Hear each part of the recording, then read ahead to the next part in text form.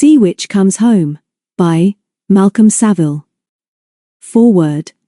Nearly all my stories are set in country, to which you can go yourself, and most of the places described in these pages are real. The scene is a stretch of the east coast of England between Southwold and Orford, which for centuries has been attacked by the sea, and which is slowly crumbling away. This is the country of sandy cliffs, crowned with cornfields glowing with scarlet poppies, wide open skies which are an inspiration to artists, and magnificent parish churches built in the 15th century. The most remarkable of these is probably that at Blythburgh, which plays an important part in this story. You can go there yourself and see the broken brick floor at the West End, which was smashed by Cromwell's soldiers when they stabled their horses in the church during the Civil War. On one of the church doors, you can also see burns, which are said to be the finger marks of the devil himself when he appeared in the church during a great thunderstorm in 1570. This part of the coast is called Sole Bay, and when you are exploring it, you may find all that is left of Dunwich, which was once the greatest port in East Anglia, and remains of which can be seen at very low tide. Here, as the sandy cliffs break away, are sometimes found not only treasures left by those who lived in Dunwich hundreds of years ago, but the bones of those who were buried round the 6 churches of the ancient port. Every mile of this unusual coast and the lovely country behind it is worth exploring. Southwold, with its white lighthouse towering over its streets of flint and red brick houses, is waiting for you to discover. And so is the harbour at the mouth of the River Blythe a mile away. Between the river and the town are the flat marshlands which were flooded when the sea broke through the defences not many years ago. The marshes which Rose knew so well behind Walberswick across the river are real enough too, as you will discover if you try to find your way to the old brick mill. Behind and to the south of these marshes are commons purple with heather, which are the haunts of wild birds and of adders too. The great storm in 1953, which did so much damage, attacked the east coast on the night of January 31st. The storm in this story reached Sole Bay early in September, before the Mortons and Paul and Rose went back to school. Actually, the autumn equinox, when the tides are at their highest, comes a week or 10 days later, so I have cheated a little for the sake of the plot. So far as I know, there is no little coastal town in Holland called Zutton, nor a Golden Eagle hotel. All the people in this story are imaginary, and there are no such houses as Heron's Lodge and Yoxley's, and no inn called Harbour Lights. I must also explain that this special edition is a little shorter than the original story, which was first published in 1960, but the adventure, which I hope you will find exciting, has not been altered. MS. Chapter 1. The Golden Eagle. One sunny afternoon halfway through August, a tall, handsome, well-dressed man was sitting at the window on the first floor of a hotel called the Golden Eagle, in the small Dutch port of Zutphen. The window, which was open because the day was warm, looked out upon the wharf and the harbour basin, and there was just enough breeze from the sea to disperse the fragrant blue smoke from the man's cigar. It was easy to see that he was neither Dutch nor British. His suit looked too expensive, a diamond flashed from the ring on his finger, and although his dark hair was flecked with grey, his complexion was swarthy. 2 days ago, on arrival, he had signed the hotel register as Juan Andrea, and given his nationality as a small country in South America. Now he was waiting for a visitor. He looked at his watch, got up and shrugged his shoulders, and then paced up and down the only private sitting room in the hotel. There was no reason to believe that the plane from London would be late at Rotterdam, and the visitor he was expecting should soon be there. He had arranged for a fast car to bring him to Zutphen, to wait and to return. Andrea went back to the window in time to see a sleek black car draw up outside the hotel. He could not see his visitor, about whom he was very curious, but almost by the time he had moved a box of cigars from the mantelpiece to the table by his chair, there was a knock on the door.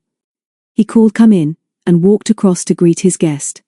For a moment, the two men studied each other carefully, and then Andrea held out his hand.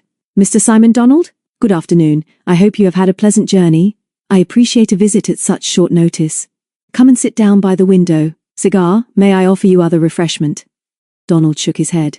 "Nothing, thank you, Mr. Andrea. Shall we get down to business? I have to be back in London this evening." Andrea raised his eyebrows in surprise.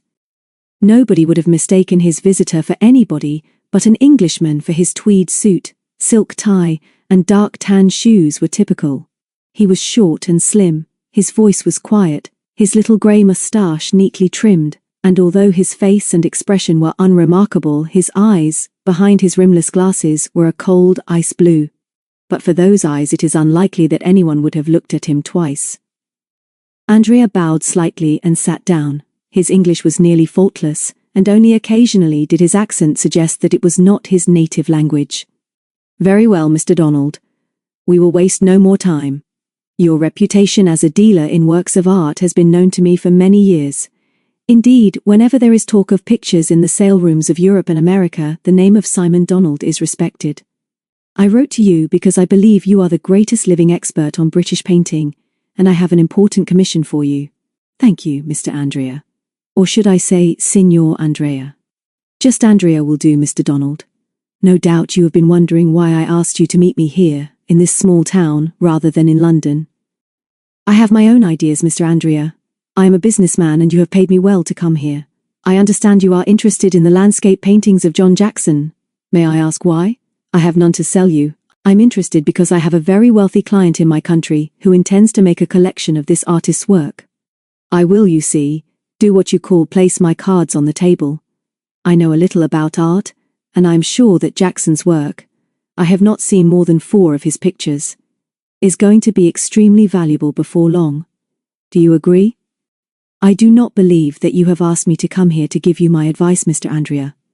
You have not even offered to pay me for advice, but I am prepared to say that, like you, I have a great respect for this artist's work, and believe his early death to be a tragedy. But how can I help you?" Jackson, who, so far as we know, was not married, left no record of his work. 6 of his paintings are in public art galleries in my country, and perhaps there are 20 or so in private collections. I know where 8 of these are, but I do not believe that any of the owners wish to sell. I can try for you, of course, but you and your client are not alone in your faith in John Jackson. Occasionally, of course, an owner may wish to sell, and occasionally no doubt a JJ painting will turn up in a junk shop in East Anglia." "East Anglia? What is that? I do not know those words. The part of my country nearest to this Dutch town. The East Coast we sometimes call it. My guess would be that the owner of every second-hand shop in Britain has, during the last few weeks, looked very carefully through his stock for a J. You are not the only customer for his pictures, Mr. Andrea, and I do not see what I can do to help you. Many people are aware that Jackson's pictures are rapidly increasing in value. Tell me more about this remarkable young man and his work, if you please, Mr. Donald. Are not all his canvases rather small?" "We think so. I have never heard of a big picture."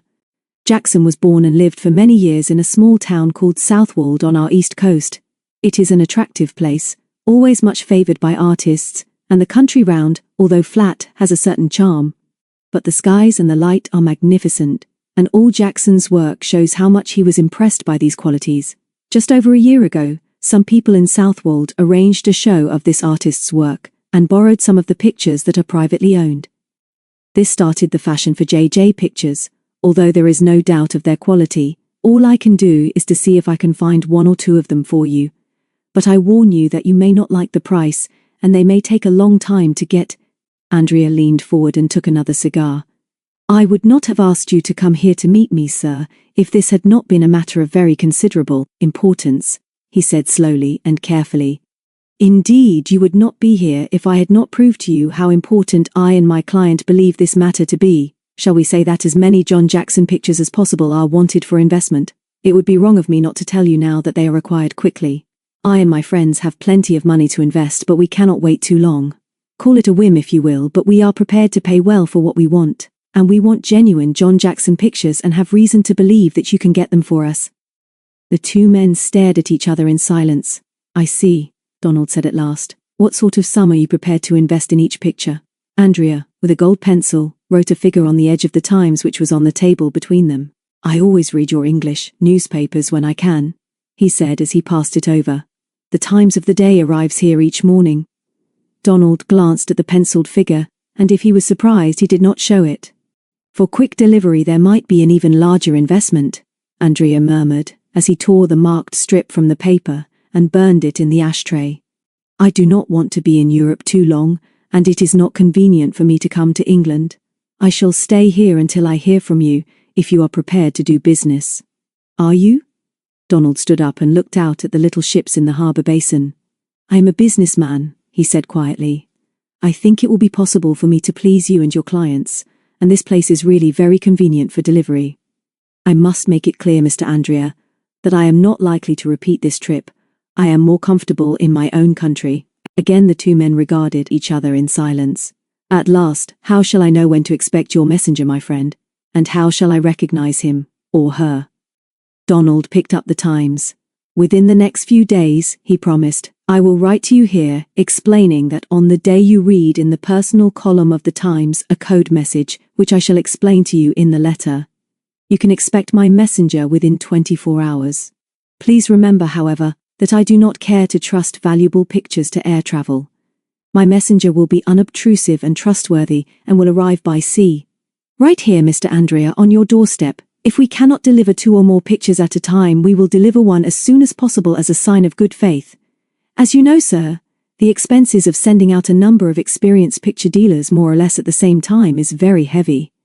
Have you any suggestions? Andrea nodded and walked into his bedroom and closed the door, while Donald, as unruffled as when he had arrived, continued to gaze out of the window with his cold blue eyes. He did not even turn round until Andrea came back. Travelling expenses, my dear sir. Perhaps you would care to check the amount and sign this receipt. Donald took the Bank of England notes, counted them, put them in his pocket, and then read what was written on a sheet of golden eagle notepaper. After a moment's thought, he scribbled his signature on it and passed it back. Good afternoon, Mr. Andrea, he said politely, as he picked up his hat and pretended not to see his host's outstretched hand. My car is waiting and I shall return at once to the airport. When you have heard from me in a few days, you will watch the Times very carefully. Do not, I beg, write to me in London more than is necessary, and be certain not to telephone me unless there is an emergency, such as a change of address on your part. He did not look back as he left the room, nor did he look up before getting into his car and driving off. Andrea stood for a while tapping his teeth with his gold pencil. He looked worried as he shrugged his shoulders and muttered, These English, they are like the cold fish. But he is surely the best man, and I think he understood me. Chapter 2. London. Somewhere between the shabby districts of North London known as Islington and Finsbury Park is a quiet corner called Brownlow Square. All the houses here are tall and narrow, with steps leading down to dark basements, but many of them have been brightened up with fresh paint and coloured front doors. The people who live in Brownlow Square know that it is not yet smart nor fashionable, but it is quiet and within easy reach of the centre of London, and close to shops and an underground station. The Morton family live at number 7, which has a scarlet front door like a fire station, Dickie says, and we meet them at 8:30 on a September morning. Mr. Morton liked his breakfast in peace, so he began his meal in the school holidays before David and the twins. On this particular morning, David arrived just as his father got up. Morning. Hope I'm not too late. Smells like kippers this morning. Talk to me while I have mine, Mum. I think the twins are murdering each other in the bathroom. Mrs. Morton went out into the hall to say goodbye to her husband, while David settled down to cornflakes. He was barely average height for 16, and good-looking in a plain sort of way. Thick, fairish to brown hair, wide humorous mouth and steady grey eyes. Physically he was strong, with the well-developed shoulders of a cricketer. As his mother came back with his kipper and poured out his tea and another cup for herself, the ceiling shook as something heavy fell on the floor of the room above. Macbeth, the family's black Scotty, sat up and put his head on one side. Then, as the twins came bounding downstairs, he stood up and wagged his tail in greeting. The Morton twins, Richard and Mary, were 10. They were astonishingly alike in feature, voice and character, and there really was great sympathy between them. We're sorry, Mary began. Very sorry, but we were in such a hurry trying not to be late for breakfast that we've had a bit of an accident upstairs, Mum. If you heard a little sort of tap on the floor, Dickie went on as he scowled at David. That was the accident. Nobody came, but I could easily be dead. We happened to be in David's room looking for something when Mary happened just to brush against me in passing and fell over a chair that David had selfishly left in the middle of the room.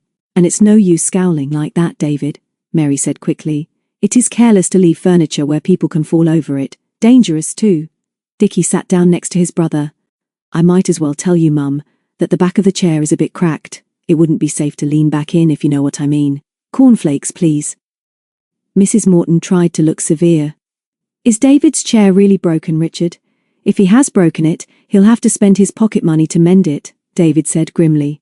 "Time those children went back to school. Pity I'm not allowed to discipline them." Mary got off her chair and gave her mother a hug. "The chair's only a bit cracked, Mummy, and we are sorry. You stay there and I'll get the kippers. And I think the post has just come." She came back with a plate in each hand and some letters between her teeth. When the former were safely on the table, she sorted through the post and passed all but one envelope to her mother. Oh, twin! Look at that. A lovely letter for our big brother. Look, Dickie, a strange writing and we can't read the postmark except that it's Norfolk or Suffolk. Mummy, David has got a girlfriend we don't know about." Then she saw the fierce expression on her brother's face and passed the letter over quickly without another word. David looked at the handwriting in puzzled surprise and then read the letter in silence.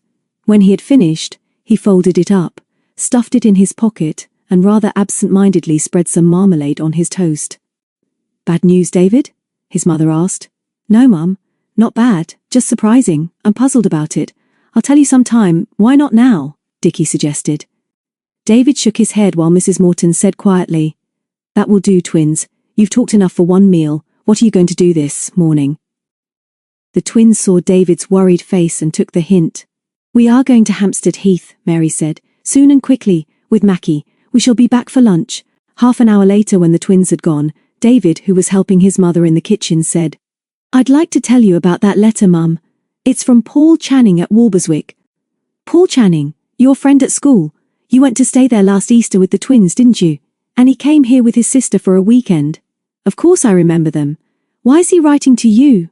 "I'm not sure. He wants me to meet him at Liverpool Street Station at 11:45 this morning, and it all sounds rather mysterious and worrying. I don't know why he won't come here. He sounds as if he's in trouble and needs help, but I can't make him out. Paul is an excitable sort of bloke and it's an odd sort of home. Something important must have happened to make him write like this." Mrs. Morton passed David a drying-up cloth. "Get busy, David, and tell me more about the Channings. There isn't a mother, is there?" "No. She's dead, but I don't know when. Paul never speaks of her and neither does young Rose. Paul is 6 months older than me. Rose is 12, nice kid, ponytail and big eyes. Mr. Channing is good fun, but he wasn't often at home. He's got a boat and he's keen on shooting too. Then there is Aunt Jane, who is a sort of housekeeper." "What does Mr. Channing do besides sailing and shooting?" "I don't really know. I've never asked Paul and I wouldn't anyway. We all liked him and he was very good company. Nice-looking chap and very strong. Can't imagine him doing an ordinary sort of job somehow." "I'll have to go now, Mum, and I don't suppose I'll be back to lunch. If he'll come I'll bring him up here, but I'll telephone first. Why can't he say straight out what he wants?" "I'm sure you'll be able to help him, David. Bring him back here for the night if he'll come." And so David changed and hurried out. Not long afterwards he was settled on the front seat in the bus and took Paul's letter from his pocket and read it again. Heron's Lodge, Walberswick, Suffolk. "Dear David, sorry to be dramatic, but this is urgent and important. I want to see you at once and I can't explain why in this letter. I'm coming to London specially tomorrow, arriving Liverpool Street 11:45. Please meet me there and take me where we can talk privately. And you've got to understand that I don't want to come to Brownlow Square. I've got to get back here as soon as I can. No more now, except that I'm very fussed about something and you can help me. Paul, if you're not at Liverpool Street, I shall telephone Brownlow Square, but I don't want to do that. I want to talk to you in person." Paul Channing was not one of David's closest friends, although he had known him for 3 years, and liked him as opposites often do like each other. He was 6 months older, much better looking and much more temperamental and moody. David sighed as he looked out the window. Where could he take Paul for a quiet talk, and what dark secret was he going to hear? The bus crawled. The traffic lights were always red.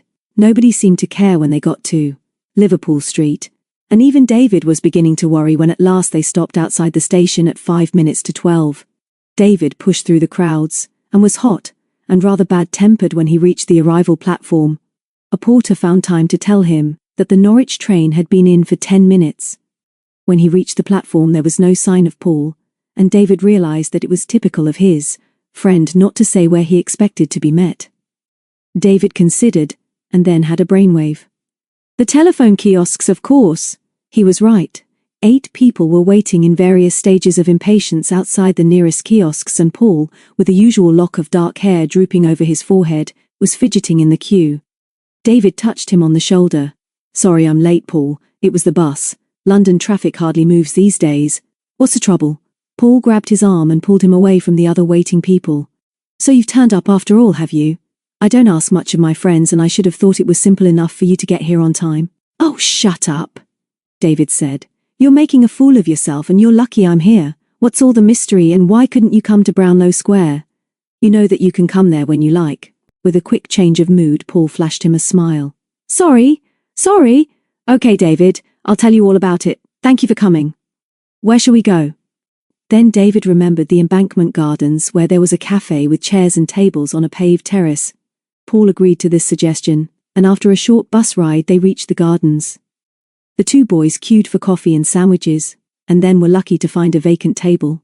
"You've come a long way to talk, Paul," David said as he sat down. "What's the trouble?"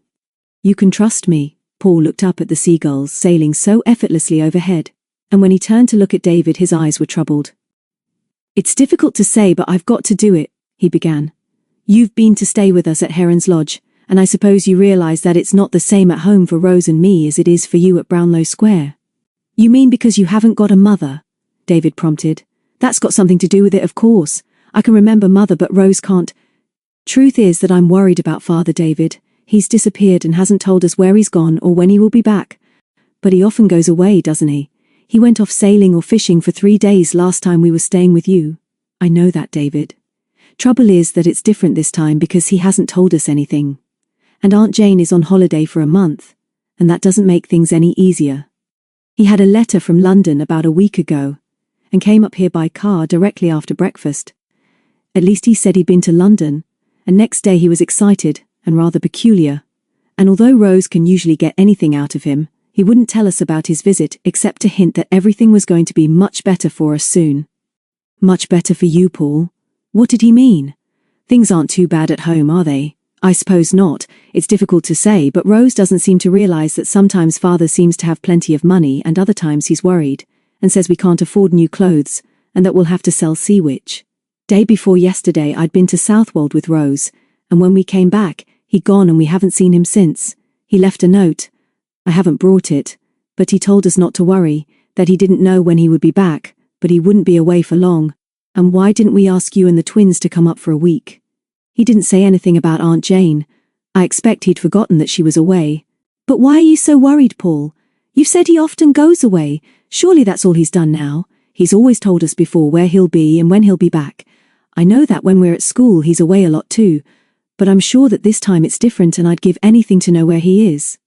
He paused, and looked down at his fingers resting on the iron table. "Then there's another thing, and I wouldn't say this to anybody but you.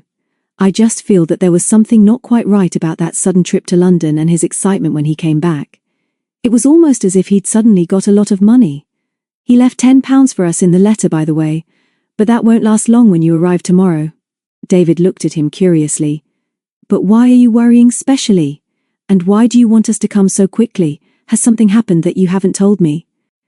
"It's because nothing else has happened that I'm worried. He always tells us where he's going. I can't put it properly into words, David, but I've got a fear that his going off selfishly like this and leaving us without any real news has got something to do with money. Now do you see why I'm so anxious?" David still could not understand why Paul was so upset, but he did not know much about Mr. Channing. He remembered him as a handsome, tanned, middle-aged man dressed in old tweeds and nearly always talking about sport. He had laughed a lot, showing very white teeth under a neat moustache, and was always teasing the twins. But come to think of it, he had behaved like a man who was on holiday in his own home. "With money, Paul? What do you mean? What does your father do? Has he got a job?" Paul shook his head. "Not as far as I know. Sometimes I've thought we must be quite well off. Other times, as I said just now, he gets worried and says he doesn't know how much longer I shall be at school. And when we're away, I just don't know what he does or where he goes. Truth is, David, I feel something is very wrong. I can't talk to Rose about it, because she'll never hear a word against Father, and anyway she's only 12, and why should I worry her?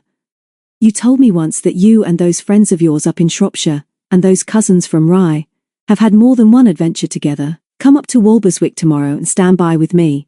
That's what I want. We haven't got many friends up there. I've made up my mind I'm going to find Father. Will you help me, David? Bring the twins as company, for Rose. I couldn't bring her today, couldn't afford 2 fares, but she knows I'm asking you to come tomorrow. Where is she then? Alone in Heron's Lodge? She never minds being alone, but she'll be with William and Mary. William and Mary, don't you remember them? We always call the Millers William and Mary. He's a fisherman and his cottage is down by the river. Will you come, David? You'll have to ask your parents, I know, but you can tell them that Father has had to go off for a few days, that Aunt Jane is on holiday, and that we want your company and your help. That's all true. Have you had your holiday yet? Been away, I mean. David shook his head. All the better then. You need sea air. We'll give you a good holiday. Explain to your mother, David, and say I'm sorry I couldn't come up to see her. Now I must go back to Liverpool Street. There's a slow train that takes hours, but I must catch it. Telephone me tonight, please. Walberswick 490. Okay, Paul, I'm sure we'll be able to come. What time shall I phone? After 9. Better make it 10. Whatever else we do, we'll be back home by then. I'll be waiting for you by the phone. You come to Halesworth Station tomorrow and take the bus to Walberswick. There's a 10:30 from London. At home in Brownlow Square, David told his mother everything, except Paul's odd suggestion that his father's sudden absence was something to do with money. He admitted that Paul was worried and wanted help, and added that he would very much like to go. Mrs. Morton seemed to think it a good idea, so did Dickie and Mary, and Mr. Morton agreed when he came home, so that was all very satisfactory. There was a lot of confusion and argument throughout the evening over the twins' packing, and they were not in bed until 10. Mr. and Mrs. Morton went up early, so David was alone downstairs with the telephone a few minutes after the time arranged. He had Walberswick 490 written down, and he heard the ringing tone about a minute after asking for the number. There was no reply. He got the exchange again, rechecked the number, heard it repeated, and a man's voice say, "I'm ringing them now, London." There was still no reply, and feeling suddenly apprehensive, David looked at the clock and saw that the time was 20 minutes past 10. He put down the receiver, waited a long 15 minutes and tried again. He could hear the brr, brr of the ringing tone, and that was all. He rang again at 10:50 and again at 11 p.m. There was no reply. In spite of his promise, Paul was not at Heron's Lodge, and where was Rose? Chapter 3. The Red Mill. We first meet Rose Channing at breakfast at Heron's Lodge, just before Paul set off for London to meet David. Although not as excitable as her brother, she had an eager, gay personality which showed itself most obviously when she was in the company of those she liked.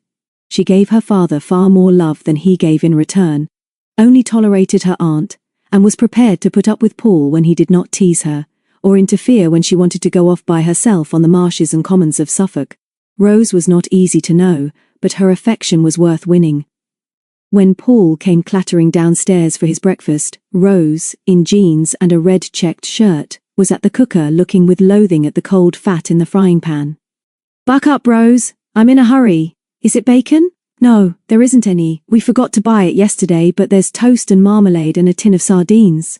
I was just wondering whether we could fry the sardines in this mess of fat. People do have hot cooked sardines, don't they? And anyway, if you want an early breakfast, there's no reason why you shouldn't come down earlier to get it for yourself." Paul scowled and then decided not to squabble. "All right, Rosie. Cold sardines are a good idea." When he began his meal, Rose sat at the other end of the kitchen table and rested her chin on her hands. "I'll eat when you've gone, Paul. I've got all day to do nothing in. I'd like to have David and the twins here tomorrow, but why don't you tell me why you've got into such a panic about Daddy? Why have you got to go to London? You're worried about something and you won't tell me. I know it's a nuisance that Aunt Jane has gone off, but we've been alone before. Why have you got to speak to David about them coming here? I don't think you should tell the Mortons that we don't know where Daddy is. That's our business. I expect we shall hear from him today. There'll be a letter, Paul. Or he'll telephone. I know he will. You'll be sorry that you're not here. Why are you going to meet David today?" Paul mumbled because his mouth was full. "I want to make sure that they'll come tomorrow. Father has no right to go off and leave us alone here without telling us where he's going and what he's doing. You may not have noticed, Rose, but he was different after going to London the other day. He's got some secret, and if the Mortons are here with us, it will help us not to worry. Anyway, I've got to explain to David before they come about him going off like this. Now stop fussing and have your breakfast. What are you going to do all day?" Rose helped herself to toast and marmalade. "Don't tell me to stop fussing. You're the fussy one with your silly ideas about Daddy.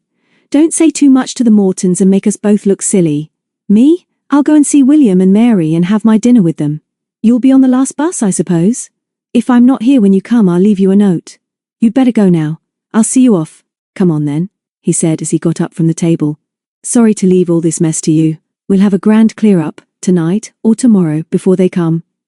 Heron's Lodge stood 50 yards back from Walberswick's only street. It was the third house on the left as you entered the village from Blythburgh, which was indeed the only way by which anything on wheels could get to them. It was an odd-looking house with a wooden veranda along the front of it, a veranda on which the Channings kept their rubber boots, fishing tackle, and all sorts of odds and ends. The kitchen and scullery were at the back, and along 2/3 of the front, facing the road, was the exciting, untidy living room lined with books and old prints of birds and ships at sea, and the great brick fireplace. Upstairs, where the floors creaked and groaned in the gales that screamed over the east coast when the nights were long, were 5 bedrooms, and outside, fixed to the great central chimney, was a silvered weather vane in the shape of a heron. Rose grabbed an apple and ran down the veranda steps after Paul, who was hurrying to the gate with still 5 minutes to spare. It was a lovely morning, fresh and keen with a northerly wind bringing the murmur of the sea and smell of salt and mud from the river, just over a quarter of a mile away, and the sun was already warm. There were not many people about yet. All through the summer, Walberswick was packed with families on holiday, for the sandy beach was ideal for young children, and there was sailing and fishing and riding for those who were older. Just beyond the Royal Oak from where the bus started, the road turned sharply to the left, wandered over a small green, and past some shops to the mouth of the River Blythe and the harbour. And here it stopped. There was no bridge across to Southwold. "Have a good time, Paul," Rose said as the bus arrived. "My love to those twins. It'll be fun if they come tomorrow. I'll be okay with William and Mary." She waved goodbye to her brother and ran back to Heron's Lodge, where she fetched a pair of binoculars from the sitting room, locked up the house, and set out for the marshes. There were 2 ways of getting to the old red brick watermill which, for as long as she could remember, had been one of her most secret and exciting places. Both ways were difficult because, although the mill in the middle of the flat marsh could be seen from a long way off, there was no track which went straight to it. The marsh was drained by dikes which seemed to wander without reason between steep banks fringed with bulrushes, and the only tracks were on a few of the causeways on the top of these banks. The quickest way was along the track below the great bank of sand and shingle which kept the sea from flooding the marshes. For 10 minutes Rose walked south along the top of the dunes with the beach and the sea on her left. Ahead of her, the gentle bow of Sole Bay curved round to the crumbling cliffs of the forgotten port of Dunwich. On her right, the wind was rustling the rushes fringing the dikes, and nearly half a mile away, she saw the familiar shape of the old mill standing on a little green island in the midst of the dikes. Soon she scrambled down the bank onto the path thick with mauve sea asters, and then crossed a narrow footbridge over a wide ditch, and stepped up to the track along the top of a causeway. Within a few minutes, she was again aware of the loneliness and solitude of the marsh. As she walked forward, there was no sound but the sighing of the wind in the rushes, and the sudden raucous cry of a bird. Rose stood still and raised the binoculars to her eyes. The cry was that of a great crested grebe, and she knew that a pair had nested not far from the old mill, from which she had often watched them. She walked on to the mill, and then realized that she had forgotten the key to the rusty padlock which her father had given her 2 years ago. There were no sweeps now on the mill, which had been built in its unusual position to pump water from a wide ditch up to the higher level of a much bigger dike, which eventually found its way into the river. Neither Rose nor Paul were interested in the machinery which had once been set in motion by the whirling sweeps, but the mill made a splendid hiding place, and it was not too difficult to clamber up to a wooden platform under the domed roof. From this vantage point, they could see through peepholes, where they had dragged some bricks away, out to sea in one direction, and over the roofs of Walberswick to Southwold, and its white lighthouse away to the north. Rose idly tried the padlock, but it was fast, so she sat for a few minutes with her back against the warm brickwork and thought about her father. She knew that Paul was more worried about his absence than he cared to admit. She was worried too, but realized with horror that Paul was actually suspicious of him and did not want her to know this. Suddenly, she decided that there was little sense in brooding here alone. Mary Miller would be pleased to see her, and she knew that she could spend the day in her cottage. It was sometimes awkward when William or Mary asked her about her father, but she thought she could manage them. She walked back the longer inland way to the village, along narrow tracks by the dikes shoulder high in reeds, and she walked unsuspecting straight into the beginning of her greatest adventure. The miller's cottage was but 50 yards from the bank of the river, and within hailing distance of the black wooden hut where old Adam, the ferryman, sat waiting for his customers. The cottage was built of Suffolk flint, with a red-tiled roof, and with its patch of garden was surrounded by a whitewashed wall. The road finished almost at the front gate, and when Rose arrived there, she was surprised to see a low green sports car outside. Rose heard the murmur of voices from inside the cottage, and then saw a stranger standing just inside the door. He was a very presentable young man of middle height, lean and tough-looking, with untidy hair and wearing a shabby sports jacket with a folded newspaper sticking out of the pocket. He turned at the sound of her step and smiled. "You've got a visitor, Mrs. Miller. Hope I'm not in the way, but I've still got plenty of questions to ask you." "Hello, Mary," said Rose. "I've come to dinner if you'll have me." Mary Miller had been married to her William for 20 years but had no children. Like her husband, she was Suffolk born and bred. Mr. Channing had been at Heron's Lodge when she came to the cottage at Walberswick as a bride from Southwold, so she remembered Paul and Rose's mother and had seen the two children growing up. Her husband knew Mr. Channing better than she did, but there was a great bond between Rose and herself. She stepped forward with a welcoming smile. "Hello, love. Come along in and listen to this young man's gossip. You may have heard your father talk of an artist chap called John Jackson, who was born in Southwold and lived around here for years. What did you say your name was? You'd better meet Rose Channing. I'm James Wilson." "Hello, Rose." He shook hands, and then went on.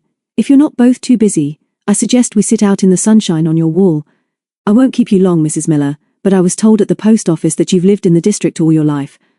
I want to find out something about this artist Jackson, and I'll tell you why." Mr. Wilson took them both firmly by the arm and led them outside. "Now listen, ladies, and I will come clean. I am not what I seem.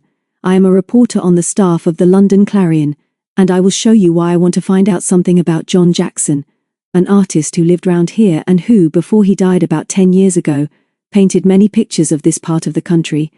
See here." At this he took a folded paper from his pocket, opened it, and stabbed it with his finger at a headline. 3 JJ pictures stolen this week. Above the big type was a reproduction of a landscape. When she saw the latter, Rose squeaked with excitement. "But that's a picture of my mill! I've just come from there! Look, Mary, it's our mill, but when the artist painted it, the sweeps were on it." "Sure, Rose?" Wilson asked sharply. "This is one of Jackson's most famous pictures and is known as the Red Mill. It was stolen from a judge's house in Dulwich in southeast London just a week ago." "Of course I'm sure. I could easily take you to the mill. But why does it matter?" "It matters a lot, Rose. I want a story for my paper about John Jackson, who was born and lived in Southwold and who painted so many Suffolk landscapes. There are some interesting features about his work which is now becoming much more than a fashion. It is a craze both here and in America, and collectors are paying very big prices for JJ paintings." "No, don't go away, Mrs. Miller. You are one of the people who might remember Jackson, and I want to know everything that anybody round here knows about him." Mrs. Miller leaned against the wall, put an arm round Rose's shoulders, and frowned as she struggled to remember. "There'll be some in Southwold who'll remember him sure enough. Odd chap he was with a red beard and old clothes. But there's often artists in Southwold, and we're used to seeing them about. This Jackson lived by himself at the top of the town. I can't remember that he was married, poor chap. I don't reckon anybody thought much of him, and now that he's dead, his pictures are worth a lot of money, you say. Ah, well, that's life, I suppose." "It's a jolly unfair life anyway," Rose said indignantly.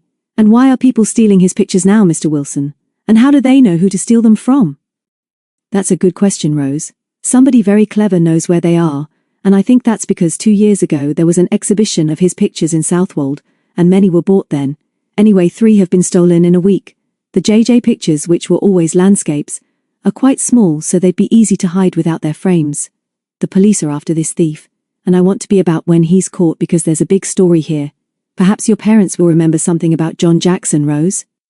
Rose coloured and looked away. "I've never heard my father say anything about him, but he's away just now. If we hear anything though, we'll tell you, won't we, Mary?" "I suppose so, love, although the chap's dead and I think he's best left alone. Now I must put the dinner on, so I'll say good morning, Mr. Wilson." Wilson smiled and gave her a card with his name and the London telephone number printed on it. "I'll be about," he said. "I'll be seeing you, I'm sure, and if you remember anything or can find out more about John Jackson or his pictures, just let me know. Telephone London and ask for me. The paper will pay for a good story." They watched the car roar off towards the village and then ran back to the cottage. "A nice young man," Mrs. Miller observed, as she put a large shepherd's pie into the oven. "A busy young man, though. Nosy, too. Can't think why the newspapers don't mind their own business. Where's your father, love? And where's Paul?" "Daddy's away again, Mary.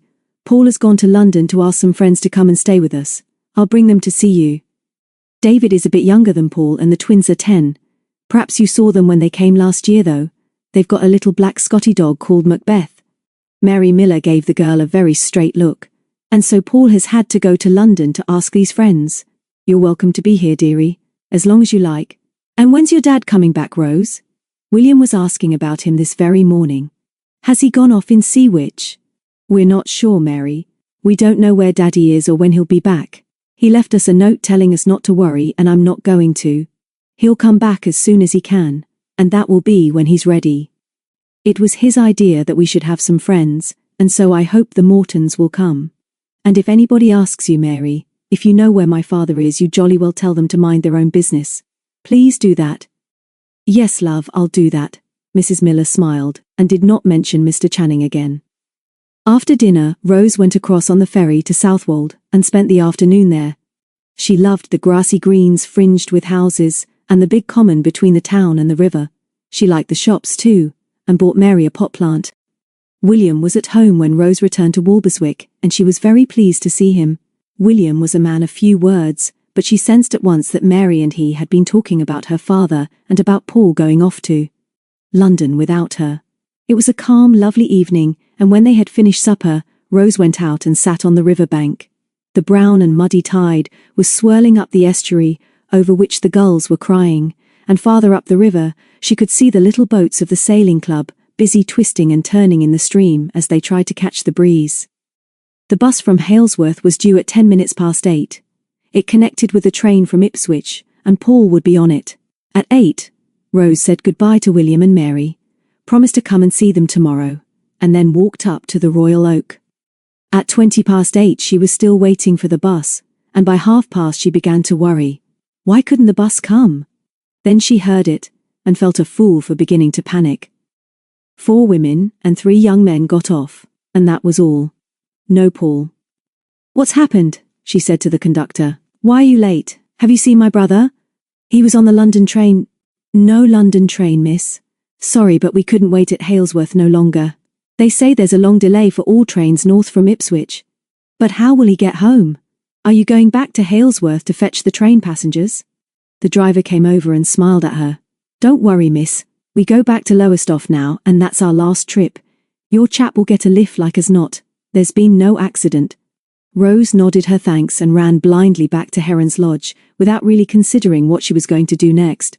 Bread and milk had been left on the veranda, but when she unlocked the door and went in, she hated the emptiness and loneliness. She heard a car coming down the village street and stood stock still wondering if it would stop outside, because the driver had given Paul a lift. It did not. But before she could do more, she heard a step on the path. She rushed to the front door to see William. "Young Paul turned up, Rosie?" "No, William, no, he wasn't on the bus. What will he do? How will he get home? The trains are all late." "So we heard from Mrs. Buckley, who was on the bus. Mary says you're to come back to us and wait. Leave a note for Paul and tell him to come round and pick you up soon as he gets home." "Oh, William, you're wonderful to me.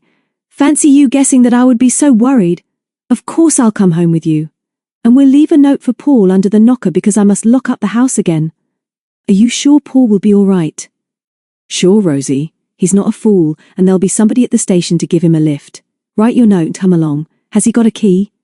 She nodded and tore a sheet from the pad and wrote, "Bad luck about the late train, Paul. I'm with William and Mary. Please come and fetch me however late you are. Rose." Back at the cottage all her fears vanished, as Mary fussed over her and gave her a hot drink. They all watched television, and it was after 10 when the Millers went up to bed. "Sleep for a while on the sofa," Mary suggested. "Call out if you want anything, but it's a warm night, and you can leave the door open and then you'll hear Paul coming." But she did not hear him, and it was after 11 when Paul, out of breath and tired, came hurrying up the path in the moonlight, pushed open the door, and saw his sister peacefully sleeping on the Miller's black shiny sofa. He shook her shoulder none too gently, and when she sat up rubbing her eyes and called his name, he said crossly, "You're a fine sister, I must say. I had to walk from Blytheburg, although I got a lift there in a car. Train was 1.5 hours late, and how much do you care if I'm starving? And another thing. Why did you leave the door unlocked? It was only by luck that I found your note on the floor in the hall, but I'm sure I locked the front door and I know that I left the note for you under the knocker. William saw me do it, and I thought it would save you unlocking the house. Do you really mean that the door was open?" "Of course I do. I pushed it while I was fumbling for my key and it opened right away. Buck up and come home, Rose. I've got to have something to eat." Rose stood up. "But Paul, don't you see what this means? Somebody else must have been in the house." Chapter 4. Harbour Lights. Paul and Rose went to the Royal Oak to meet the Halesworth bus the following afternoon. It was full, and the Mortons with a suitcase each, and an excited Macbeth on a tartan lead were the last to get off. "You've made it then," Paul said rather obviously to David. "Thanks for coming and thanks for telephoning this morning. Sorry about last night, but, as I told you, I had to walk most of the way home from the station, and Rose was with William and Mary." "You had me scared," David admitted. "I was glad when you answered the phone this morning." "Hello, Rose." Rose liked David and was glad he was there. She smiled and then turned to the twins. "Hello, you two. You've brought plenty of luggage. How long are you going to stay?" Mary turned to her. "Oh, Rose, it's wonderful to be here, and we'll stay as long as you'll have us. David says we've come to help you, but we don't know what about yet. He won't tell us." "Good afternoon, Paul and Rose," said Dickie. "We are in a very polite mood today. That conductor told me just now that courtesy always pays. He was very serious with me, and I am now very serious about our manners. We extend to you our salutations, Paul, which is something I read the other day. Shall we proceed to your dwelling house with our baggage, or shall we go and bathe right away, which is what we should like best, if it is all the same to you?" Paul looked astonished, and Mary giggled. "This manners is a new thing with us," she explained. "I don't really think Dickie is very good at it. Do you remember us, Paul?" "Of course I do, you little idiots. Let's take your luggage home and then we can go on the beach if you like." David and Dickie were sharing one of the spare rooms at Heron's Lodge, and Mary was in with Rose. When the Mortons had unpacked, and Macbeth had been given a drink, Rose suggested that if they were going to swim, they could take their tea down to the beach. This they did, and an hour later, they were lying on their backs, with the sun beating down on them. "We know there's a mystery for us," Mary said suddenly. "David hasn't told us anything really, so you might as well start now. Where's your father, Rose? You haven't said anything about him." "I know I haven't. He's away, that's why. He'll be back soon, I'm sure. He'll want to see you, and before he went he suggested we should ask you, didn't he, Paul?" "Yes, he did, but the truth is that we don't know where he is," Paul replied. "We may as well tell you everything now, David. Something else happened, or may have happened, last night, before I got home." "I'll tell you," Rose interrupted. "Just listen to me for once instead of to Paul. When I realized that Paul wasn't on the last bus, I went home before I went back to William and Mary's cottage. William had heard about the trains all being late, so I wrote a note to Paul and left it under the knocker of our front door after I'd locked up. Paul says that I only thought I'd locked up, but would I be such a fool as to—" Okay, Paul interrupted. "They don't know yet what you're making such a fuss about. Just listen. When I got back to Heron's Lodge just about 11, the front door was unlocked, and there wasn't a note under the knocker. It was on the floor under the hall table, and I was lucky to find it. I thought Rose had gone crackers leaving the door open, and I was scared when I realized that the house was empty. Anybody could have walked in." So they could, Rose shouted triumphantly. "If there is one thing I could swear, twins and David, it is that I locked that door. I didn't think of it before, but of course I can prove it. Ask William Miller. He was there waiting for me, and he saw me lock the door and put the key in the pocket of my jeans. You said anybody could have walked into the house while we were out, and I'm sure that my father did. He saw the note, realized the house was empty, unlocked the front door and went in to have a look round, and then dropped the note. That's what happened. I'm sure of it. He's got a special reason for wanting to keep all this to himself, and we shall know when he's ready to tell us. I'm sure that's the truth. David and the twins listened to this outburst in silence. It seemed odd that Mr. Channing should want to come into his own home without anybody knowing, and without even telling his children. Could it possibly be that he had something to hide? Then Dickie, who never minded speaking out, said, "But why should he, Rose? Of course we don't want you to tell us any private family thing. But you must know whether your father came home last night. You were there with Paul later, weren't you? Didn't he leave any clues? Let's go back to your house and look for them. And it's no use Paul glaring at my twin like that," Mary added as she got up. "We've come to help you, and it seems silly for you and Paul to be squabbling, doesn't it?" "So it does, Mary," Paul said quietly. "Sorry, Rose. I may as well say straight out that I'm afraid my father is in some sort of trouble, but Rose doesn't think so. We're glad that you three have come, and as Dickie says, there ought to be some clues. We slept later this morning because we weren't in bed until about 12, and then there was a bit of tidying up to do. But we didn't see anything suspicious." "Nothing taken?" David asked. "Rose could be wrong, and it might not have been your father at all. Any food missing? There wasn't really enough to take." Rose laughed. "But it must have been Daddy, because he's the only other one to have a key. Except Aunt Jane, and she's up in Scotland somewhere. You do believe me, don't you, David? Paul asked you to come quickly, specially to help us, but I'm sure that Daddy is just doing something private, and that there's not much to worry about." In spite of her brave words, however, there was a catch in her voice. "Talk, talk, talk," Dickie said suddenly. "Have you looked in every room in the house, every room there is, just to see whether anything has been pinched, or whether anybody is still hiding there? Have you?" Paul looked embarrassed. "I suppose so. No, not Aunt Jane's room." "There you are," Dickie shouted triumphantly. "See what I mean, you Channings? We're on the trail now. And what about your father's room, Rose? Did you look there?" Rose shook her head. "Daddy doesn't like us going into his bedroom. I didn't look in there, did you, Paul?" "Come on then," David said. "Let's go and hunt for Dickie's clues. If Rose's friend William saw her lock the front door, then it's obvious that someone else with a key must have unlocked it." "I believe you, Rose." So they hurried back to the village as the sun went in, and the wind freshened. Rose raced up the stairs ahead of the others, and stopped outside the door of her father's room. None of them laughed, or even showed surprise when she lifted her hand and knocked. They listened in silence, but there was no reply, and then Paul stepped forward and opened the door. It was a large room, crammed with big, heavy furniture, and looked as if it had been wrecked by a whirlwind. Drawers and wardrobes were open. Clothes were all over the place. The bedding was rumpled, although the bed did not look as if it had been slept in. "I thought so," Rose said quietly. "I told you that Daddy had been back." Paul turned excitedly to David. "See what I mean, David? If Father was here last night, and it looks as if he was, why did he come in secret and not even leave a message for us? And what did he want anyway? That's what we've got to find out. Suppose he's going on a journey. What sort of clothes would he need? Why did he have to come back in such a hurry?" "A journey, Paul?" "Of course you're right," Rose cried, and ran across the room to a big cupboard and flung back the half-open doors.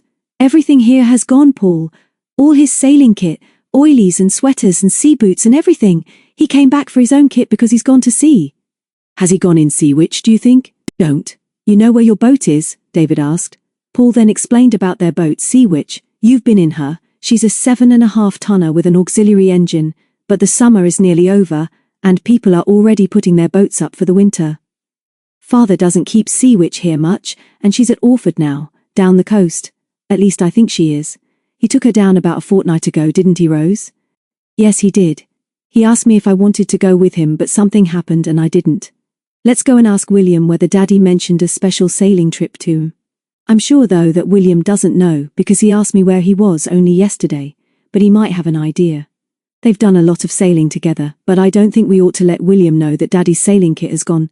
"You mean that you don't want people in the village to realize that you don't know where your father is?" David asked. "It's nobody's business but his," Rose said hotly. "If we ask William not to say anything, I'm sure he won't. Come on, let's go and see him." On the way to the miller's cottage, David asked Paul why their boat was kept such a long way off for the winter. Better harbor than this. In a big sheltered estuary, Paul explained. You've never been here in the winter, but we have terrible storms. Most of the coast here is being slowly washed away, and when the wind changes to northwest we get real trouble with high tides. There'll be one of the highest tides of the year while you're here. Autumn equinox and a full moon.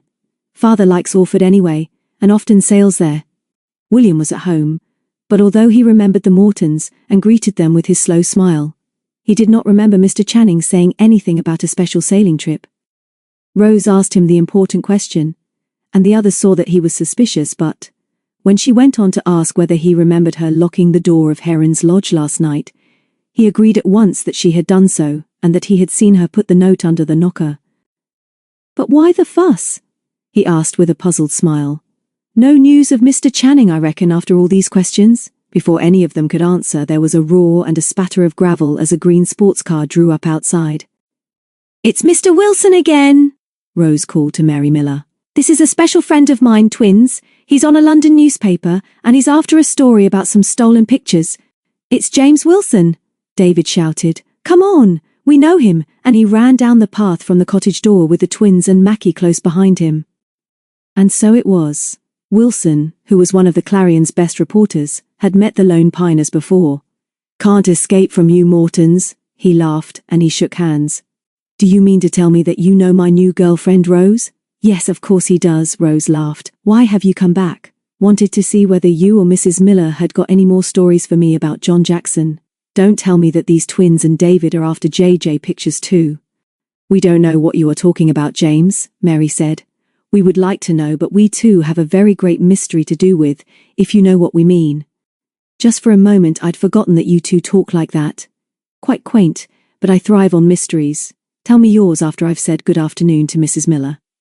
Then Paul was introduced, but as soon as Wilson went into the cottage he said, Perhaps somebody will be good enough to tell me something about this smart guy. I don't know what you're talking about, but we don't have to discuss my father with him, surely. You twins had better keep quiet. We don't want our troubles in the newspapers. The twins looked shocked, but, at a warning glance from David, refrained from answering back. Rose said, Don't be so foul, Paul. You know they're only trying to help and we're not in real trouble anyway. I'm going to ask Mr. Wilson to take us to Orford so that we can find out what's happened to Sea Witch. They all thought that this was a brainwave, and even Paul agreed that it would be better to go and make some inquiries there rather than telephone to the inn at Orford called Harbour Lights, where their father sometimes stayed. When Wilson came back, Rose asked him, If you take that cover thing off the back, could you fit us all in your car and take us to Orford? I suppose I could. I was driving back to London tonight or tomorrow morning because I haven't got much more about JJ, but why Orford? Is this your mystery?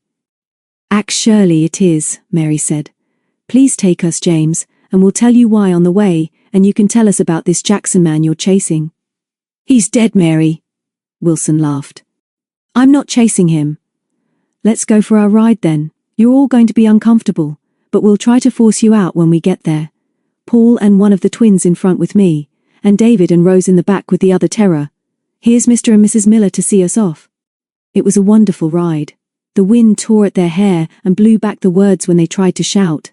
The sports car roared like a green streak along the straight road crossing the heather-clad common between Bulberswick and Blythburgh, then left, onto the main road, and south through Yoxford and Saxmundham, and then left again towards the coast through Snape and Tunstall, and so to Orford, with the mighty keep of a Norman castle on a hill, and a wonderful church at one end of its broad street. On the journey, Wilson had little difficulty in persuading Paul to admit that they wanted to know whether Mr. Channing had sailed off in Sea Witch. He was not told that they believed he had come back to his own house for his sailing kit, but he soon realized that this excitable, highly strung boy was very anxious about his father. Wilson reasoned that there must be something a little unusual about a man who would go off suddenly, leaving his two children alone, even though they had friends staying with them. And it was particularly odd that when he was already chasing up a story about the systematic stealing of John Jackson's pictures in the district where the artist had lived and worked, that he should again meet David Morton and the twins.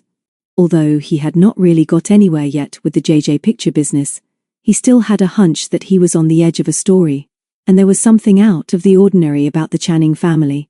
He had already been captivated by Rose and her loyalty, and could understand Paul, But it was not just because he wanted to give all these nice kids a ride that he had brought them to Orford.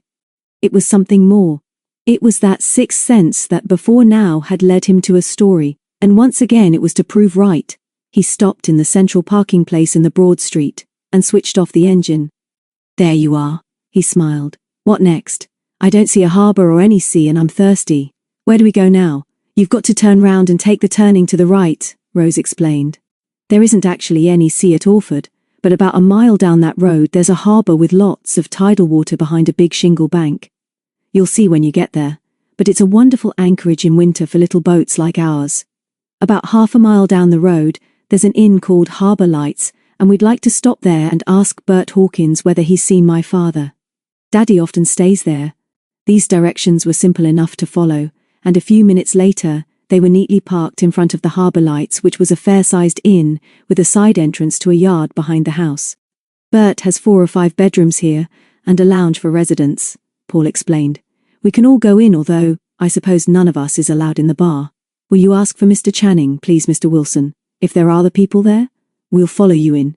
The bar was on the left just inside the front door. It was rather dark, and when they looked in they did not see the stranger sitting in the shadows over by the big fireplace in which a few logs were smouldering. Wilson walked in, the twins pushed by the others and followed him, and suddenly the bar seemed to be full of youngsters who had no right to be there. Bert Hawkins, a small sandy man, put down the glass he was polishing and opened his eyes wide with surprise. Before Wilson could say anything, Paul, believing them to be alone with the man they wanted to see, said, "Hello, Bert. Nice to see you again. We've brought some friends to meet you, but we've really come down to see my father. He is staying here, isn't he?" Hawkins, who was a slow thinker and a slow talker, put down the glass very carefully. "Now it's a funny thing that you should ask that, Paul. A very funny thing." "And how are you, Rose?" "Good, that's fine. What was I saying? Of course. Your dad? Mr. Channing? Now how did you know?" "Know what, Bert?" Rose said excitedly. "What do you mean? Is Daddy staying here like he generally does? We want to see him." "You don't give me a chance to speak, my dear. I was just saying that it's a very peculiar thing that you two should both come in here with your friends asking for your dad." "But why, Bert? Why?" "Because he ain't here, that's why. He's been in the village but not here. He went out in Seawich with the tide this afternoon, and I've been wondering whether I'd done anything to offend him, for he's not even looked in to pass the time of day."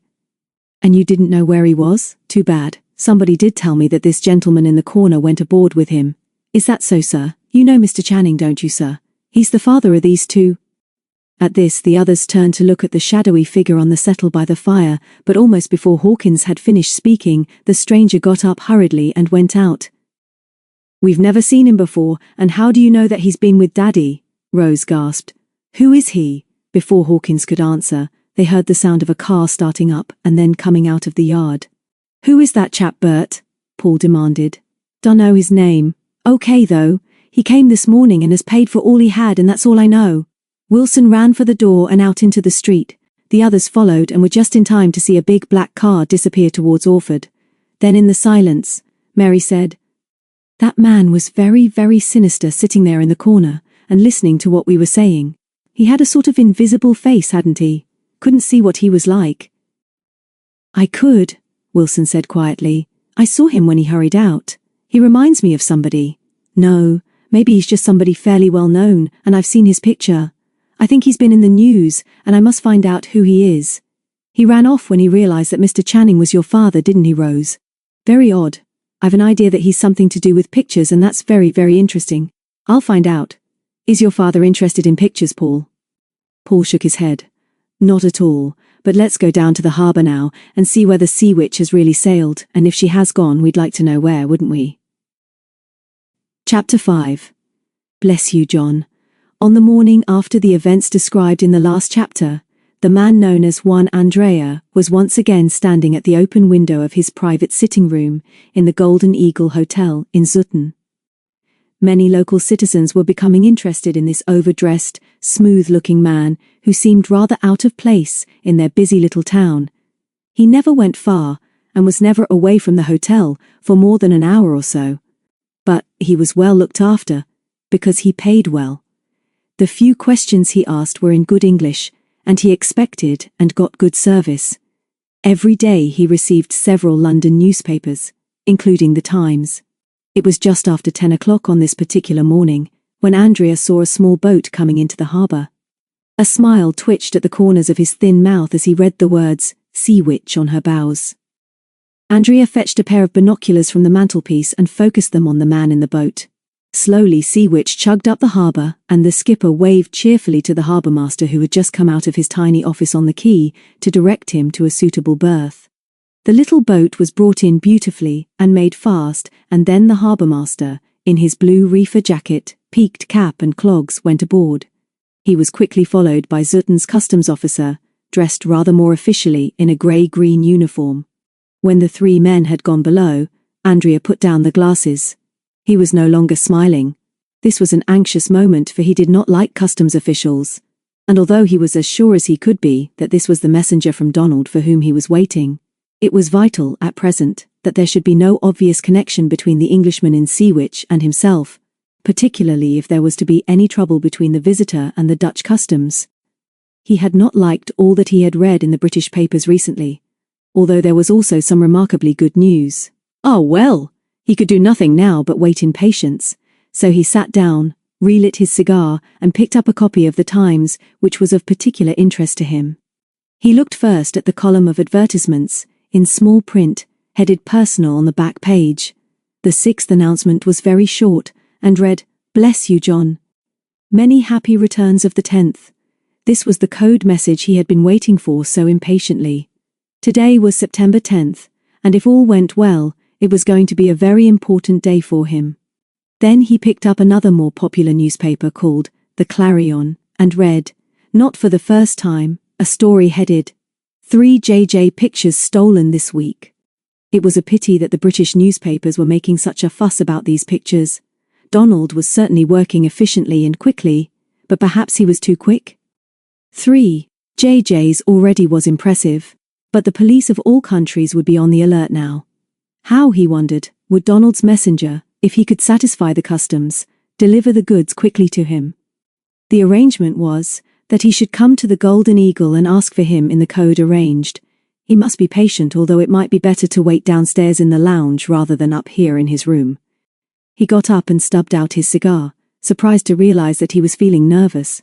For a moment he delayed looking out of the window, fearing that he might see the Englishman being taken into custody by the police. He looked out of the window and relaxed. The harbour master and the customs officer were obviously saying a cheerful goodbye. Surely he would now come across and make contact and deliver the pictures.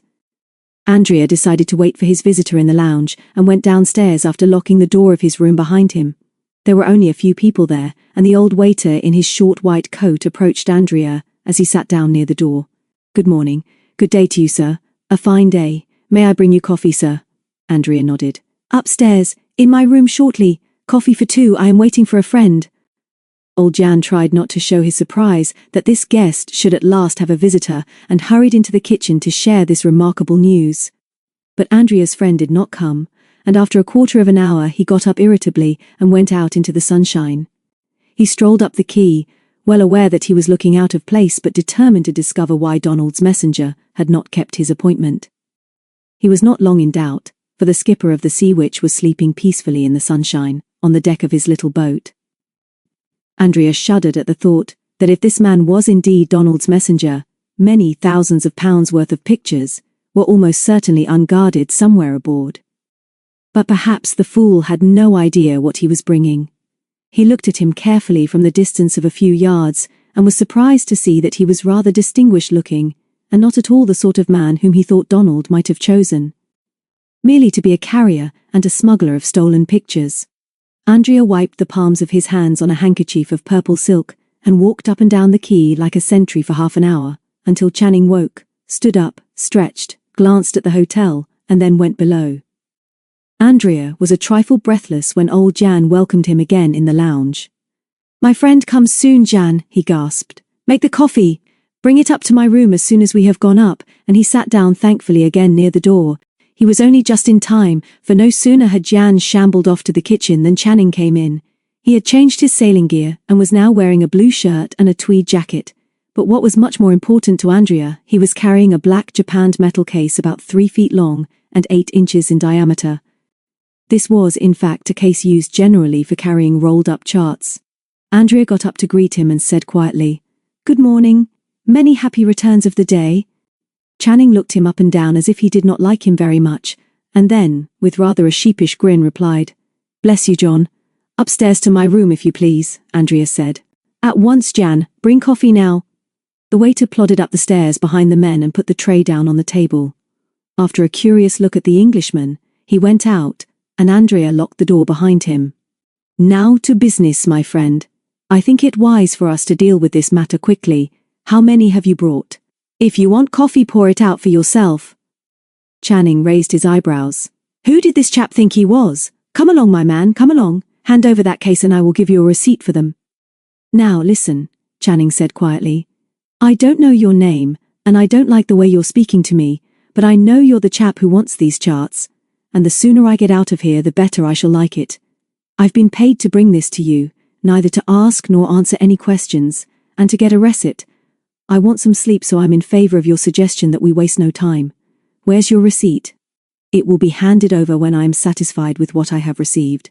Pass me that metal case and help yourself to a cigar while I examine the contents." Channing, after another moment's hesitation, passed over the chart case, which was grabbed by Andrea. Wait there, if you please. I will be back." And he went into his bedroom and closed the door. Channing continued to look very puzzled and unhappy, and it was obvious that he had no liking for this errand. He picked up from the coffee tray some of the wrapped cubes of sugar supplied in all Dutch hotels, tossed them in his hand, and then unthinkingly slipped them into his pocket. He looked out of the window, fidgeted about, and then picked up the copy of the Clarion left open on the table by Andrea, and sat down. When he saw the reproduction of Jackson's Red Mill, and read James Wilson's story under the staring banner headline, he sat back as if stunned. Then he crumpled up the newspaper, strode across the room and flung back the bedroom door. Andrea was standing by the window with the canvas of the Red Mill between his hands. On the bed was the metal chart case, several genuine Admiralty charts, and another JJ picture. The two men stared at each other in malevolent silence. "I told you to keep out, didn't I? Keep away, can't you understand me? I'm understanding a lot, for the first time. Seems as if I've been a fool. I didn't know I was being paid to work for what looks like a picture racket. Donald has made a fool of me. I knew he had some odd tricks up his sleeve, but I didn't think he was a criminal. Now I'm sure he is, and I'm going to do something about it." Andrea paled.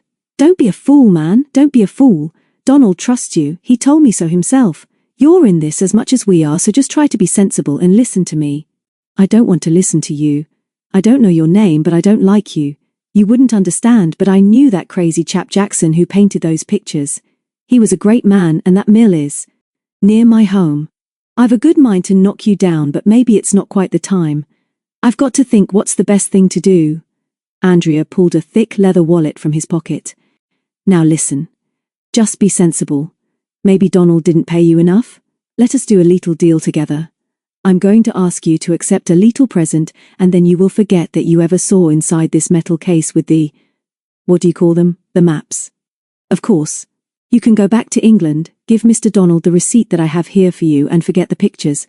Here, to please me you will accept this little present." And to Channing's astonishment, he threw onto the bed a bundle of £10 notes. There was a long pause. "Then, you can keep your money," Channing said quietly. "To offer me that was one of your bigger mistakes. I'm going to have plenty of time and opportunity to think what I am going to do," and he picked up the receipt and the charts, put the latter in the metal case, walked with it through the sitting room, unlocked the door and slammed it behind him. Andrea thrust the two precious canvases under some silk shirts at the bottom of a drawer and ran to the window. What was this man going to do now? It was clear that he had had no knowledge of what he was smuggling into Holland and was shocked by the discovery. Worse, he was almost certainly the only man to know of the association between Donald and himself, and was therefore doubly dangerous. What would he do? Go to the customs? Go to the Dutch police? Sail back to England and give them away? He seemed to be the sort of fool who would confess what he himself had done just for the principle of exposing the plot. What would he do? There he was now, striding down the quay with the chart case under his arm, and not even looking where he was going. Was he going aboard Seawitch, or going to the harbour master's office? Andrea sighed with relief when Channing jumped aboard the little boat and went below, but his relief was short-lived, for there was no doubt that both he and Donald were in this man's power. In sudden panic, Andrea reached for the telephone and impatiently jiggled the receiver rest to call the hotel's switchboard. "Quickly!" he shouted. "Urgent! I want London! Give me London!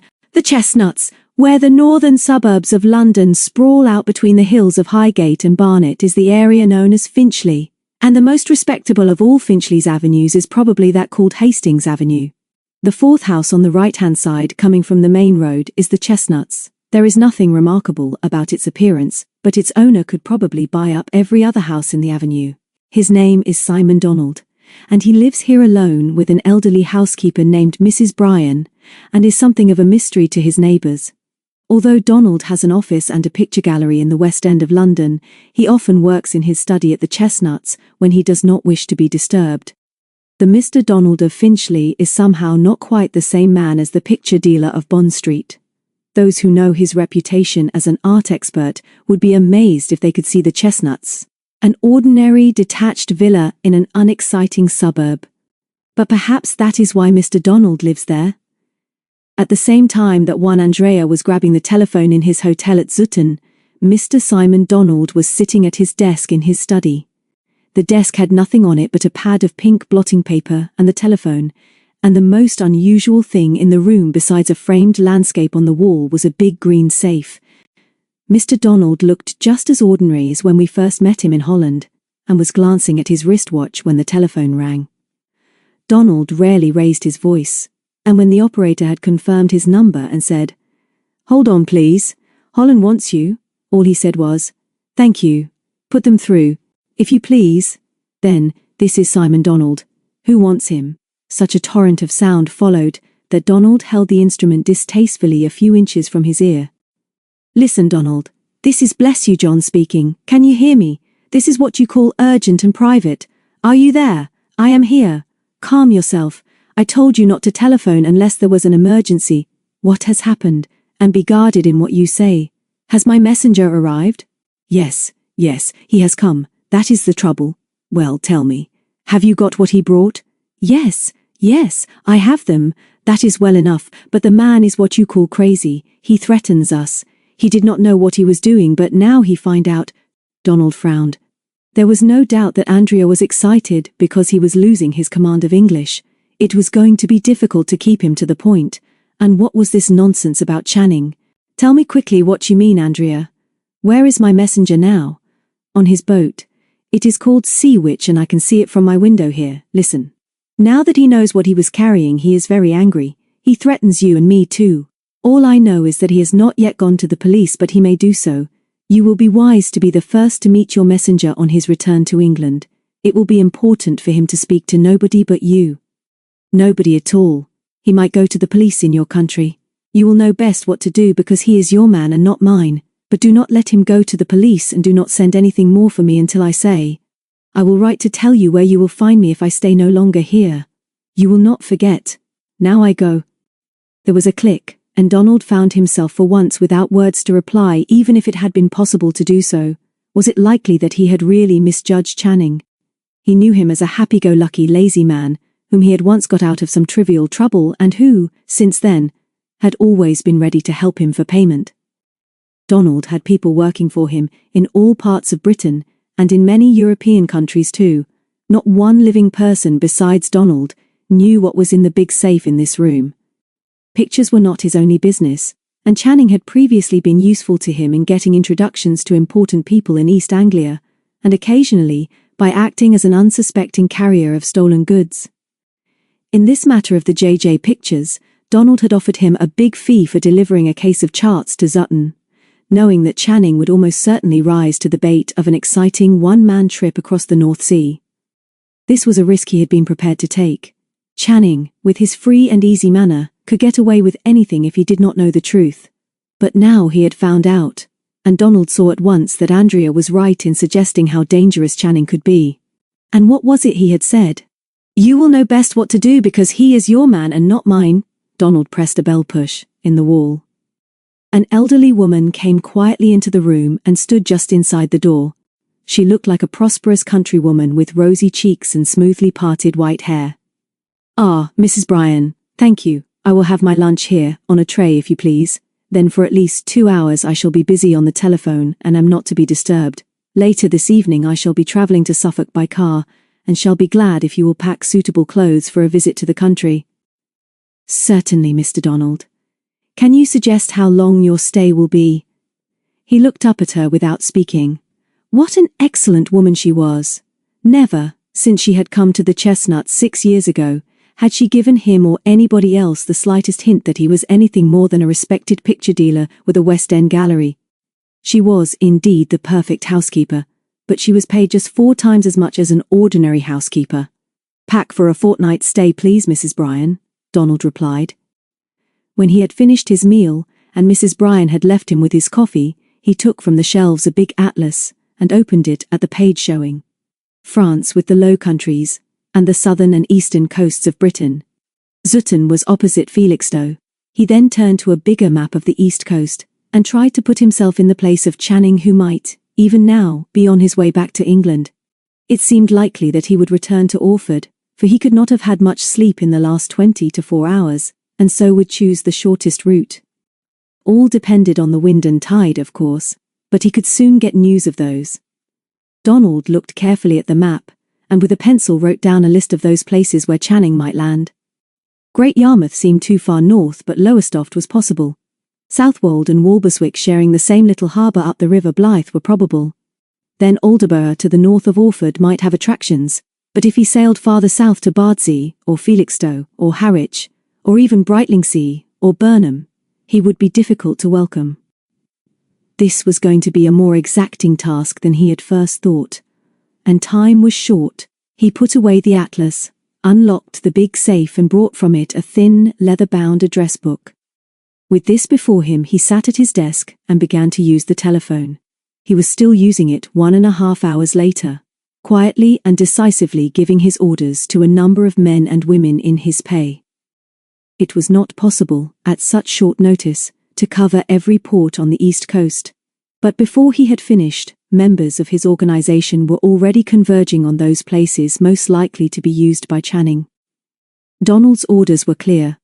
Channing's appearance was carefully described, and so was Seawich. His house in Walberswick was to be watched, and under no circumstances was he to be allowed to go home, to telephone or contact the police. He must be picked up within the next 24 hours, and reports were to be made to Donald in the furnished house he had taken between Southwold and Walberswick a few weeks ago. Each of the telephone conversations had finished like this. This man is a danger to us all. Make no mistake about that. I must see him before he gets to his home, to a hotel, or even to a telephone. I shall be personally in charge in Southwold before midnight. Report back, remembering that watch must be kept on all the ports through the night. Repeat my Southwold telephone number, please. When the last message had been sent, and the last pencil note made on his list, he folded the latter into his address book and put it in his pocket. Then he sent for some tea, and while he was enjoying it, the telephone rang. When, without thinking or waiting for Mrs. Bryan to answer it on the instrument in the hall, he lifted the receiver, he made his second big mistake in the affair of the JJ pictures. As soon as he had announced his number, a man's pleasant voice said, "Good afternoon, Mr. Donald. This is the Clarion speaking, and we hope you will favour us with an exclusive interview for tomorrow's paper. What, in your opinion, is the reason for this sudden craze for the pictures of John Jackson? Why should they so have increased in value during the last year or two?" For a fraction of a second, Donald wondered whether to replace the receiver and cut short the conversation, but just in time, he realized that this might be considered a suspicious action. The people who work on newspapers are clever. He replied, "I'm sorry, young man, but I do not give interviews, and you would be wasting your time if you came out here to see me. I am just leaving for a holiday. But perhaps now, sir, you could give me your personal opinion on the Jackson pictures? You will realize that we must give our readers the opinions of experts. These thefts in different parts of the country of JJ landscapes are creating a great deal of interest. Will their value rise, do you think? Is the work of this little-known and until now unappreciated artist becoming popular in America and in European countries? Jackson's work is typically British, is it not?" Donald replied coolly and politely, giving some general views on the importance of the artist's work. "Thank you, Mr. Donald. I should have liked to have talked to you personally, but am grateful for what you've said. Are you going abroad?" We might want to speak to you again. I see. Touring. That does make it difficult. Should you wish to express any more views, perhaps you telephone me at the Clarion. My name is Wilson. 20 minutes later, Donald was driving into Hastings Avenue. Mrs. Bryan stood in the porch watching him. She was not likely to forget his last words to her. You are now entirely responsible for what happens here, Mrs. Bryan. Take a careful note of all telephone calls, but nobody is to be given my Southwold number unless the caller is one of us and known to us both. You will please open the post daily and report to me every 4 hours during each day that I am away. If there is no reply from Southwold, you must continue to ring at say half-hourly intervals until I answer. My Suffolk address is not to be disclosed to anyone unless you ask me first. You know Channing because he has been here several times, but he is the man I want. Should he ring here, find out where he is, and say that you can find me, and will ask me to meet him as soon as possible. Use your wits, Mrs. Bryan. He must be kept quiet and unsuspicious until we can get to him. And if a glib young man from the Clarion, or anyone from any other newspaper, rings up or calls, keep them sweet, but say I am touring and cannot be reached. But I shall want to know which newspapers are asking for me. Thank you, Mrs. Bryan. That is all. It was not until he was through Colchester that he remembered something very important. Those children! A pack of children coming into the harbour lights with a strange man. And 2 of them were Channing's children, and the innkeeper had told them that their father had sailed off in Seawitch. Suddenly it was obvious that Channing was keeping his own secrets from his own children, and that they were now searching for him. Now, not only must he prevent Channing from communicating with anybody, but he must make sure that his children and their friends did not trace him either.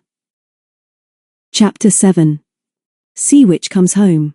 During the day that Andrea telephoned to London and Simon Donald drove through the evening to Southwold, the children at Heron's Lodge did little more than argue and irritate each other. By the time it was dark, the weather had changed and the wind howled round the old house. Eventually the twins went off to bed, followed by Rose. When David and Paul were alone, the former went over to the window and drew back the curtains. With his back to Paul he said, "This hasn't been much of a day, has it? We're not helping you, Paul, and I think we'd better go back to London tomorrow, unless we can get this sorted out quickly. You're just waiting for something to turn up. You're scared for your father, and you won't even tell me all that you're afraid of, will you?" Paul shook his head. "No, I won't. I'm not sure what I'm scared of, but I'm sorry we've made a mess of today. I don't want you to go home, and neither will Rose. Let's wait until the morning and see whether there's anything in the post from my father. We might get a message. Sometimes I wonder whether Rose is right and that we've got nothing to fear." There was nothing of any importance in the post next morning, and although the sun was not shining and the wind was blowing hard, they were all more cheerful at breakfast. When Paul had glanced at the 3 envelopes and put them with the other letters waiting for Mr. Channing, David looked up. "If you got a message from your father, Paul, you promised that we'd do something today. We can't sit about doing nothing. Let's make a plan. You do see, don't you, Rose, that we can't wait any longer?" She stared out of the window. "Yes. I'm frightened now because he hasn't written or telephoned," Dickie interrupted. "I know what to do. We've done it before. Let's go back to the day before yesterday and remember everything that happened when James Wilson took us in that supercar to Orford and we saw the man in the black car. I wish we'd seen the number of that one." So as they cleared up their breakfast, they tried to recall everything that had happened after the car had driven off as soon as its unknown occupant realized that Paul and Rose were asking for their father. The innkeeper, Hawkins, had not been able to tell them any more, but Wilson had driven them down to the quay where they had questioned an old fisherman. He had not been the brightest of old men, but he knew Mr. Channing and Seawitch, and had seen a stranger in a big black car drive up and go aboard with him for about 10 minutes. He had been carrying a metal chart case. Rose remembered well that she had asked the old man whether her father had looked well and happy, and he said that yes, he did. Don't you remember? If he was well and happy, then I don't suppose we have to worry much, do you? Perhaps I'm silly now, but if I am, it's because you're all so gloomy. Perhaps I'm not frightened anymore. I expect you're right, Rose, Mary said loyally. All the same, it would be wonderful for us all if we knew where your father had gone, wouldn't it? Can anybody remember what James said after we'd found out about Seawitch going off? Yes, I remember, David said. He asked the old boy whether Mr. Channing had said how long he would be at sea and where he was going. True enough, Paul put in. And he said father hadn't told him anything, and I'm not surprised at that. They remembered then that Wilson had not said much else to them before going back to London beyond a suspicion that the stranger they had seen in the bar of the Harbour Lights had reminded him of somebody in the news, somebody connected with pictures. "He should have telephoned us yesterday," Paul said. "He promised to ring if he found out anything." "Never mind that now," David replied. "We can ring him presently. I was thinking this over last night when the wind kept me awake, and I want to say this. We know now that Mr. Channing is by himself, but he can't have gone very far single-handed, can he? He's got to eat and sleep." "Of course he has," Rose cried. "But he's so good on Sea Witch, David." "Maybe," David agreed. "But you're both worried and it's no use pretending you're not. He might have had an accident. And don't you think you ought to tell the police? Or your Aunt Jane?" A long silence followed this outrageous suggestion. "Then Aunt Jane," Rose protested. "You met her once, didn't you? If you'll think you'll realize how silly you are. Anyway, we can't find her now, and if we told George, our local policeman, Daddy would never forgive us. If that's the only thing you can suggest, David, then I think you're absolutely hopeless. Anyone might think my father is dead or something," and with a strangled sob, she ran out of the room, followed by the twins and Macbeth. "Now see what you've done," Paul said gloomily. "Let her go. Let them all go. If you're going to telephone Wilson in London, why don't you do it now? What really worries me, David, is the chap who went off in that car as soon as he heard that we were asking for father. He was the man who saw him on Sea Witch before coming back to Harbour Lights, and he's the chap who reminds Wilson of somebody he knows. Now that the others are out of the way, can't you see that's what scares me in this business? Is he the man father goes off to see in London? Why should he go aboard with him with a chart case? Father's been away nearly a week now, David, but of course we can't go to the police." David shrugged his shoulders and went to the door. "Okay, Paul, I only hope you won't have to tell them later. I'll ring up the Clarion now." The telephone was in the sitting room, and as Paul followed him down the hall, neither of the boys realized that the house was quiet and that there was no sign of Rose or the twins. They closed the door behind them, and while David got through to London, Paul stood close to him so that he could overhear the conversation. Wilson was in the Clarion office. "Mr. James Wilson?" David asked. "Hello, James. This is David Morton from Walberswick." "Yes, David. Any news? Has Mr. Channing turned up?" "No. We're all very worried. Why didn't you telephone us yesterday?" "We waited in all day." "Sorry, David. I was busy. Why are you telephoning now?" "Are you sure that Sea Witch hasn't come back?" "Not as far as we know. Did you find out about that man who was in the pub at Orford and who drove off in a hurry? You said he reminded you of somebody in the news." "Yes, I found him. His name is Simon Donald, and he's a well-known picture dealer with galleries in the West End of London and a house in Finchley. I telephoned him yesterday for a story about the JJ pictures but didn't get much out of him. He was just off for a touring holiday." "Oh, was he, James? Didn't you ask him what he was doing at Orford day before yesterday? We know now that he must be something to do with Mr. Channing." Here there was a considerable pause, and when Wilson answered, his cheerful voice held a note of respect. "That's quite an idea, David, but it did occur to me too. Actually, I went up to Finchley last night, but there was only a respectable housekeeper there. Anyway, Mr. Donald's car was not in his garage, because he'd left the doors open. Thank you for ringing, David, and I may be up again soon. If Mr. Channing turns up, telephone here or at the flat, at once please. Same if you see Donald, although I can't see why he should want to come your way again. If I'm not here, leave a message for me to ring you. I'm just off on another story, but I'll try and get over to Finchley soon and have a look round." David frowned as he put down the receiver. "You heard all that, Paul? I don't like it. There's some connection between this man Donald and your father, and perhaps if we could find the first, we'll find the second too. I still think that we should tell the police." "That's ridiculous. We know he sailed in Sea Witch day before yesterday. He hasn't been away any time." "Perhaps not, but he didn't tell you when or where he was going, and that's what is worrying me now as much as you. Let's see what those kids are doing."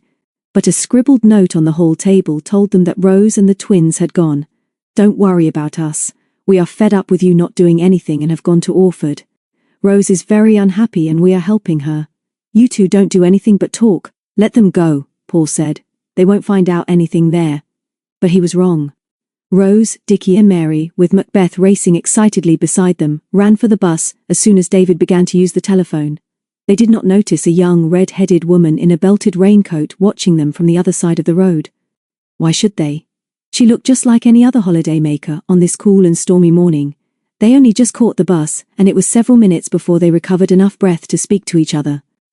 "This bus only takes us to Blythburgh," said Rose, "but we'll get lifts and get to Orford somehow. Tide's just about full now, and I bet Daddy has come in with it. He'll be thrilled to see us." "Yes, he will, twins." At last, after 2 buses and a lift in a baker's van, they reached Orford. The van swept past the harbour lights before they could even see whether any cars were in the yard, and then a few minutes later drew up at the cottages just by the water.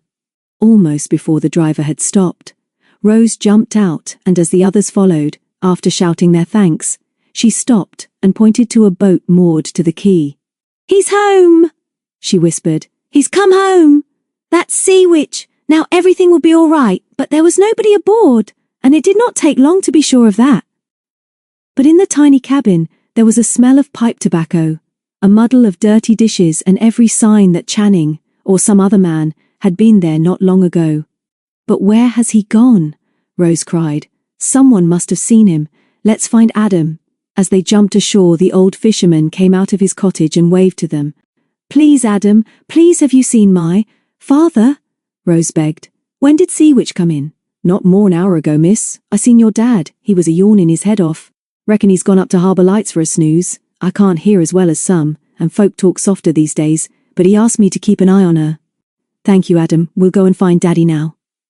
Rose ran so fast back to the inn that the twins had difficulty in keeping up with her, and they hardly had enough breath left to speak when they arrived. Bert Hawkins came out of the bar when he heard them. "Steady, Rose.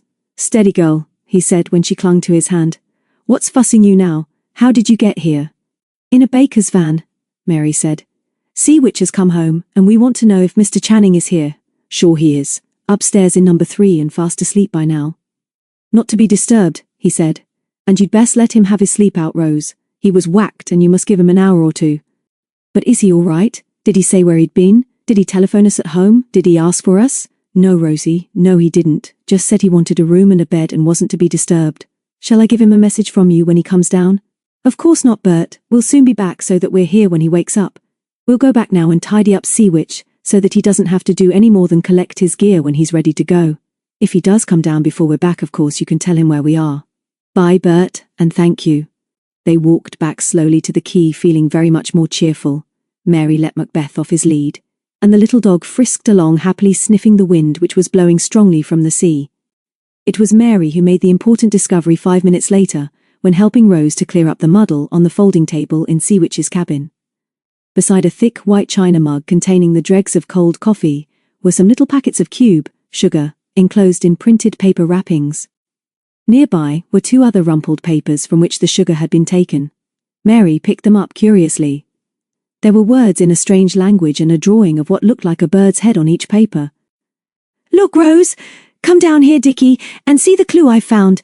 It's a real clue, and if you know the language of these words you'll know where your father has been, Rose. What does it mean?" Dickie jumped down from the deck where he had been teasing Macbeth, while Rose picked up one of the papers. "It's German, Mary. Or could be Flemish or Dutch. I think it means Golden Eagle Hotel at a place called Zutton. I suppose Daddy could have sailed to Belgium or Holland and back in the time. Germany is too far for him to sail by himself. He loves a lot of sugar in his coffee, but it doesn't really matter, does it? Because we shall see him soon, and he'll tell us everything." The twins looked at her in surprise, and the silence that followed was broken by the sound of heavy footsteps on the quay, and then Macbeth's frenzied barking as a man jumped down onto the deck. Mary was the first up from the cabin as the stranger shouted at the dog, "Shut up, you!" She disliked anybody who shouted at or tried to bully Macbeth. So did Dickie, but the 3 children would have hated this man on sight even if he had made a fuss of the dog. He was short and thick-set and wearing a double-breasted blue suit. In one hand he carried a cap with a shiny peak, and Mary guessed that he was a chauffeur. His hair was straw-coloured and close-cropped, and his grey eyes hard and cruel. "Who are you?" Rose demanded. "How dare you bully our dog? This isn't your boat. Please go away." The man's cold eyes regarded them unsmilingly. "Keep that dog out of the way, else I'll throw him in the water," he said. "I'm looking for Mr. Channing. I want him urgent. This boat is his. Why do you want him? Tell us who you are and what you want to say to him. I'll give him a message." Mary glanced quickly at her twin, who was trying to hold the struggling Macbeth in his arms. She was suddenly uneasy, with the feeling that they were in great danger. She looked ashore, but nobody was in sight, and if this man was a chauffeur, where was his car? From where had he so suddenly appeared? How could she make Dickie understand that they would be safer off Seawitch? Perhaps they could run for it, although Rose, flushed with indignation, was still standing up to the bully, who was now glaring at them, with one hand clenched in the pocket of his jacket. Dickie returned her glance, looking slightly puzzled. But before he could speak, the man said, "How can you give him a message? Who are you?" "I'm his daughter," Rose flared. "You've no right on Seawitch. Get off. I'm in charge here." The man's expression changed, and Mary was sure that Rose had made a mistake by saying who she was. "Where's your father, kids? Where is he? Tell me quickly, because I've got an urgent message for him. Where's Channing?" Then Dickie made a mistake, too. "You go and boil your head somewhere else," he shouted, as he put Mackie down on the deck. "We're not afraid of you. Anyway, you can't see Mr. Channing. He won't want to see you. He's tired, and he's not to be disturbed."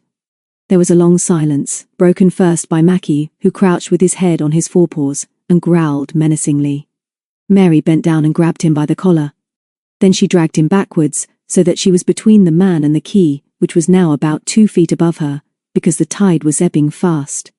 The others sensed what Mary was trying to do, as the man stepped forward and shouted, "So he's not to be disturbed, eh? So you know where he is? Come here, you cheeky little devil," and he grabbed at Dickie and caught him a glancing blow on the head. The boy put a hand to his face and dodged to his sister's side as she released Macbeth.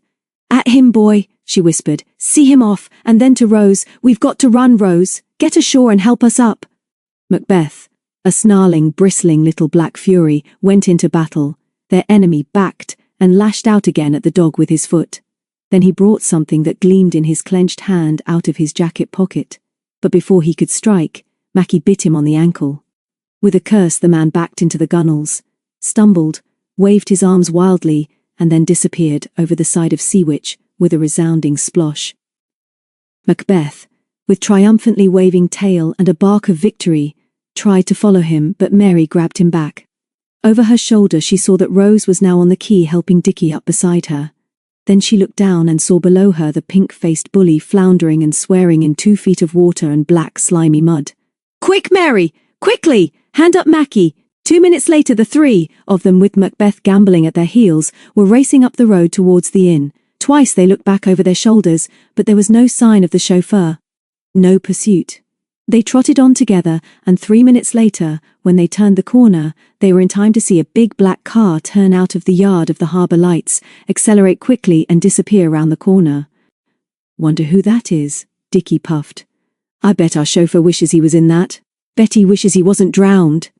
But Rose was not listening. She had raced ahead, and when the twins reached the inn she was already talking excitedly to Bert Hawkins in the doorway. "But Bert, you must believe me. He had a chauffeur's cap in his hand and came aboard Seawitch and began to bully us and ask for Daddy. He fell over the side when Mackie bit him, and he might be drowned. Perhaps he belonged to the big black car that's just driven off. Who was in that? And is Daddy awake yet? I must go and tell him what has happened." Bert Hawkins was not a man who liked trouble or argument, and he now sensed that he was getting mixed up in something not quite straightforward. He liked Mr. Channing and the children, but all this talk of chauffeurs falling off boats was too much. "Now you just stop fussing, my dear, and pipe down. There's been no chauffeur round here so far as I know, and anyway your chap won't drown in a foot of water. There's only one asked for your dad, and he's up with him now." "Who's up with him?" Rose cried. "He said he wasn't to be disturbed. Who was in the car that drove off just now?" "Bert, please listen and answer me." And she clutched his arm and looked up at him with tears in her eyes. He told them then. Soon after they had gone, the man who had been in the bar the day on which Seawitch sailed came into the inn. Bert did not actually see the car or a chauffeur, but the man was pleasant enough and asked casually for Channing. "I told him what I told you, Rose. Said your dad had come in early and was sleeping upstairs and wasn't to be disturbed, but he said he must see him right away and I wasn't to worry and he'd make it okay with him.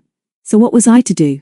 I was in the kitchen so I didn't hear the car go just now, and for all I know your dad is still up there. What's wrong, Rose?" "I wish I knew," she sobbed. "I'm going up to find my father. What room did you say he was in? Come with me, twins. Mackie too."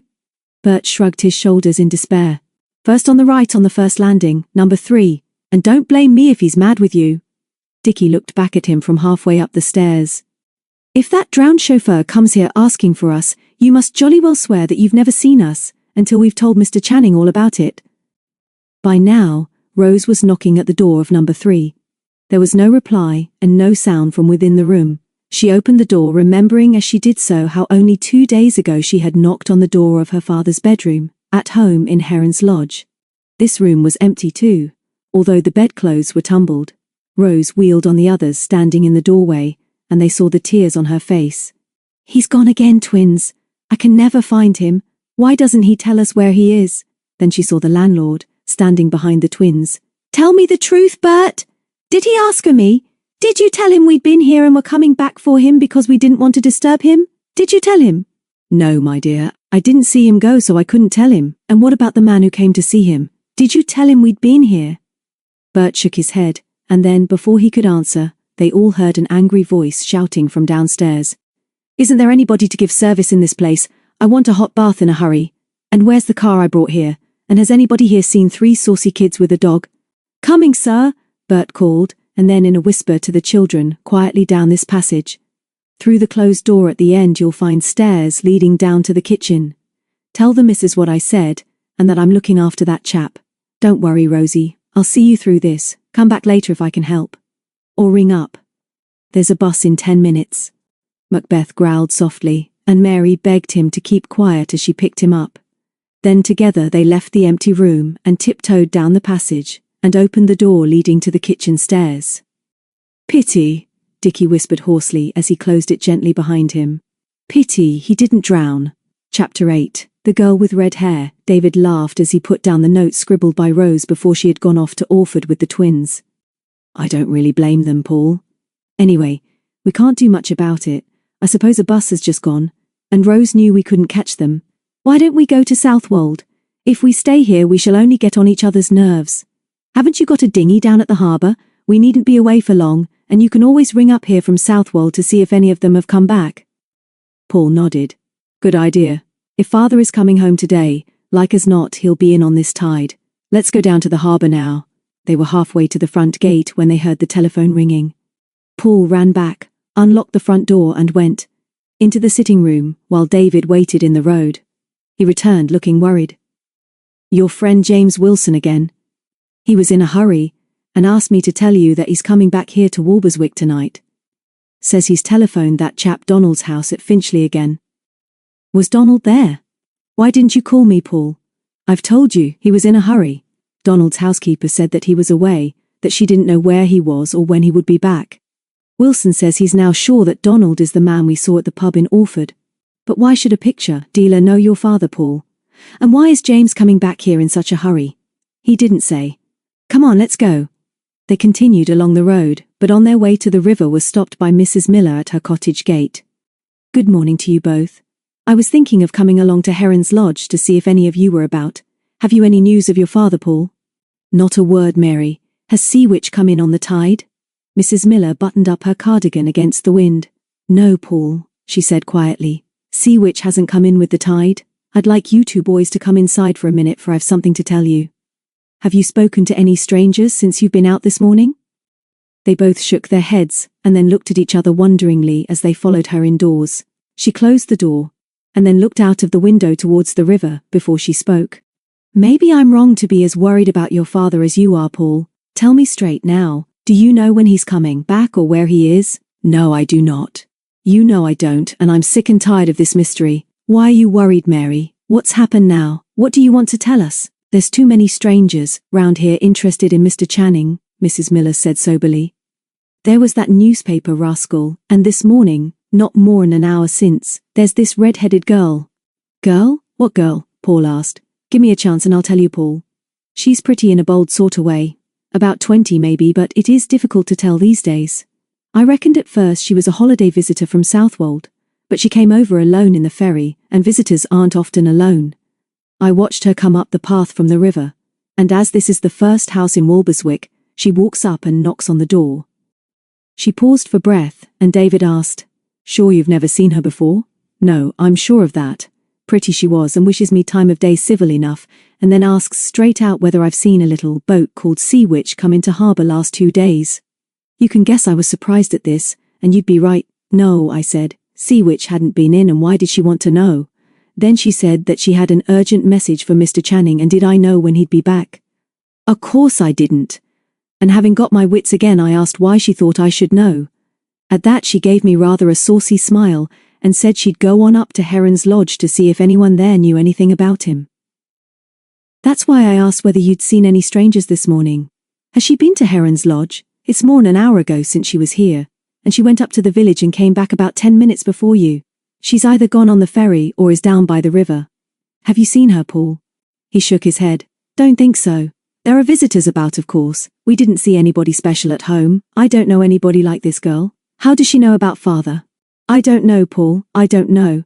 Why should a girl like that be wanting to give him an urgent message? How did she know the name of your house? Somebody father knows round here may have sent her with a message, Paul suggested. Don't worry though, if she comes back, say we'll be home about tea time. We're going to Southwold and we'll look out for her. No, don't tell her when we'll be back, David said quickly. I'm sure we shouldn't let anybody know that the house is empty. Just say you don't know anything, Mrs. Miller, but try to find out all you can about her. So they said goodbye and went down to the river.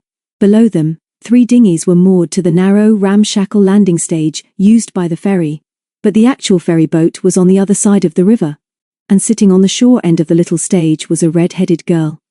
There you are, Paul, David said quietly. She's waiting for you. Must be you she wants. Shall I go? Don't be a fool. I'm sure I've never seen her before, but as we're going over in our dinghy, which is moored almost under her feet, let's see what she has to say for herself. If you want the ferry. I'm afraid nothing is happening. The girl smiled at Paul. Nobody takes any notice of my signals of distress. Are you going across to Southwold? I suppose we couldn't borrow one of these little boats. Do you live here? Isn't it a horrid morning? David was at once suspicious and thought her much too bright and chatty. I'm just a summer visitor, he said brightly. You on holiday too? I haven't seen you about on the beach. It's funny how you get to know people when you're on holiday. Yes, she said a trifle coldly, and not at all as if she believed what she was saying. Yes, it is funny. And then directly to Paul, with her wide smile. What about you? Do you live here? I wish I did. Yes, I do live here, Paul said. Lived in Walberswick all my life. Are you pleased? Of course I'm delighted. I want your help. Can you tell me whether a boat called Sea Witch has come in here during the last 2 days? I asked at the harbour over there on the other side. But they said Sea Witch would be more likely to tie up here because the owner lives in Walberswick. So she would, Paul replied. Why do you want to know about her? Do you want to see the owner? Yes, urgently. I've got an important message for him.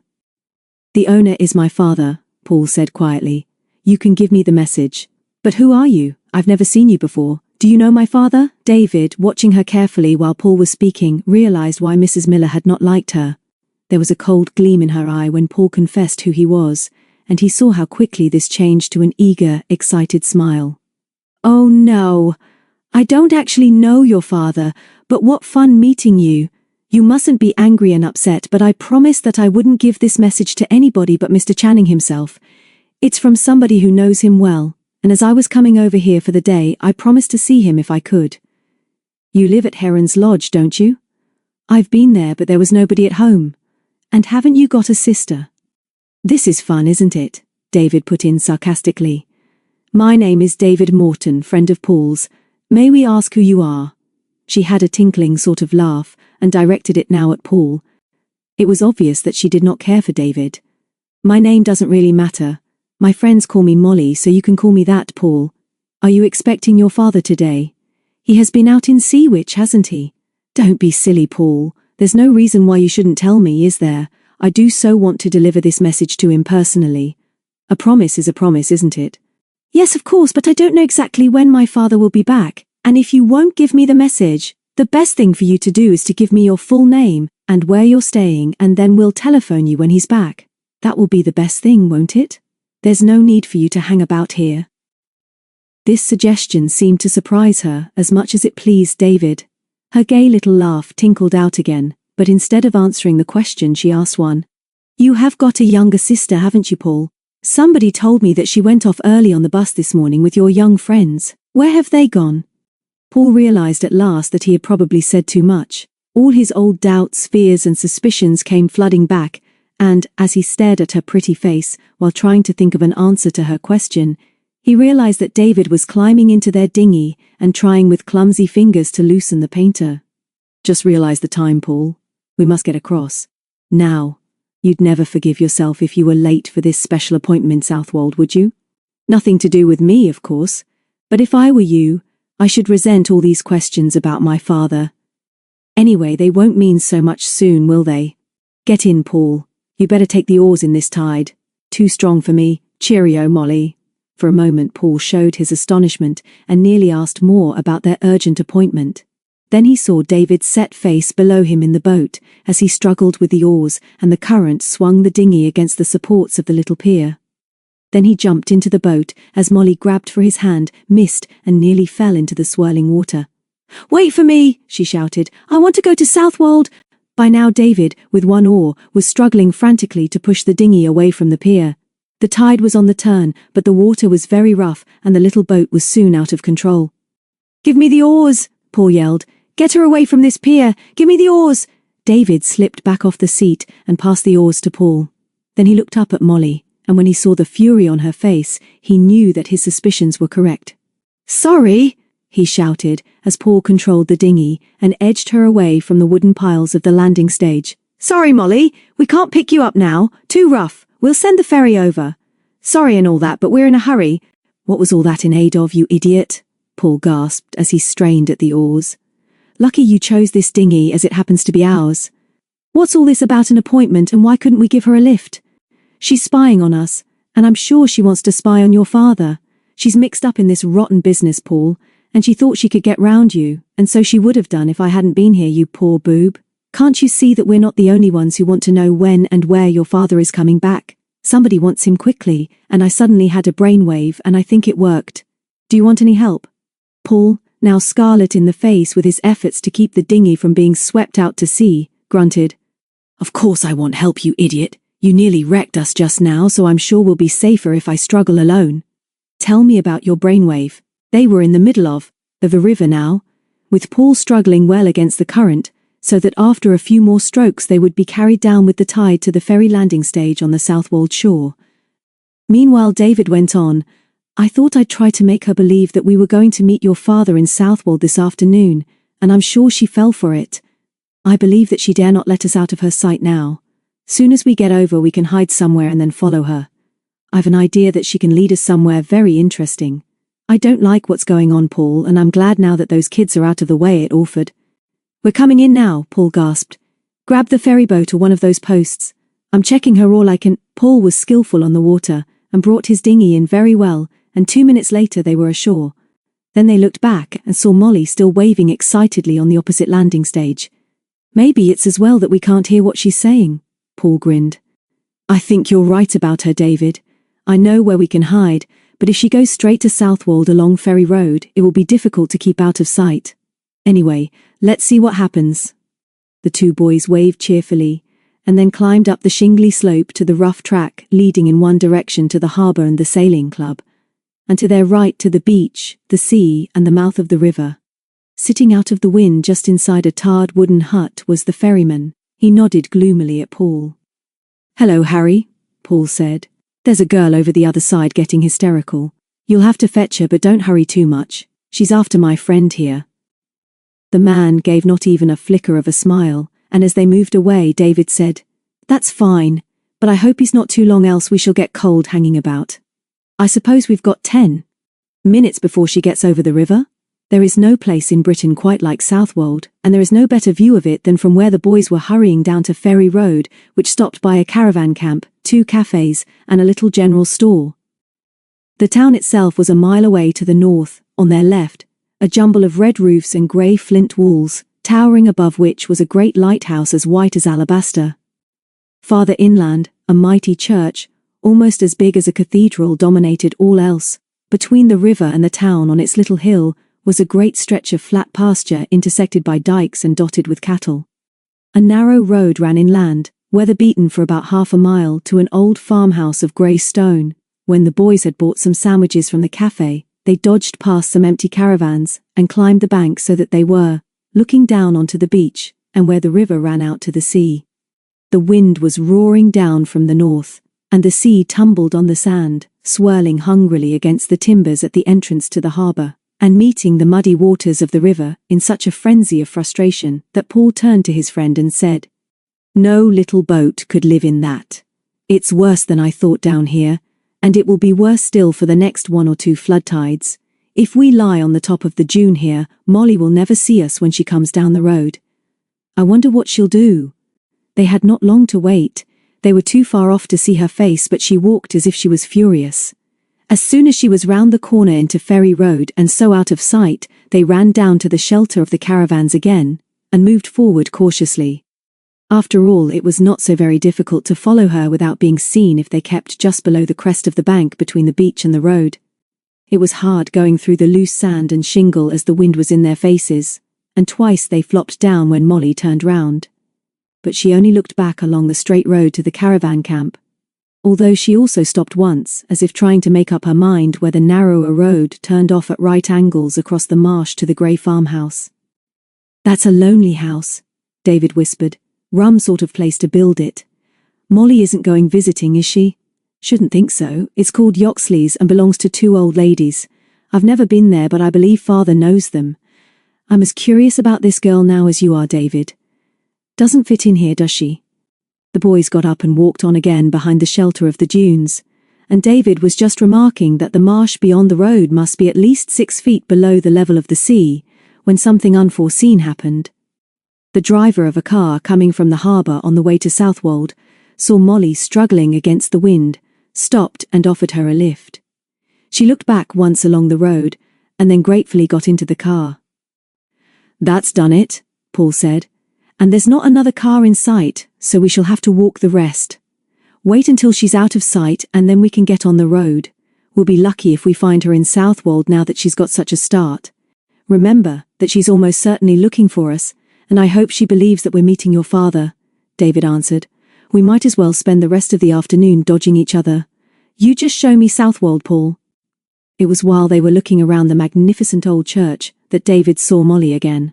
"Molly," he whispered as he pulled Paul back behind one of the great pillars. "Let's get outside and watch her for a change," Paul suggested. "If she's meeting anyone else, we'll follow her, and if she's still searching for us, she'll soon be out, and it will be interesting to know where she looks next." They slipped away without being seen and hid behind a tomb in the churchyard. When Molly came out of the church alone, they followed her into the street and watched her as she looked into several antique shops and an attractive little bookshop in the high street. While she was in the latter, David suggested that they should lay a trap for her. "Let her see us when she comes out, but of course we shan't notice her. We'll go into that cafe opposite, choose a table for 3 or 4, and if she is really still after us, she'll come in too. We'll pretend that we want to get rid of her because we're expecting somebody important, your father actually. See what I mean?" Paul laughed. "Yes. We're to be nervous and on edge and trying to get rid of her all the time, and the more we fuss, the more she'll want to stay with us. Of course, this could be amusing. She'll have to show her hands sooner or later." They crossed the street and looked in a shop window. As soon as they saw Molly's reflection, they went into the cafe and sat down. They were exchanging anxious whispers when she came in, and they both managed to look amazed and embarrassed when she stopped by their table. "I never expected to see you 2 rude boys again," she said brightly. "Nobody has ever left me standing on a landing stage before. But just to show you that you're forgiven, you can give me some tea." And, as they had hoped, she chose a chair between them and sat down. "Sorry about that, Molly," David mumbled. "Didn't mean to be rude, but we were in a hurry." "Nice to see you again, but we were just saying we didn't like this place much, weren't we, Paul?" "Yes, that's what we were saying. Actually, we were just going to try somewhere else, but you stay, of course." "Nonsense," Molly said. "We'll all stay and have tea together. I suppose you've met your friend by now? You were in a hurry, weren't you? Is everything all right now?" The boys put on a very good act. They were so nervous and unhappy and looked so often at the door that Molly got jumpy too and eventually snapped, "For goodness sake, stop fidgeting. What is the matter with you? If you're waiting for somebody, why don't you say so? Are you expecting your father, Paul?" Paul dropped a slice of cake on the floor in his agitation. "I didn't say so, did I? Anyway, it's time we went, David. You pay the bill and we'll go." Molly will excuse us, I know. I'll do nothing of the sort. You're very ungallant, but if you're going to walk back to the ferry, I'll come with you. David gave Paul a wink as he paid the bill. There was no doubt now that Molly had swallowed the bait and was determined to discover what they had been doing. As they walked back together along Ferry Road, she asked again when Paul was expecting his father. You will remember that I have a special message for him, won't you?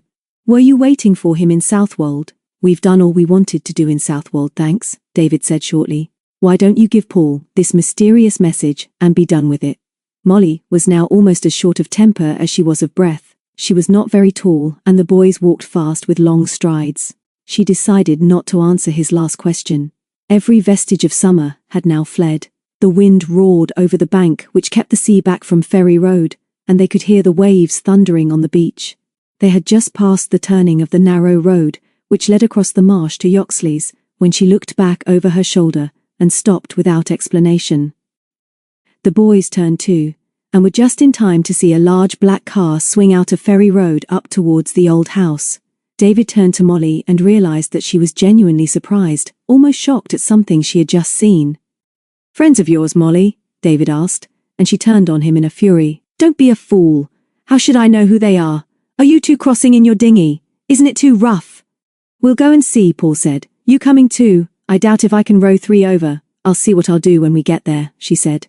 The tide was low, and the muddy water not too rough, as Paul leaned over the landing stage and untied the painter. Jump in, David, he said. I'll cope. Are you going to give me that message for my father, Molly? I can't. I've told you I can't, but if you'll tell me when he'll be home, I'll come over right away to see him. I'm going back to Southwold now. How can we find you then, Molly? David asked. Where did you say you were staying? I didn't say, David. I'll be seeing you again. Goodbye. Paul pushed off. The girl's crazy, he grunted. After hanging on best part of the afternoon, she now wants to get rid of us. True enough, David agreed. She changed her mind after seeing that car. I haven't got the nerve to ask you to row back again, Paul, and I've just remembered Rose and the twins, but I'd like to know where Molly's going now. He raised his hand as she waved and hurried back towards the road by the caravan camp. The boys would have been surprised if they had seen her turn, 10 minutes later, down the narrow road which led only to Yoxley's, where a sleek black car was now standing in the yard. But neither David nor Paul had time to think about her, for, after mooring the dinghy on the Walberswick shore, they saw Rose, the twins and Macbeth running towards them from the miller's cottage. Rose reached them first. She had been crying. Why didn't you leave a message? How do you think we knew where you were? Only just now Mrs. Miller told us that you rode over hours ago after talking to a red-headed girl. We've been phoning and phoning home for hours. Then Dickie broke in. You may like to know that Sea Witch is back at Orford. Mr. Channing was on it and has been to a place called Zutton because of a clue we found. Where's father now? Paul shouted. Where is he? There was a pause before Rose gulped back a sob and said, We don't know, but we think he drove off in a big black car from the Harbour Lights with the man who was in the bar there the other day. We saw the car drive off, but didn't actually see the driver or Daddy. You see, we had to escape, because a chauffeur who fell off Sea Witch into the water was after us. You're all crazy, David said. What's all this about a chauffeur? But before any of them could answer, a low green car roared down the road towards them and pulled up with a squeal of brakes. Hello, you lot, James Wilson smiled. Any news? Chapter 9. Yoxley's. Richard Channing was dragged from the deep sleep of exhaustion in bedroom number 3 at Harbour Lights by the sound of a familiar voice. He did not want to wake. Nothing at this moment of his life was as important as sleep. Wake up, my dear Channing, wake up! He turned resentfully and buried his face in the pillow. But the voice hunted him down and hard fingers grasped his shoulder and shook him reluctantly awake. Come along, Channing.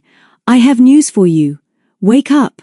He looked up to see Simon Donald standing over him, and with recognition the memory of how this man had fooled him came rushing back, and Channing flushed with anger as he sat up and shook his shoulder free. How did you get here and what do you want? He snapped as he swung his feet off the bed. Why can't you leave me alone? Leave you alone, my dear fellow. Why should I wish to do that? Although you didn't tell me at the time, I assumed that you would return to Orford as soon as your mission was completed, and I decided to come and meet you.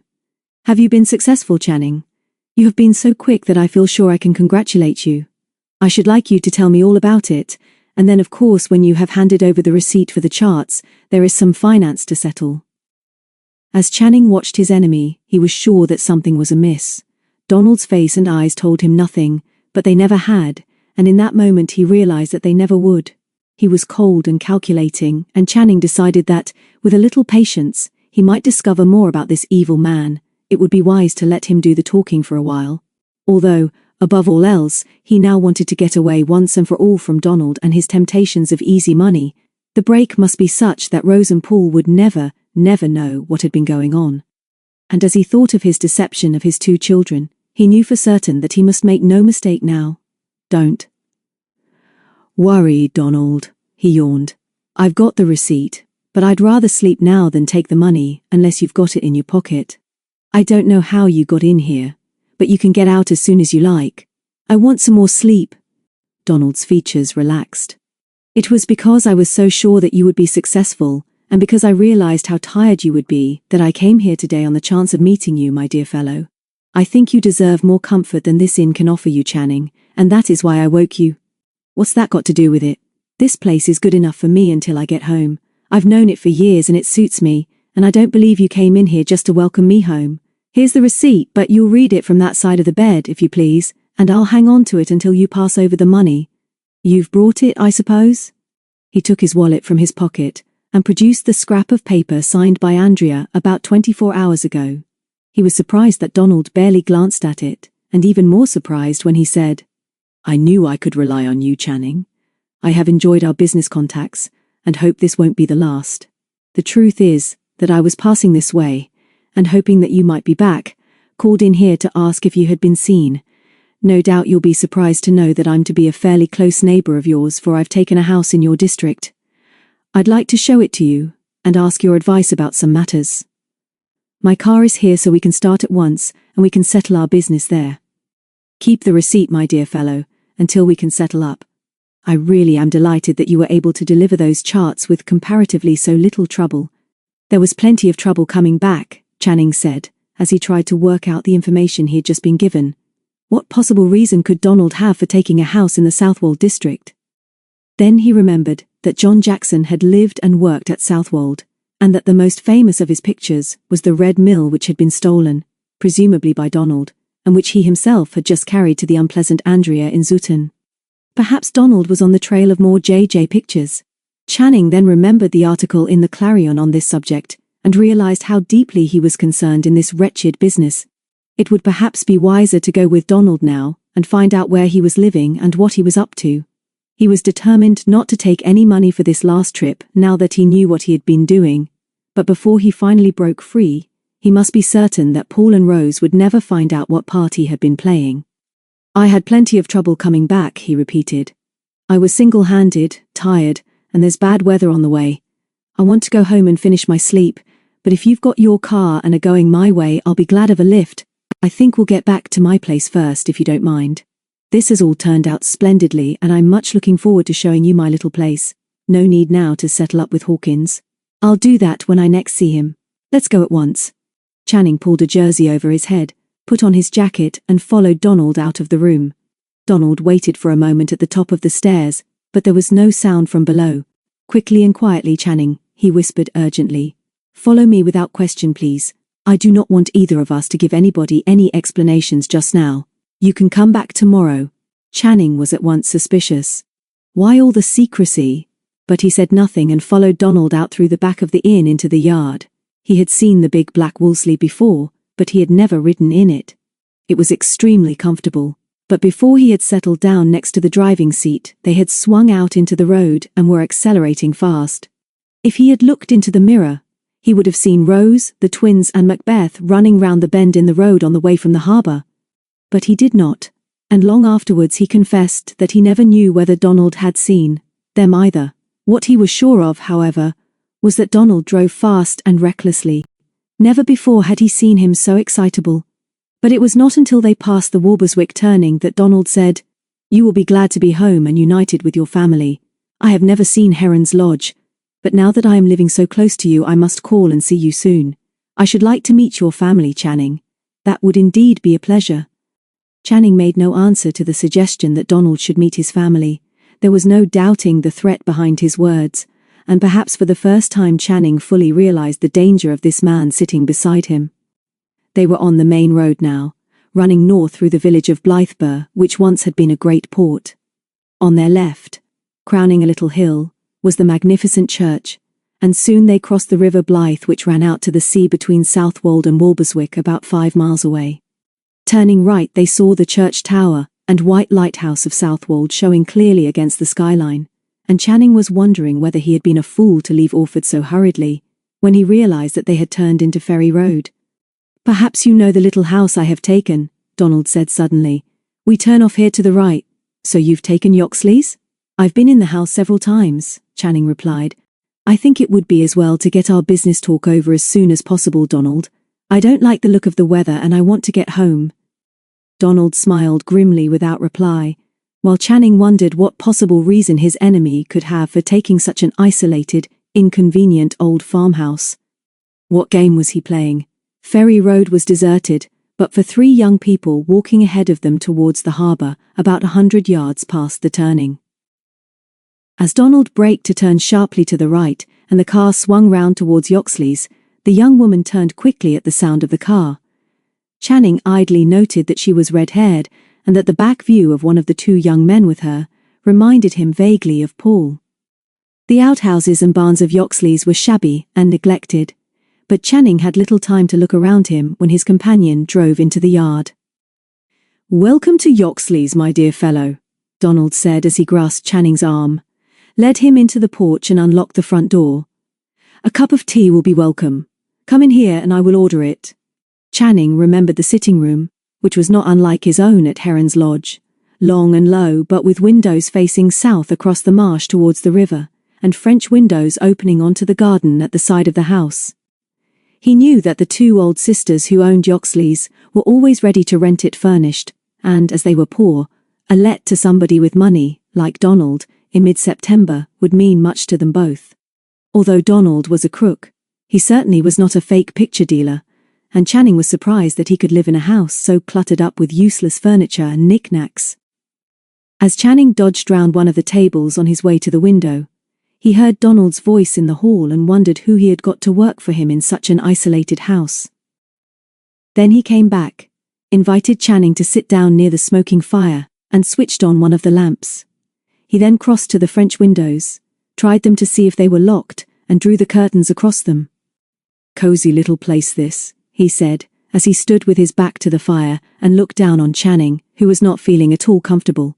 "The woman is bringing tea, but we can start our business. Kindly pass over the receipt now, Channing, and I will see that your return fare to Zouton is paid." Before he could answer, they were interrupted by a thump on the door, and a big, untidy-looking woman came in with a tea tray. "Put in on this table, Mrs. Holmes," Donald ordered, and as Channing looked up he heard the woman draw in her breath sharply in surprise. He knew her. Emma Holmes, a widow from Walberswick, a rather stupid, weak woman but vaguely good-hearted, and as he met her eyes he saw not only recognition, but astonishment, and almost fear. He was not to know that Emma was already regretting taking this job, but he realized that it would be better if Donald did not know that they knew each other. It was stupid of him to have employed a local woman. Channing turned in his chair, so that Donald could not see his face, and raising a finger to his lips, shook his head slightly, praying that Emma would understand. She did, but her hand was shaking so badly that the cups rattled as she put the tray on the table. Channing glanced away casually, but Donald was looking at him with sudden suspicion, and when the door had closed behind Emma, "I'm expecting some friends. Perhaps it would be more suitable to refer to them as colleagues," he said. "I've been thinking that, as you are now here, safe and sound at Yoxley's, it might be better for you to stay the night." Even as he was speaking, Channing heard the sound of a car arriving and then the slam of the doors. "Ah, a little sooner than I thought. This will be a very pleasant meeting. Pour yourself a cup of tea, Channing, and remain where you are."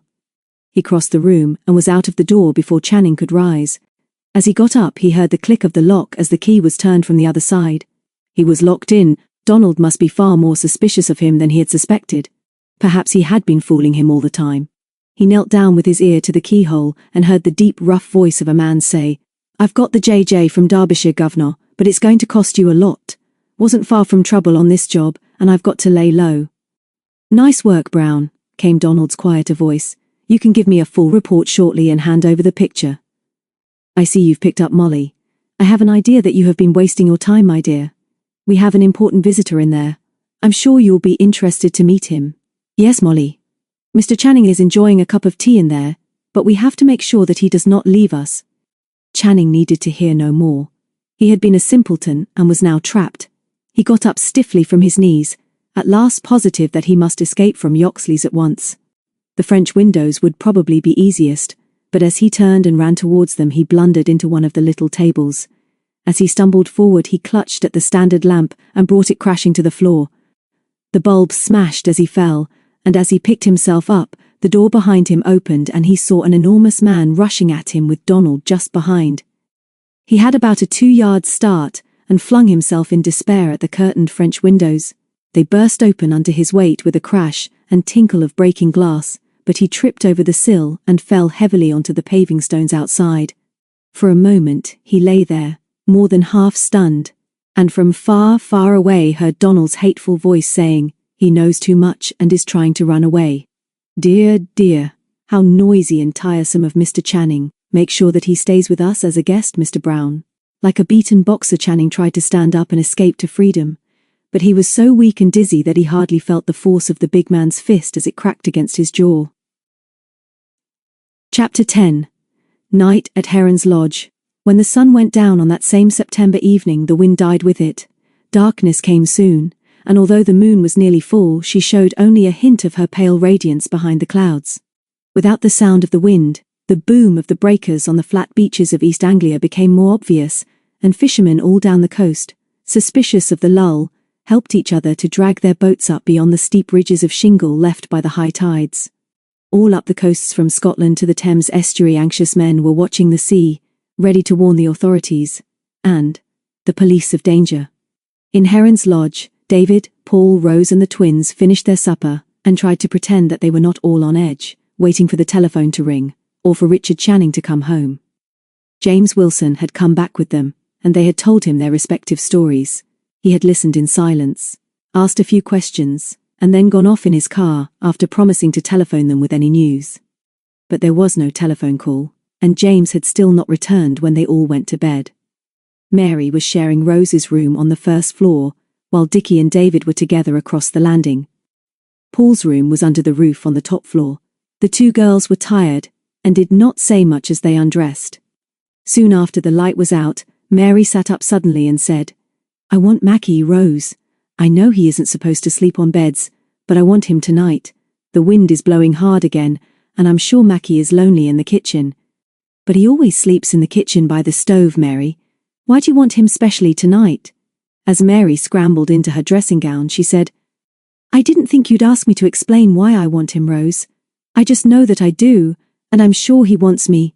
The landing light was on, and as Mary ran down the stairs, she saw Macbeth on the mat outside the sitting room door, with his head on one side. He turned at the sound of her soft whistle from the stair, and bounded up to her. A minute later, Mary was back in bed, and Mackie curled up under the eiderdown at her feet. "Sorry I was silly about him, Mary," Rose said.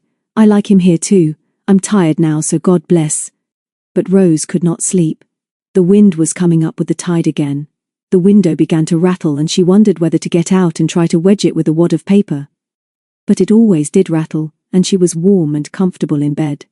She snuggled her head into the pillow, closed her eyes tight, and tried to forget that still she did not know where her father was. It would not matter if only he would let them know. Rose buried her face in the pillow as the tears pricked her eyes. She loved her father so very much. Soon after, she slept uneasily while the old house creaked, and the rattling windows were misted with the salt spray carried inland by the wind. There were other sounds too. The sound, for instance, of a car, and the slamming of a door and a step in the hall below, at which Macbeth lifted his head and growled. Perhaps it was one of these noises which gave Rose the nightmare, which wakened her from her uneasy sleep. Suddenly, almost more real than reality itself, she was alone at the end of a long, brightly lighted corridor. The wall on her left was bare, no doors, no windows and no pictures, and painted a hard, gleaming blue. Along the opposite wall stretched an infinity of closed doors, getting smaller and smaller and smaller as far as she could see. All these doors were white, and the wall between was red, and she knew that behind one of these doors, she was to find her father. This was something she had to do. He was waiting for her. He wanted her. Not Paul, nor David, nor the twins, but Rose. She was sure he was in great danger. And before she began to search for him, she remembered that twice already during the last few days she had opened a bedroom door hoping to find him, and been faced only with an empty, tumbled bed. Here, in this long corridor, was where he had been all the time. No wonder they had not heard from him. No wonder they had not known where to look.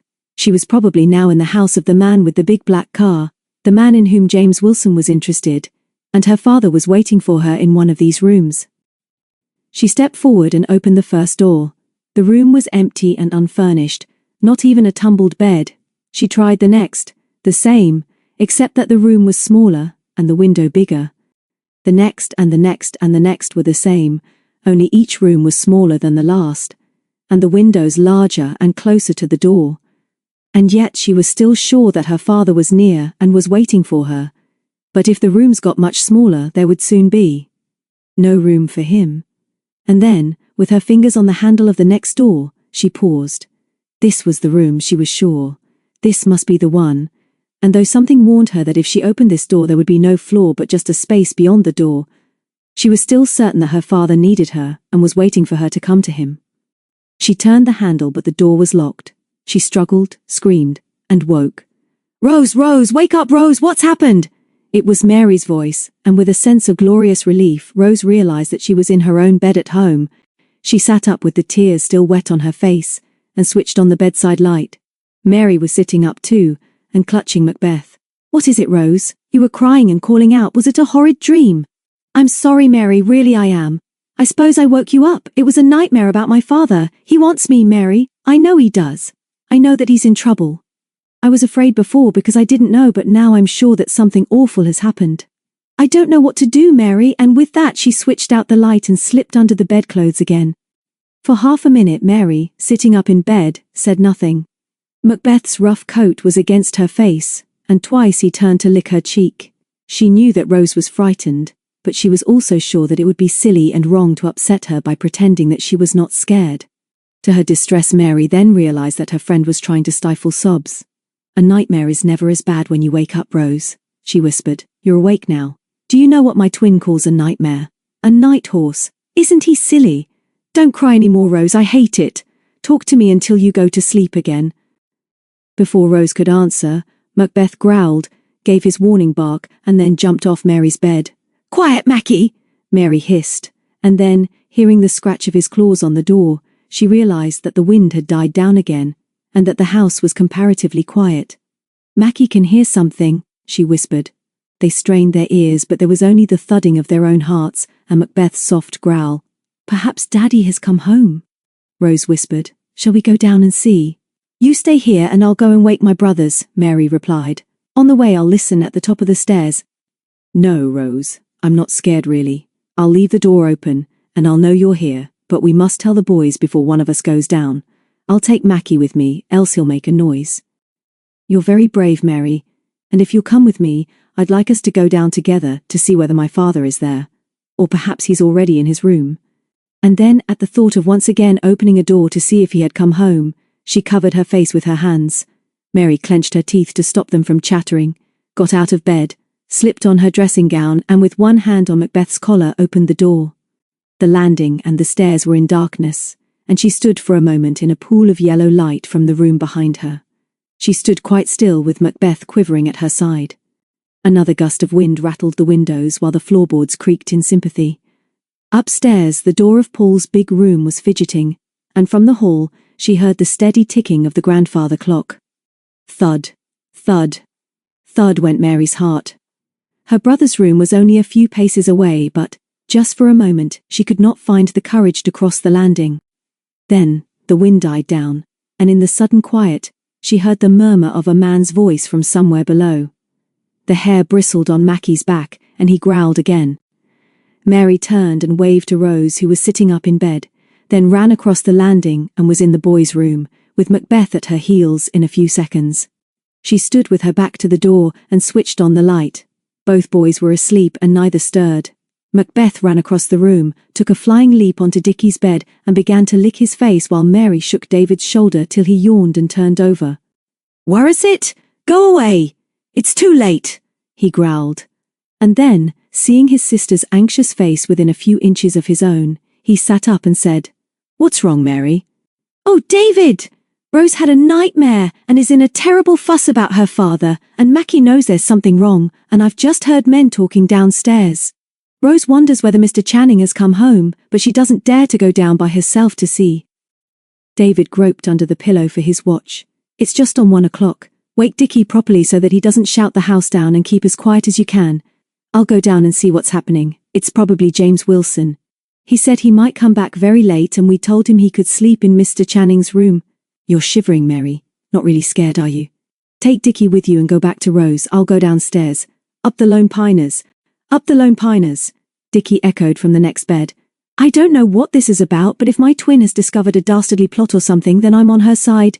Dickie crept away with his twin and Macbeth, and David followed after putting on some warmer clothes. He stood at the top of the stairs and listened, and was soon convinced that somebody was talking in the sitting room.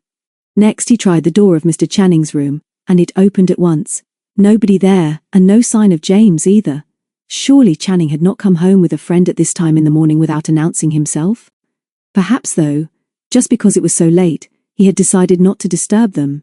David was baffled and unhappy about the mysterious disappearance of Mr. Channing. Before going to bed, he had once again talked it all over with Paul, and persuaded him to go to the police if there was no news in the morning. After a few moments' consideration, he returned to Rose's room where the twins and Mackie were sitting on her bed. "Is it my father, David? Have you been down? Mary says there are 2 men there." He shook his head. "I don't know, I haven't been down yet, but I don't think it's your father, Rose, although I'm sure we're going to have news of him soon. Listen, all of you, and do as I say. I'm going down now to see what's happening, but I want Rose to go up and wake Paul. Tell him quickly what's happened, and that I'm waiting for him in the hall. You others can wait here, or on the landing. Don't come down until I tell you, and Mary must keep Mackie quiet. Off you go, Rose. Get Paul down as quickly as you can." So David, locking braver than he felt, crept down the stairs into the dark hall. The wind had died away again, and Heron's Lodge was fairly quiet. Silent enough, except for the odd creaks and groans of any old house, for David to hear the click of the door of Paul's room on the top landing. And quiet enough also for him to hear the tick of the grandfather clock, and the unmistakable murmur of a man's voice behind the closed door of the sitting room, under which a thin gleam of light was showing. David knelt down and put his ear to the keyhole. The wind was whistling into the hall under the front door, and his teeth began to chatter. He could not be sure, but the voice sounded like Wilson's, and suddenly he realized that he had not got a companion, but was speaking on the telephone. He thought he heard goodbye, and then the faint ting of the bell as the receiver was replaced. David got up from his knees and backed away in case Wilson was now going to bed. He looked back and saw Paul coming carefully downstairs and the others staring at them from the landing. As Paul stepped into the hall, David whispered, "I believe it's Wilson on the telephone. Shall we go and see what he's doing? After all, it's your house." Paul nodded, but when he touched the handle, they heard the voice ask for another number. "Sounded like Whitehall something or other," David whispered, and Paul replied, "The telephone is out of sight of the door, you remember. I'm going to open it a crack and hold it so that we can make sure. We must be sure, David. It might be my father." David nodded and then felt a cold hand slip into his own, which was in his dressing gown pocket. "It's us," Rose breathed. "Don't be cross, David. We had to come. We heard what Paul said. Open the door, Paul. It's got to be Daddy." Suddenly the voice was clear. It was James Wilson. "Scotland Yard? Good. 262, please. That you, Bill? This is James Wilson of the Clarion speaking from Walberswick." "Yes, that's it. Walberswick. Next door to Southwold, and I can't shout because I don't want to wake the house. Now listen, Bill, because this is something. Yes, of course I'm on the job for the paper, but I've just been to my editor, and he says it's okay to put you wise now. It's the JJ picture stealing business I'm working on. It's time you chaps got onto this, and you'd better come up here at once. There's really something doing." "Of course I'm serious. Would I ring you up at 2 o'clock in the morning if I wasn't? Now listen. Simon Donald, the picture dealer. Yes, of course you know the man. I know you do because I was asking questions about him the other day. Simon Donald has been seen about up here, and somehow the Suffolk coast isn't quite like him. I suppose you know that John Jackson the artist lived in Southwold, and nearly all his pictures were painted in this district. Anyway, Donald is about. And there's something very odd going on with a man called Channing, who's disappeared from his house here after a one-man sailing trip in his own boat in the North Sea. I'm sure this Channing knows Donald and has got something to do with... But he said no more, for suddenly Rose pushed past Paul and David, crashed back the door and ran into the room sobbing with rage. She flung herself at the startled Wilson and pummeled him with her fists. "You liar! You wicked liar!" she cried. "How dare you accuse my father like that? We thought you were our friend and you're nothing but a liar. Don't let him do it, David, stop him." But for once Paul was before David. He snatched the telephone from Wilson and pulling with both hands tore the cable out of the wall. Rose, now crying on the sofa, had never seen her brother so angry and had never been so proud of him. Mary ran over to comfort her while Dickie dropped Macbeth, who began to bark. David began to speak but thought better of it as Paul, still with the snapped telephone wires in his hand, faced Wilson. "Get out of here, Wilson." "Rose was right. We thought you were our friend. You've come into my father's house as a friend, and if he was here he'd kick you out. Just get out quickly. Get out and never come back." Wilson licked his dry lips and looked round. 3 boys and 2 girls, school kids. He tried to speak, but for a moment no words came. He looked round at them, but none of them would meet his eyes. "Then, David," he whispered, "you understand?" David shook his head. Wilson moved to the sofa, and clumsily but tenderly touched Rose's hair. She shook her head free and looked away, as Wilson, in a silence that could be felt, stepped slowly across the room, and went out through the open door into the hall. A sudden gust of wind moaned round the house and rattled the windows, as Paul, with misery in his eyes, dropped the telephone cable and walked over to close the door. Rose stood up, and as David put out a hand to help her, she flung her arms round him. "It isn't true about Daddy. We all know it isn't true, don't we?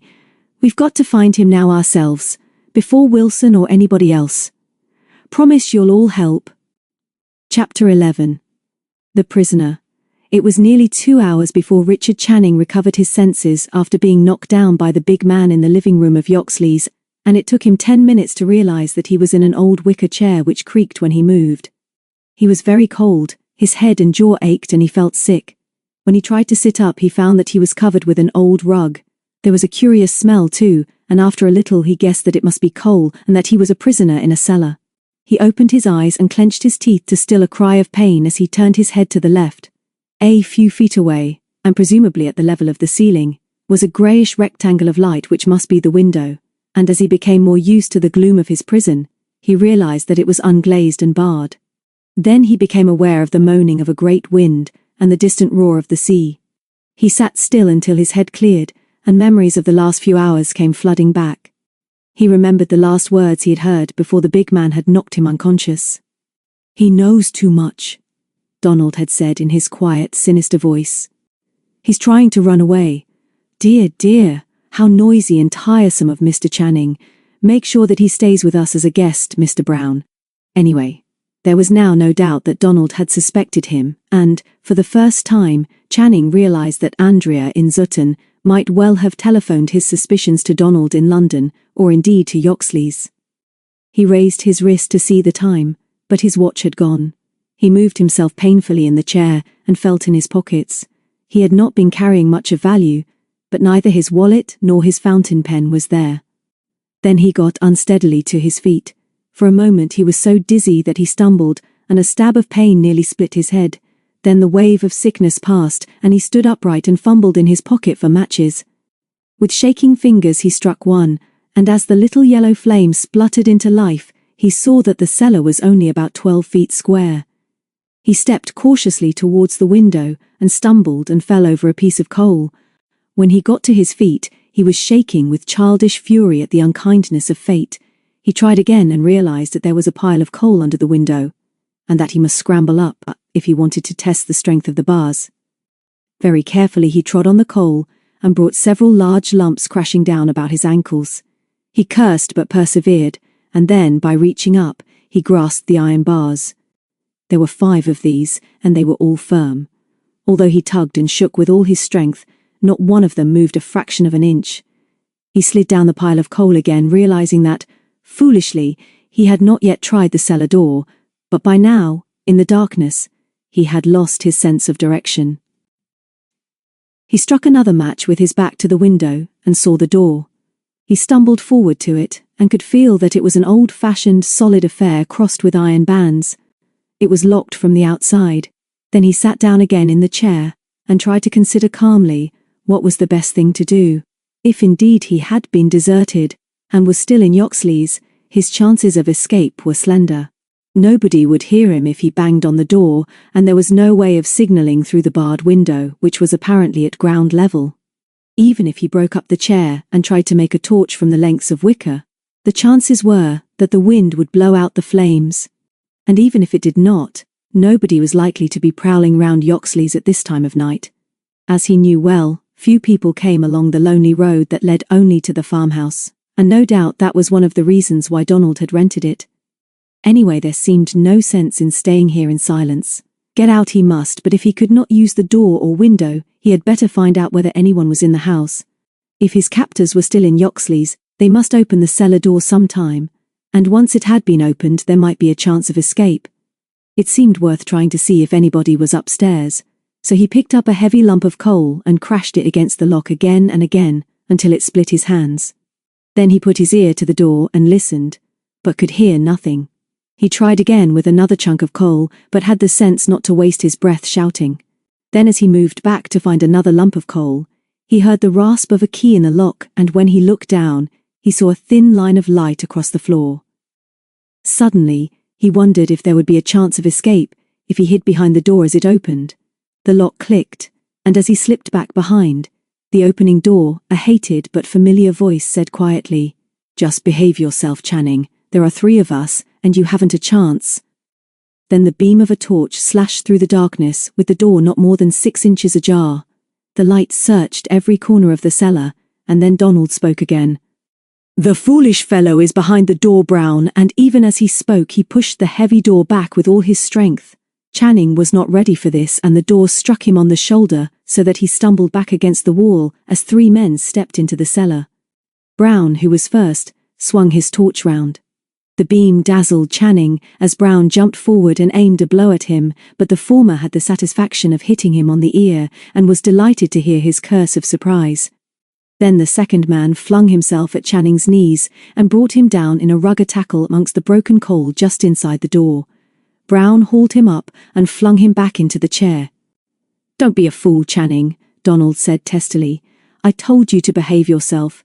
There should be no need for violence, Brown. Don't hit him again unless he tries to escape. I've always believed Mr. Channing to be a reasonable man. Now, Channing," he went on as he locked the door on the inside, "you can see that there is not the slightest chance of escape, and you will be wise to listen carefully to what I have to say. These 2 gentlemen are, in a sense, colleagues of yours. Perhaps I should say were your colleagues. You have not met either of them before today, and yet you have all been working together.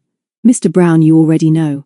He is a very clever craftsman and has just succeeded in a most delicate mission. I gather you are not very popular with Mr. Brown. Now it is time for you to make the acquaintance of your other colleague. Mr. Abel Smith, Smith is the name he is using at present by the way, is a most useful member of our organization. Sometimes he acts as my chauffeur." "I'm not interested in what you're saying, Donald," Channing said after a pause. "You're insulting when you talk about colleagues. I don't like the look of these 2 thugs, and I'm surprised that you're even seen in their company. Since I've been assaulted, I've been robbed of watch, pen and wallet. No doubt the master craftsman Brown managed to do this while I was unconscious, and I must ask for my property to be returned to me at once. You've no right to lock me up in this filthy hole, and it was obvious that I should want to escape after that brutal attack on me. I'm not interested in who you really are. I don't like these colleagues of yours, and I demand to be released at once. You will be very unwise to keep me here against my will." Donald lit a cigarette. "You will be unwise if you do not follow my suggestions very carefully, my dear Channing. Are you prepared to give me your word that you will not try to escape? If you can give me that assurance, I think it possible that I can persuade your colleagues that you can rest more comfortably tonight." Channing regarded his captors in silence. What should he do? If he gave Donald his word that he would not try to escape, he would obviously have to keep his promise. Donald puzzled him. He knew him now to be the unscrupulous leader of a gang of criminals who must be brought to justice, but every now and then, in his previous unfortunate dealings with the man, he had found something that was not altogether bad. Donald was asking him now to give his word not to try to escape, and it was possible that he was asking this because he disliked violence.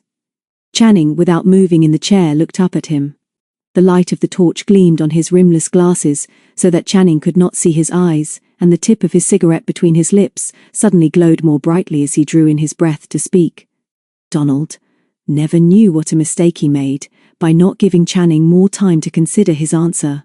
In another second or two, his prisoner would almost certainly have promised not to escape and would have kept his word. But Donald lost his patience, or perhaps it was that he did not know his prisoner well enough. Whatever the reason, his mistake proved to be very costly. He dropped his cigarette, put his foot on it, and taking the torch from Brown, flashed the beam directly into Channing's eyes and said, "Perhaps I have not made myself quite clear, Channing. If you decide to become a nuisance to us, I must remind you that we know where your children live. You told me that you were anxious to get home to Heron's Lodge. I know that you are devoted to your son and daughter, even if sometimes you tend to neglect them. Did I tell you that before I found you asleep in bed at Orford, I had been on the telephone to Zutton? Our mutual friend was very anxious to speak to me as soon as you had left his hotel. I fear you are indiscreet and untrustworthy, Mr. Channing. Your colleagues strongly disapprove of you. I thought you had more sense. You must understand once and for all that if you speak to anyone about pictures, it will be most dangerous for your family. Most dangerous. And the responsibility will be yours. Quite an attractive child, your daughter." Channing listened in amazement. There had been veiled threats before, but never anything quite as brutal as the suggestion that Rose would suffer for her father's mistakes. As his anger rose, he forgot that his children had friends staying with them and thought of them alone, more or less defenseless, at Heron's Lodge. And so he lost his judgment and his temper, and as Donald stopped speaking and felt for his cigarette case, Channing jumped from his chair in an attempt to reach the cold, sneering face of his enemy. He did not have a chance, of course. Smith he could have managed, but the enormous Brown flung him to the ground again. He fought gamely, and managed to grasp Donald's ankles and bring him down onto the pile of coal. But a blow on the head from the heavy torch wielded by the cursing Donald sent him down again, and the next thing he realized was that icy cold water was dropping down his face, and that once more a cruel beam of light was in his eyes. "He's okay, Governor," Brown was saying. "And cold clean water is more than he's worth." Channing lay limp, although it was difficult to control his chattering teeth as the cold water trickled down his chest and neck. He realized now that he was bound to the chair. "Check that rope," Donald snapped. "You'll both be in trouble, if he fools us again. No more risks." Poor Channing was certainly most uncomfortable now. It seemed as if the rope that was binding his ankles was attached in some way to that securing his wrists behind the chair, for the slightest attempted movement of his numbed feet sent a stab of pain through his hands. "Now, Channing, I know you can hear me. I've wasted too much time with you because I thought you had some common sense and you would prefer to spend the night more comfortably upstairs. Now I have no choice. I doubt if you will sleep well down here, but you have chosen to do so. I am a humane man, and so you will not be gagged. Nobody will hear you if you care to strain your voice." He swung the beam of the torch towards the door and then turned to unlock it. Then he stood aside for Brown and Smith, and followed them without another glance at the prisoner, who heard the lock click home once again. It was very dark now, and Channing could only just see the position of the barred window. The wind was still roaring outside, and a cold draught soothed his hot face, which was throbbing with pain. He tried to relax and think calmly. There seemed no sense in exhausting himself by trying to escape from his bonds, for even if he did so, there was no chance of getting out of the cellar until somebody came to see him in the morning. He felt faint and sick with the pain at his wrists and ankles, and at the thought of Donald's threats against Paul and Rose. He did not really believe that his enemy could do them much harm, because however desperate he might be, it seemed more likely that he and his confederates would leave Southwold tomorrow, possibly taking him with them as a prisoner because they dared not leave him behind. They knew now that he would certainly betray them as soon as he was free, but would he dare to tell the police if Donald took Rose off with him as a hostage? As he thought of this possibility, he struggled violently to free himself, but Brown and Smith had done their work only too well. He lay back exhausted, and after a little, while the wind howled outside, he dozed. Although he never knew how long he had lain bound and semi-conscious in the chair, it was in fact nearly 4 hours later that he was roused by the scraping sound of the key in the lock. Slowly, inch by inch, the door opened, and the darkness of the cellar was relieved by the flickering flame of a candle. He turned his head painfully, wondering who his visitor could be this time, but all he could see was a skinny hand holding a cheap enameled candlestick. Then, in the draught between window and door, the candle blew out, and the darkness surged back again. "Are you there, sir? What have they done to you? Can you hear me? I'll close the door and light the candle again. Emma Holmes!" His throat was dry and painful. "Good for you, Emma," he croaked. "I'm tied in this chair and can't move. Don't let them hear you. Close the door quietly and lock it from the inside. Light up the candle again if you've got any matches."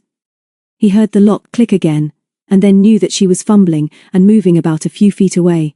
He heard the unmistakable rattle of a matchbox, and then the splutter of a match as the candle was lit. She came over to the chair and held the flame high so that they could see each other.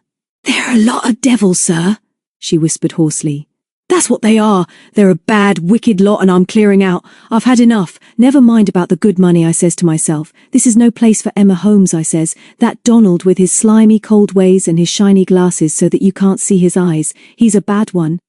"So he is, Emma," Channing groaned. "So he is, and I'm glad you're going to leave, but I want to go too. If you'll help me to get out of this chair, we'll go together. You'll want a knife to cut these ropes, put the candle on the floor and see how they've tied me up." "How did you know I was here?" She did as she was told. "I knew they'd taken you down here after that row upstairs." "How do you know this man Donald, sir? You could have knocked me down soon as kiss your hand when I saw you with him up there at tea time. You seemed all friendly one minute, and the next thing I know is they're carrying you down these stairs and then taking the old chair out of the kitchen."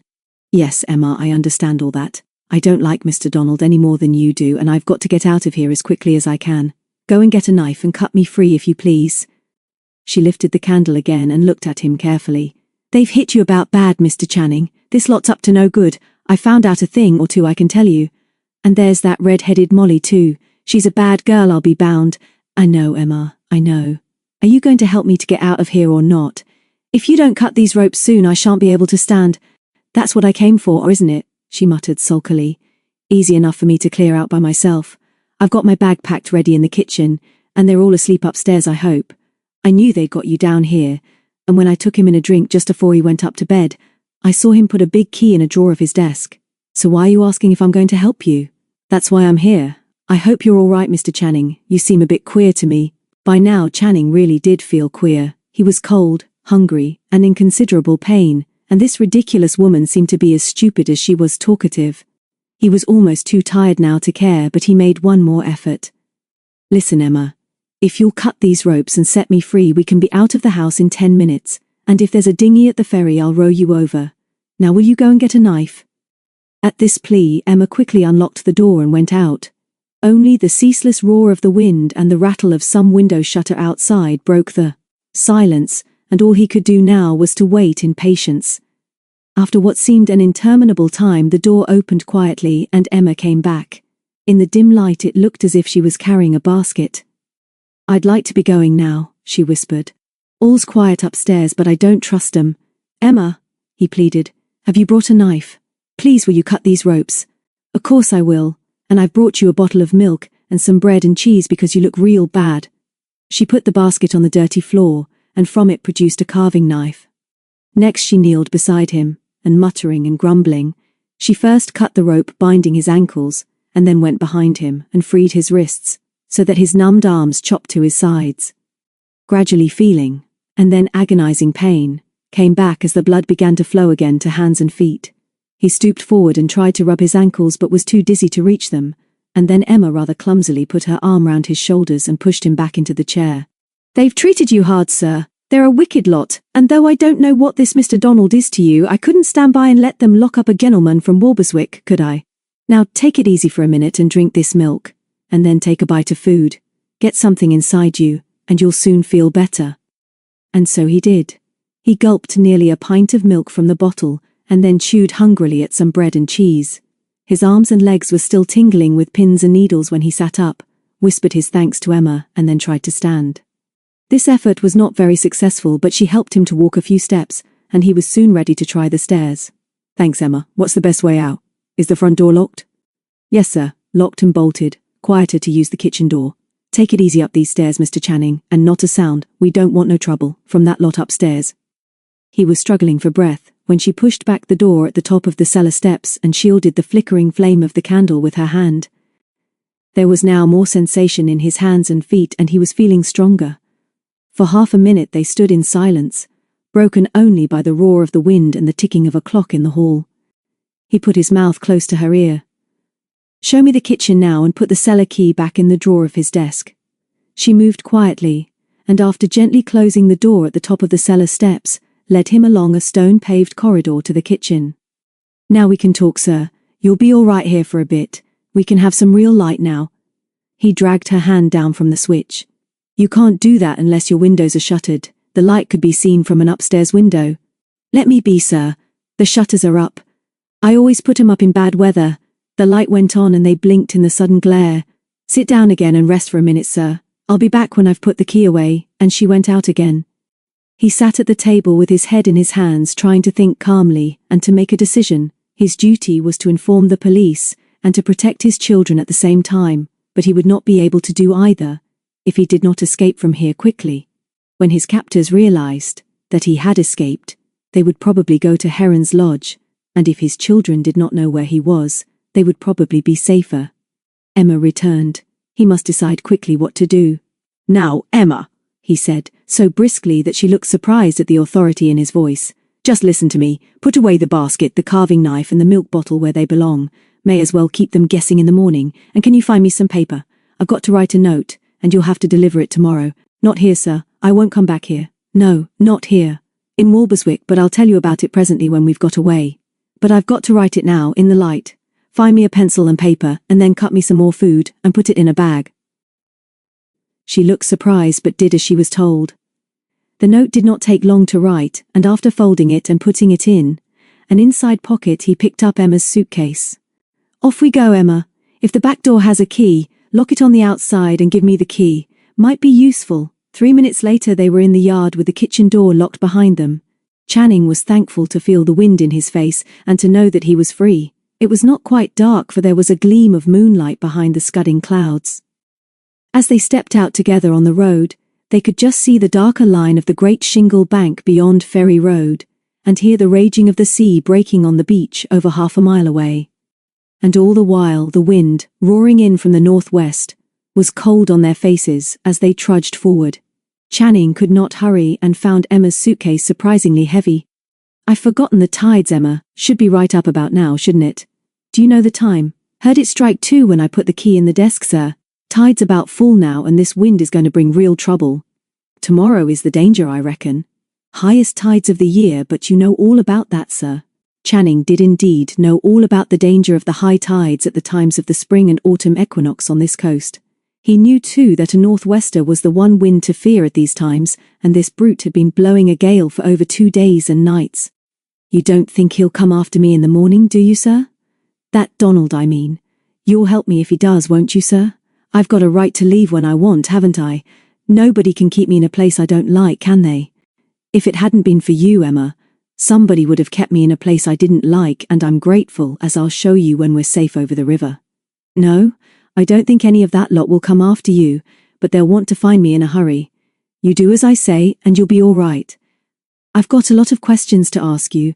I don't like lots of questions, Emma grumbled, but before he could speak, there came a thunderous crash from the beach, followed by the roar and rattle of the shingle as the waves dragged back the stones. Channing stopped in surprise, for this tide must be remarkably high.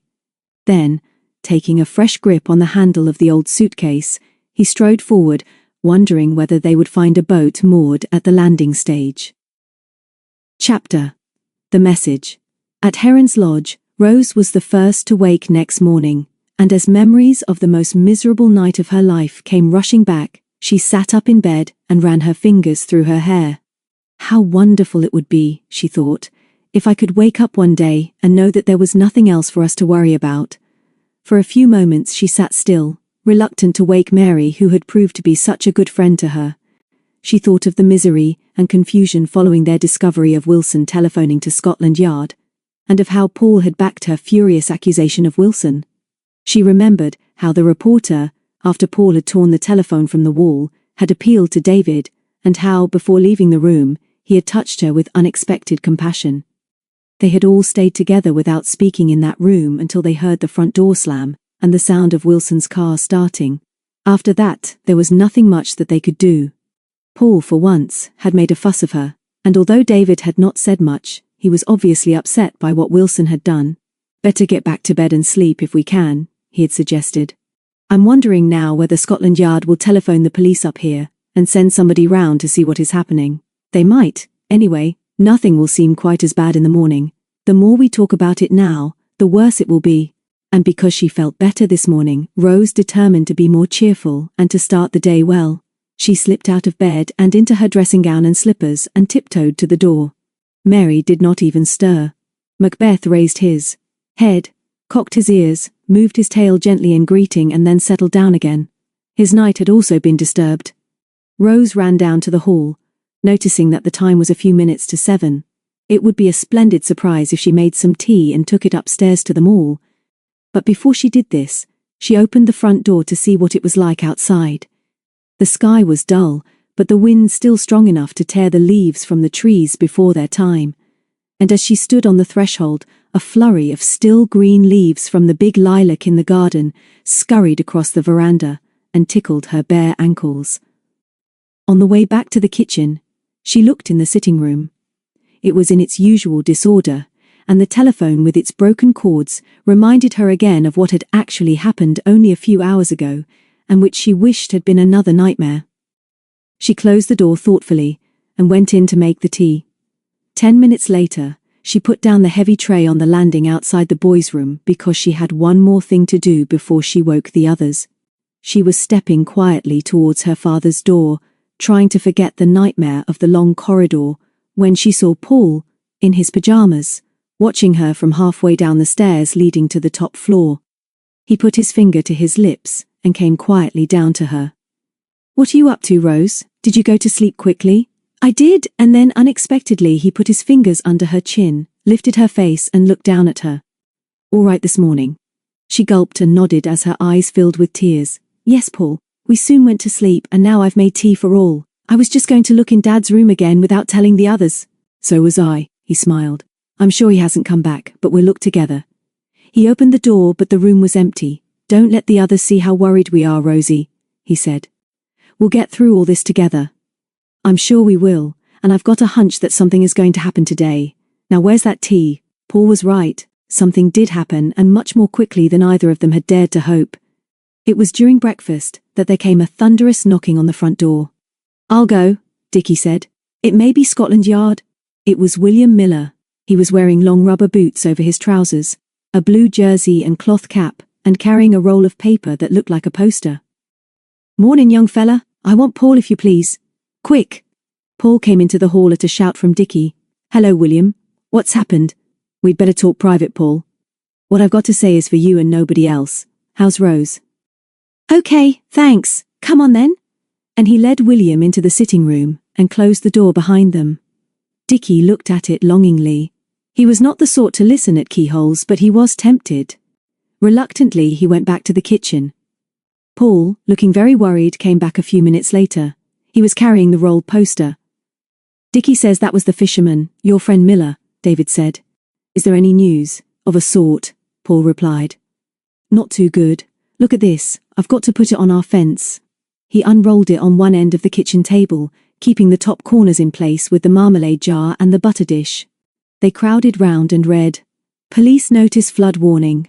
Public warning of the danger of serious flooding due to high tides will be given by the police by loudspeaker announcement. Megaphones. Short blasts on police whistles. Residents so warned should go to safety on higher levels and return to their homes when advised by the police that danger has passed. Chief Constable, East Suffolk." "When is the highest tide, Paul?" Rose asked quietly. "I didn't know it was as bad as that. It's the gale, I suppose." Her brother nodded. "That's it. High tide this afternoon is the danger. William is worried stiff, and I may as well tell you everything he said. He asked first of all if we'd got any news of father, and I said we hadn't. I didn't tell him about Wilson last night because I didn't see that it would help. I don't think he noticed. The broken telephone. He's particularly worried because he thinks Dad might be in danger if he's at sea, but I told him we're as sure as we can be that he's not. Now William is worried about us, because he says that the warning is out and that later today, with the tide at its highest and the nor'wester blowing like this, there's likely to be real trouble. But surely not here in Walberswick, David said. It would have to be a typhoon or a tempest to bring the sea up the Long Beach here and over the shingle bank, and even if it did, there wouldn't be any danger here, would there? We're half a mile from the sea. You don't know what it can be like, David, Paul went on. How could you? You don't live up here where the sea is our enemy. It always has been. It's eating the coast away. William said something else too. If Walberswick is going to be in danger, he thinks my father should be here to keep an eye on things, and on Heron's Lodge in particular. So he will be, Rose said indignantly. Of course he'll come if he can, but he won't fuss. He knows that we're not babies. We can look after ourselves, can't we? And I'll tell you something else, he'd expect us all to try and help other people, and perhaps that's what we'd better go and do directly after breakfast. David looked at her with respect. But before he could say anything, there came another knock on the front door. Paul opened the door to see a woman in a shabby black coat, with a headscarf over her untidy head. He was sure that he had seen her before, but he could not remember her name. Her face was pale and streaked with dirt, and she was breathless, as if she had been running. You're Paul Channing. I knows you, but you've forgotten me. Lucky you come to the door, for I've got something for you. It's something you'll be wanting bad, but you're to swear something afore I hand it over. I'll be glad if you'll let me in, for what I've got is for you and nobody else, my lad. He stood aside and closed the door after her. Who are you? I know you live in Walberswick and that I've seen you before. What do you want and what's all this secret business? Now listen, young man, for I'm in a hurry. If anyone comes around asking if you or anybody in this house has seen Emma Holmes, you don't know nothing. You've never seen her, nor heard of her for months, have you now? You might have strangers coming round asking, or you might not, but I promised him that I'd give you— My father? Paul interrupted as he gripped her arm. Have you got a message from him? Give it to me at once. I remember you now, Mrs. Holmes, and there'll be trouble if you don't tell me what you know about my father. Don't you talk to me of trouble, young man, she said with surprising dignity. I have got a message from your father, but I can't tell you more than that now. He wrote it out himself, and I promised him faithful I'd give it to you and nobody else. You'd better burn it when you've read it. I could be in real trouble if certain folk knew what I'd done and that I've been here. You give me your word just like your father would, that you'll tell no living soul about seeing me. You do that, and I'll hand over the note and be off on the first bus to my sister in Ipswich. Sorry, Mrs. Holmes. Of course I give you my word. Tell me if my father is safe and well, and please give me his message. It's true I don't know where he is now, and you mustn't ask me more. Here's your letter, boy. Forget you've seen me, and the best o' luck. She passed him a folded scrap of paper from her pocket, opened the front door herself, and hurried down the path to the gate. But Paul did not see her pause with her hand on the latch, and then hide behind the hedge as a car passed. He was already back in the sitting room by the window reading his father's message. It was written in pencil, and the familiar handwriting was very shaky, but this is what he read, Paul. Emma Holmes will bring you this, and as soon as you have read it and remembered what I write, burn it. Come as quickly as you can to the old red mill on the marsh. If for some reason you cannot come yourself, ask Rose, but this is a job for you. Bring the key, some food and a flask of coffee. Don't let anybody except Rose know that you have received this note. Neither of you are to tell your friends if they are still with you, and you must not talk to anybody, particularly inquisitive strangers, about me. You know nothing. Strangers interested in any of us are a real danger, and Rose in particular must not be left alone at Heron's Lodge. Better bring her with you if your friends have gone, or get the Millers to look after her. Trust nobody that you don't know, and say nothing about me to those you do. I'll soon be clear of my troubles, Paul, and then I'll explain everything. My love to Rose, father. Paul stared cut of the window with the crumpled paper still in his hand. If he was surprised to see Emma Holmes only just hurrying out of the gate, he did not show it. I'll soon be clear of my troubles, Paul. My love to Rose. Then he looked up and saw his sister standing in the doorway. Shut the door, he ordered quietly. Are the others busy with their breakfast? She nodded, and after closing the door ran across the room. You've got a message from Daddy. I know you have. Show me. Is he all right? He sends his love to you, Rose. I suppose he's all right in himself, but he seems to be in real trouble. I've got to go to the old mill at once, but you must swear not to let the others know. Here you are. You can read it." She read it carefully, and then took the matches from the mantelpiece and burned the scrap of paper in the hearth. "Yes, he must be worried and unhappy to have written that," she said steadily. "What do you think has happened, Paul? Did Emma say where she'd seen Daddy?"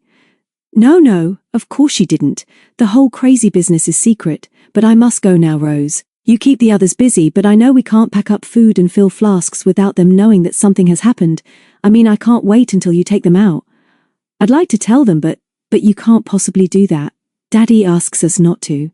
And he says he'll soon be out of his troubles, Paul. That's wonderful, isn't it? She sat down suddenly. I feel a bit sick. He went over and rumpled her hair. Don't be silly, it's just the excitement. Somebody said something was going to happen today, didn't they? Who was it? You, she laughed shakily. Come on, Paul. You've got to hurry, but I do wish that I was coming with you. Give him my love, Paul, and don't forget the key of the mill. It's on the brass tray in the hall. The others looked up curiously when they came back. Dickie was about to say something cheeky, but thought better of it when he realized how excited Paul and Rose looked. Any good news? David asked. Paul said, This sounds awful, I know, but we're not allowed to tell you anything. It's a promise I must keep, and I can only ask you to try to understand. I've got to go out as soon as I've packed up some food. Make some coffee quickly, Rosie. I can't even tell you where I'm going, but Rose is going to stay with you, and I'm sure you'll all be able to help in the village. Don't see why not, David nodded. Anything else you can tell me, Paul? When are you coming back? I don't know yet. It would be a good idea though, David, if you all four stick together. Don't separate, and it's most important Rose shouldn't go off on her own. Lock up the house when you go out together, but all go or all stay. Don't answer any questions from any strangers.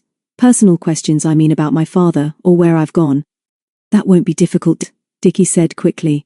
We don't know where you've gone. You can leave strangers to us, Paul, Mary added. Let's help you now.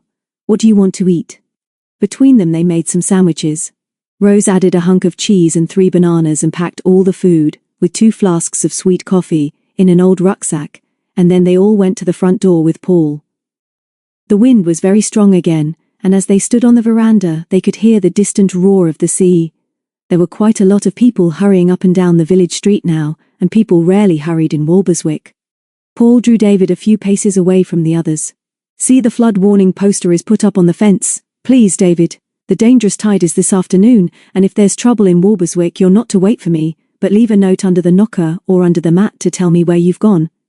If it's likely to be the biggest tide ever, they'll probably evacuate you all to Blythburgh, which is on higher ground.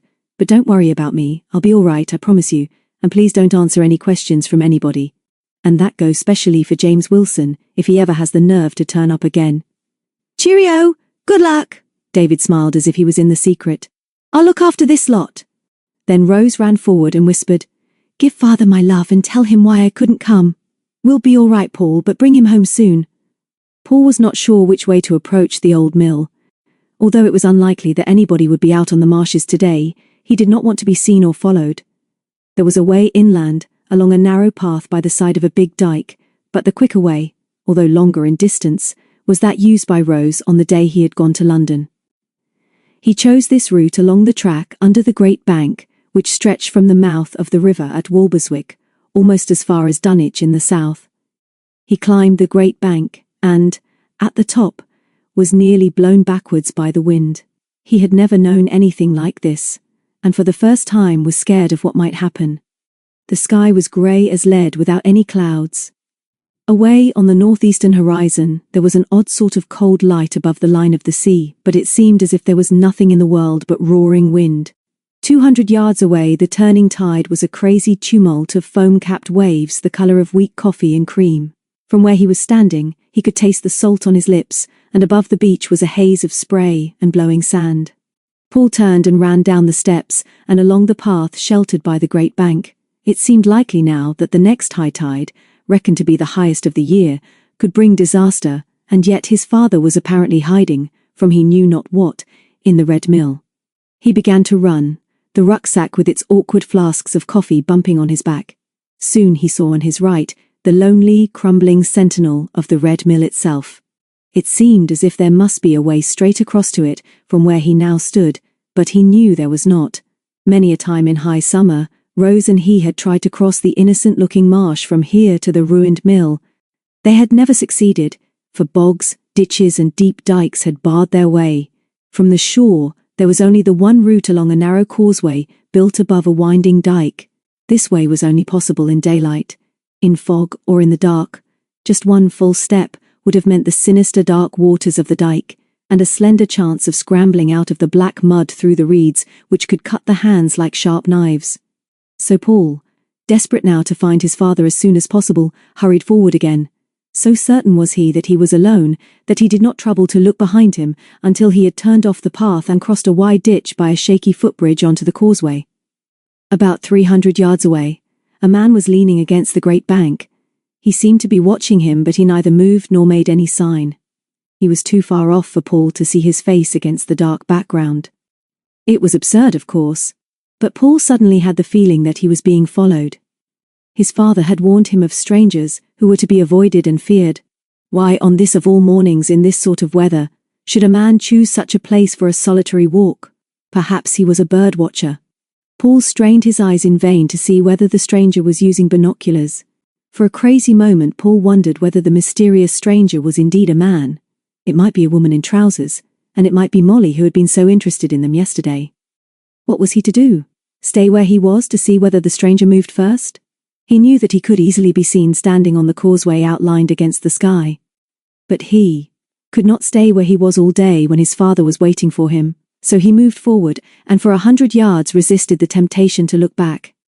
When he did so, the man had disappeared. Paul stood quite still with the wind buffeting him, flattening the bulrushes and whipping the waters of the dike into sizable waves. There was no longer a mysterious shadow against the bank, nor was there a man on the little bridge or on the causeway behind him. He might possibly be hiding in the reeds, and it occurred to Paul that he too might do this and set a trap for the stranger. He dropped to the ground and wriggled off the causeway into some long grass at the edge of the dike. He lay there, with thumping heart, for 5 interminable minutes, but nobody came along the path. He got up again and went on. He did not look back again until he was within 100 yards of the deserted mill. This time, he was nearly certain, but not positive, that a shadowy figure behind dropped into the grass at the side of the path as he had done. Perhaps his eyes or nerves were playing him tricks. Nothing moved now, not even a bird. Now what to do? Should he walk back to see if he could find anybody? Suppose he did? How much better off would he be, and how could he deal with the situation? And if he was imagining things and nobody was there, he would just be wasting time. Suddenly he made up his mind, remembering that from the top of the mill it was possible to see for at least a mile across the marsh. If he was being followed, surely the best way to find out was from the mill itself, but it would be silly to be seen walking straight up to it. So he slipped down below the level of the causeway again and crawled, with the rucksack awkward and painful on his back, towards the mill. This journey took 10 uncomfortable minutes, but at last he tumbled into the overgrown dry ditch round the old brick building, knowing that at last he was out of sight of anybody on the causeway. He sat up and struggled out of the straps of the rucksack, and then heard his father's voice. "Good chap, Paul. Unlock the padlock and get inside as quickly as you can. I've got to stay hidden for a few hours. Hope you've brought a hot drink."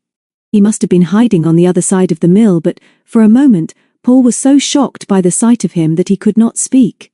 One knee of his trousers was torn, his hair was unkempt and wild, he was unshaven and his face was cruelly bruised. "Hello, father," he said at last. "You don't look too good, but here's the key so you can unlock quickly and we'll get inside. I'm not sure, but I believe I've been followed here. I had to risk being followed to warn you." "Warn me, Paul? What about? What's happened?" "Maybe I could tell you," said James Wilson, who was standing a few feet away on the path smiling at them. "Sorry to be so dramatic, Paul," he went on, "but I thought there was a chance that you might lead me to your father. How do you do, Mr. Channing? I want to see you badly. I've already met your son, and I suggest we get inside this place and talk. I've an idea that a lot of things are going to happen today, and we've no time to waste." Chapter 13. Crisis. As the tattered flags of dawn streaked the eastern sky on the morning of the events described in the last chapter, the Coast Guard, in his lookout on Gun Hill, Southwold, searched the horizon with his binoculars. It was still too dark to see the waves, but he knew, and had reported by telephone that the tide which was now ebbing had been the highest and most dangerous he had ever seen on this coast. It was a wicked, sullen sea, the most frightening that the Coast Guard had ever seen. He swung his binoculars towards the south, where it was now light enough for him to see the gentle sweep of Sole Bay, past Walberswick to Dunwich. He could see clearly now where the River Blythe ran out to sea, and the white line of breakers along the sandy beach by Walberswick marshes. He wondered how much more of the cliffs of Dunwich would be washed away during the next 24 hours, and what treasures of that ancient port would be found on the beach after the gale was over. It was light now, and as the lighthouse gave its last warning until dusk, the Coast Guard put down the binoculars, lifted the telephone receiver, and gave his report. Although he would soon be going off duty, he did not expect to have much sleep during the next 12 hours. As the tide went down and another day began, the alert was sounded first in the northern ports. Through the river boards, who are responsible for the rivers, where they flood, and how they drain the land through which they run, the warning went to the police. And so in the county headquarters of police, and in every police station, quick action was taken, while patrol cars were called to warn people living in low-lying areas, and policemen in vulnerable villages took out posters like that brought by William Miller to Heron's Lodge. Further warnings were sent out. First to the town halls and council offices of all the towns in danger, where the officer in charge alerted the gas and electricity undertakings, the fire, ambulance and water services, the hospitals and first aid organizations, as well as their own workmen and transport contractors. The Women's Voluntary Service, which have so often done such wonderful work in an emergency, were also warned by the police, and their efficient corps of volunteers went into action. Halls in inland towns and in villages on higher ground were prepared to shelter those who might lose their homes. Blankets, dry clothing for children, gigantic urns for tea-making, were all collected and taken to where they would be most needed. And so, while the different people in our story started their day of crisis in various ways, as we shall see, the warning went out, and action was taken from the Wash to the Thames. Farmers began to move their stock from low-lying pastures near the sea. Fishermen up and down the coast and in the estuaries moved their boats from the beaches, and on the promenades of Southwold and Aldeburgh, men worked frantically to dismantle and remove the beach huts. As the fateful hours passed, the wind dropped, but the wise ones shook their heads and said that it would blow a gale again as soon as the tide turned. They were right. None of those sleeping at Yoxley's woke early on this fateful morning. Donald had told Emma to call him at 8 o'clock with tea, and Molly had persuaded the housekeeper to do the same for her at 9, if she had not been sent for earlier. Brown and Smith, sharing an attic room, were not interested in morning tea, nor were they very interested in each other. Donald had a lot to think about, and did not have a good night. The booming of the wind and the creaking floorboards of the old house irritated him, and he tossed and turned fitfully until nearly 3 o'clock. Emma never knew that he was awake when she tiptoed with her suitcase past his closed door on her way to rescue Channing. For a few hours he slept heavily, and then woke suddenly at 8:20 with the feeling that something was wrong. He called, "Come in," thinking that Emma's knock had wakened him, but there was no response and no tea tray on his bedside table. He got out of bed in a rage and went downstairs to the kitchen. There was nobody there, nor was there a tray of tea on the table. He listened at the top of the cellar steps, but no sound save the ticking of the clock broke the silence. Donald was sure that by now his prisoner would be very uncomfortable, but perhaps so exhausted that he was unconscious or asleep. He had no time to spare for Channing yet, and indeed had not made up his mind what to do with him, realizing only now that he had not handled this situation very skillfully. He went back to the kitchen, filled the electric kettle and plugged it in. Then he stormed upstairs to the top landing and banged on Emma's door. There was no reply. He banged again and shouted. Silence but for a prolonged trumpeting snore from the room shared by the two men, so he crossed the landing and opened that door. Smith woke first with a muttered curse. Brown, an enormous and menacing bulk under the bedclothes, just snored. "What's wrong, Governor?" Smith sneezed violently and then asked, "Who's making all that row?" "I am," Donald said. "Do you mind if I make a noise in my own house?" "Thank you very much. Perhaps you will both be kind enough to rouse yourselves and come downstairs. You may have forgotten that we have a prisoner. I'm sure that I can rely upon you to wake your charming colleague. Get up! And hurry! Emma has overslept." He slammed the door behind him and then banged again on the housekeeper's. If you don't answer, I shall come in, he shouted. There was no reply, so he opened the door and saw that Emma had gone. The bed was made, so he did not know for certain whether she had slept in it. The little room was tidy, too tidy. No clothes and no possessions. No note addressed to him. Nothing at all to remind him of Emma Holmes. Where had she gone? Home. But he could not remember whether she lived in Southwold or Walberswick. She had answered his advertisement in a local paper, and as she was the only woman to apply, he had engaged her to start work at once. Had she gone to the police? Why should she? A stupid, talkative woman who never seemed to know what was happening around her, which was one of his reasons for employing her. She could not possibly know that he was dealing with stolen pictures, so why should he fear her now? Channing, of course! She had seen Channing and presumably recognized him. Had she known that he was in the cellar and helped him to escape? But nobody could get out of that cellar if the door was locked. Get downstairs quickly with me, he shouted to the two men in the room across the landing. Emma has gone off and I'd like to know what's happening to Channing. Come down with me and be prepared for trouble. There was trouble. Donald was reassured when he found the key to the cellar still in the drawer of his desk where he had left it, and led the way down the stone steps with Smith and Brown grumbling and muttering behind him. Unshaven, pale and angry, they were not a handsome trio, and they all jumped and swore when the silence was broken by a piercing whistle from the kettle. You both seem to be rather jumpy, Donald whispered sarcastically. Possibly that will wake the girl, unless she's off too. She will most certainly regret it if she has. I am now going to open the door. Be on your guard. If he has got out of those ropes, he may be waiting for us. Rush him if he's out of the chair. If he's still in it, make sure that he's not pretending to be tied up. Brown was annoyed. He couldn't get out of them ropes. He'll be in there okay, and not feeling too good, I hope. Donald unlocked the door and pushed it hard back. The cellar was light enough now for them to see that the chair was empty and that the ropes with which Channing had been bound had been cut again and left on the floor. With the door right back against the wall, there was nowhere for the prisoner to hide. He too had gone. No doubt with Emma. The three men looked at each other in a long silence which was broken by a nervous snigger from Smith. Donald was shaking with rage and thinking fast when Brown said, Somebody must have forgot all about that woman. Have you had her about the place long, governor? And how did she know where you kept the key? I'm just wondering how difficult some of this is going to be for some of us. Bit tricky. That Channing didn't like us much, did he? Do you think he might be somewhere telling tales, governor? I'll tell you what we're going to do, Donald snapped as he led the way up the stairs. Get dressed, both of you, and we'll talk at breakfast. I'll decide what we're going to do, and I can put my hands on Channing when I want him. He won't dare be a nuisance. Where's that girl, Molly? Has she gone too? No, she has not, came Molly's clear voice from the top of the stairs. What on earth are you all doing downstairs half-dressed? And didn't any of you notice the kettle whistling itself hoarse? Where's Emma? Donald pushed past her rudely. And you get dressed too, and be down in 10 minutes for your orders. And make the tea and cook some breakfast and make yourself useful. Emma's gone.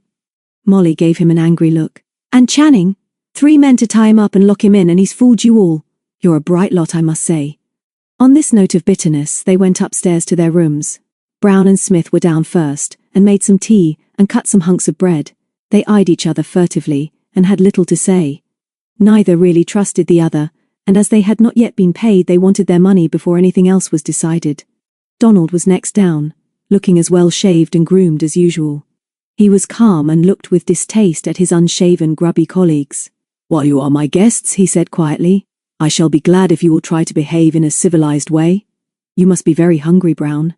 I trust that you have left some bread for me and Molly. When she appears, by the way, kindly ask her to bring me some tea, toast and an orange on a tray to the study. Now just look here, governor, Brown said roughly. That sort of talk isn't good enough. We've got to get out of here quickly and no time to waste. It's no use standing there giving your orders about posh breakfasts on trays. I want the cash that's due to me right now. I never did like that Channing, and I don't reckon he'll waste any time in going to the police. He hasn't, Molly said from the doorway. There's a police car coming down the road now. I saw it from the landing window. Donald's voice did not even shake as he gave his orders. You 2 men get down into the cellar, lock yourselves in and keep quiet.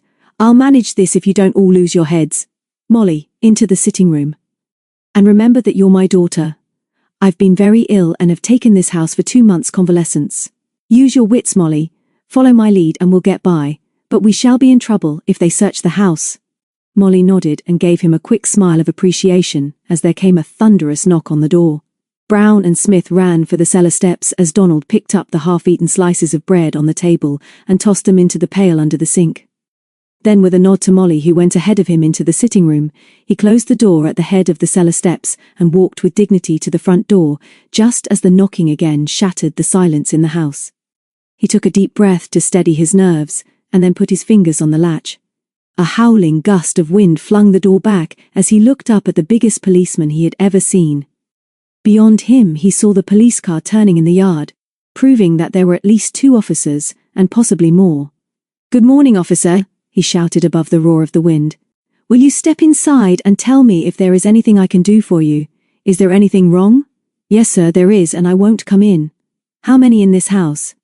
"2, officer, my daughter and I." "What's wrong?" "There's an emergency, sir. Every house on low-lying ground in the Southwold Walberswick areas must be evacuated within 2 hours. There's a flood warning and the sea may break through. I see you have a car and you've got time to pack up valuables and papers. We shan't be back, but unless you hurry you may find Ferry Road closed." And he turned and hurried back to the waiting car.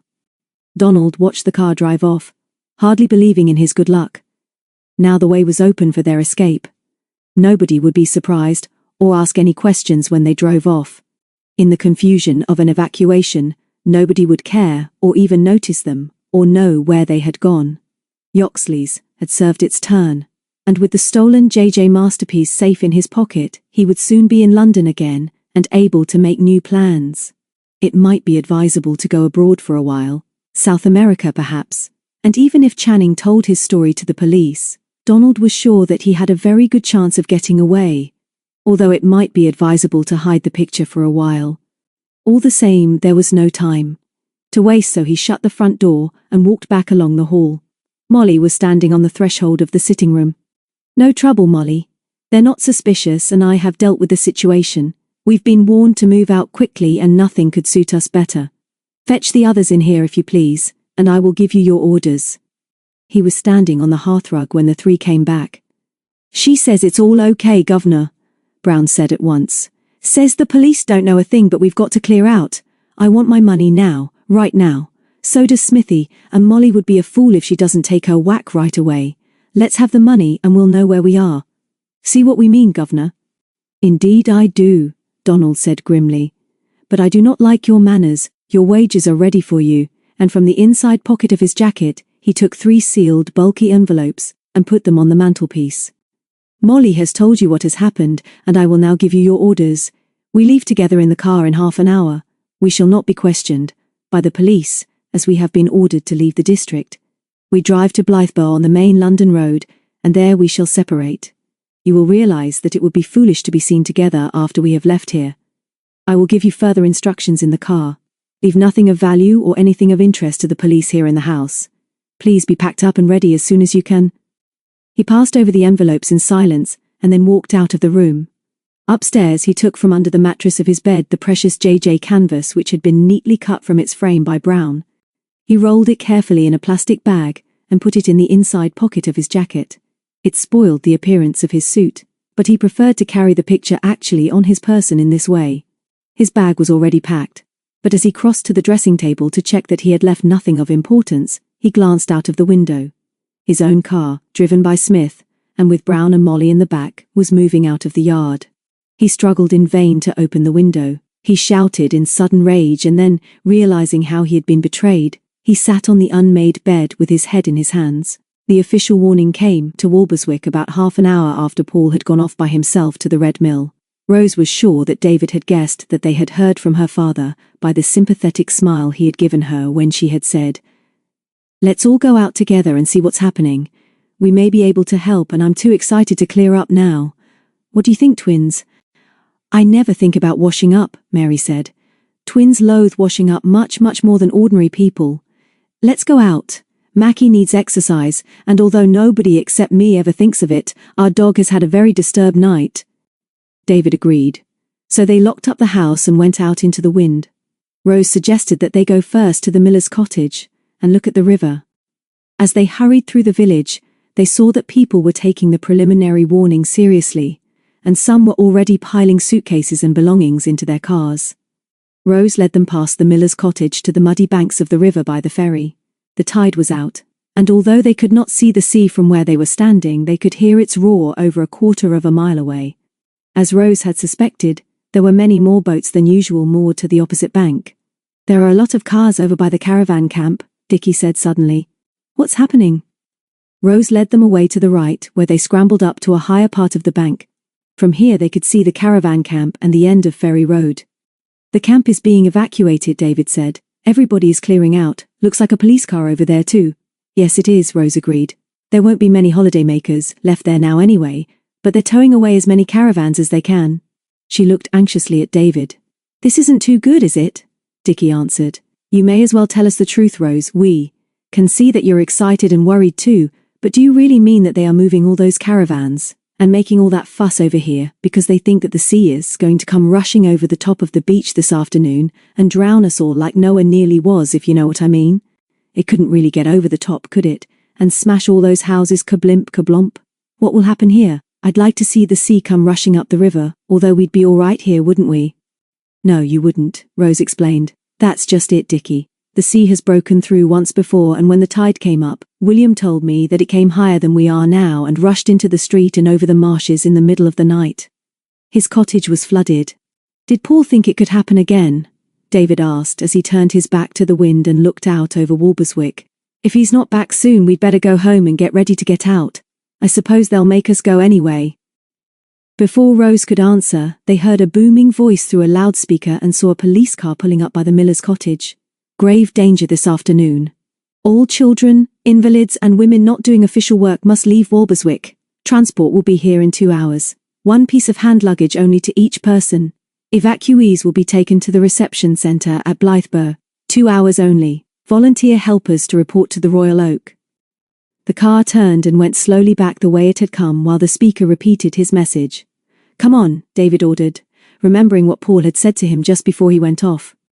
"We'll get back to Heron's Lodge right away and pack up. Whatever happens, don't separate. Keep with me, Rose, come on, don't let Mackie mess about in the mud, Mary." "Utter beast," Mary said as she hauled Macbeth from the investigation of a long-dead seagull on the muddy bank. "You might try and remember what an awful holiday he's had so far. He wishes that he'd never come." "Hi, wait for me!"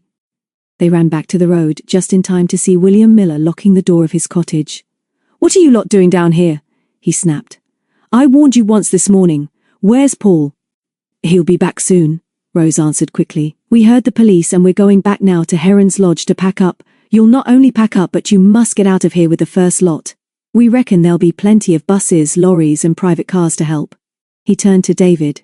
"You're old enough to see that this isn't a joke. There's a chance that if the wind doesn't drop, the bank will go when the tide comes up this afternoon. And then we've had it good and proper. Those twins and the dog must go in the first lot. They'll be okay. My Mary is helping the WVS, so she'll keep an eye on them. Everybody from here is meeting at Blythburgh in a big barn in a field next the church. Now look here, Rose. I'm in a hurry, but there's something I've got to say to you. There's rumors about that your dad has been seen in the village. We'd be right glad of his help here today. Find him if you can and let him know how bad we want him. He'll come if he knows the village is in trouble. But you kids and the dog are to get out with the first lot. You'll only be a nuisance to everybody here. I'll be seeing you," and he ran off towards the Royal Oak. "You needn't think that we're going off in any bus or lorry or car to any barn anywhere," Dickie said firmly. "What did he mean about finding your father at once, Rose?" Rose looked at David. "You guessed, didn't you, David? I'll have to tell you all now anyway.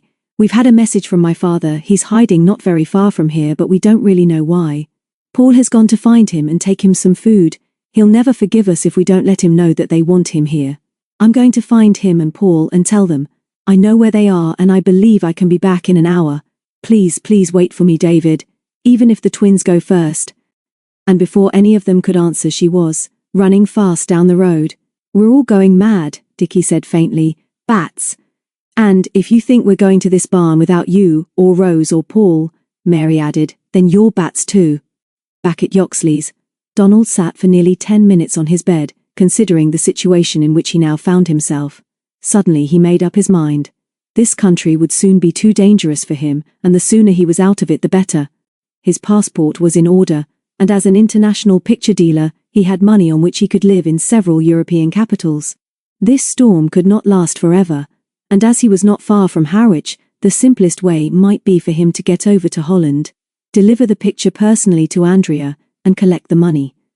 Once that was done, there was plenty of normal business he could do in Europe. The sea route would probably be less noticeable because the authorities would expect somebody of his reputation to fly. But now the thing to do was to behave as naturally as possible. There would surely be no difficulty in getting a lift to Blythburgh. So he searched the house to make sure that nothing of importance was left behind, and burned in the kitchen stove the cut pieces of rope from the cellar and carried the old wicker chair upstairs. Not until he was satisfied that there was nothing in Yoxley's suggesting any sort of crime did Donald lock up, pocket the keys, and walk briskly up towards the sea.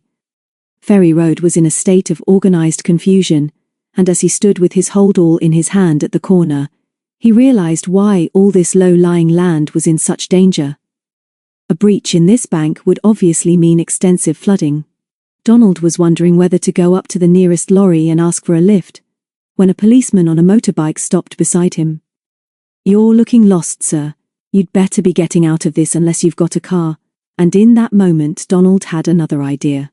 There were altogether too many people and police about, and although there might be safety in numbers, he had a sudden wish to discover what had happened to Channing. Donald still believed that Channing would not want his children to know about the last voyage of Seawitch, or of their association. And if Channing was still in Walberswick, it might be possible to persuade him to join him as a partner, and to take him to Holland as soon as it was possible to do so.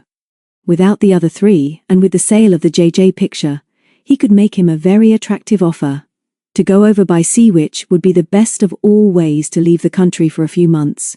There was, of course, the risk that Channing had already betrayed him to the police, and might already have left Heron's Lodge with his family, but he had to take some chances. He turned to the policeman. "Thank you, officer. I have some friends in Walberswick and was wondering whether it is possible to cross the river. I do not wish to add to other people's difficulties here." "You'll be too late if you don't hurry, sir. There's 2 chaps with motorboats taking people over, but if the tide comes up fast they won't be able to do many more trips.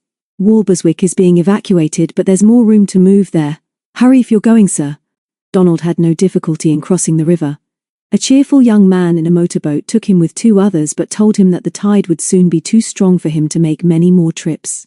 There were not many people about at the river end of the village, and he noticed that most of the cottages were now deserted, with all doors and windows tightly shut. As soon as he had turned into the main street, however, he saw quite a crowd of people round a lorry outside an inn called the Royal Oak. When he was close enough, Donald saw that old people and children were being helped into the back of the lorry. There was plenty of good-humoured joking and laughter as young twins, a boy and a girl looking alike, helped a very fat old lady up a pair of rather insecure steps, held by a pleasant-looking boy of about 16. "Don't you worry, madam," the boy twin said as he pushed her behind. "We're coming too. You can't do without us. As soon as they knew there was going to be a flood they sent for us. Up you go!" And up she went. Then the elder boy ordered the twins in, and the girl picked up a black Scotty dog and went up the ladder followed by her twin. Donald, although tempted to get a lift, at once realized that if Channing was still in the village he would certainly be helping, so he looked round cautiously. The bigger boy caught his eye. "Looking for anybody, sir? Sure to be somebody here who can help you. Thank you, my boy. I want to see a Mr. Richard Channing. Can you direct me to Heron's Lodge?"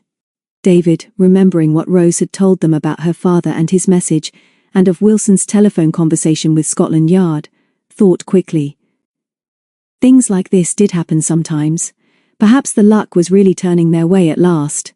He took a chance. "I know where Mr. Channing is, sir. Are you interested in pictures too?" As he spoke he looked directly into Donald's eyes and saw his face change at the mention of pictures. He grabbed his arm, took his bag and swung it into the lorry, and then shouted so that the twins could not possibly mistake his meaning.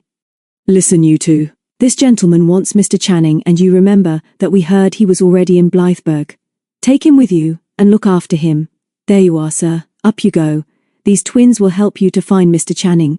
Almost before he realized what had happened, Donald found himself in the lorry. "Bye, Mary," David said, and unexpectedly from the top of the steps put his arm round her neck as if he was going to kiss her. Instead, with his lips to her ear he whispered, "I'm sure he's the picture thief. Watch him, twins. We'll come over to Blythburgh soon as we can. Do your stuff with him." We're trusting you, but take care of yourselves. Mary hugged him. We'll manage, David. Come as soon as you can, though. Up the Lone Piners.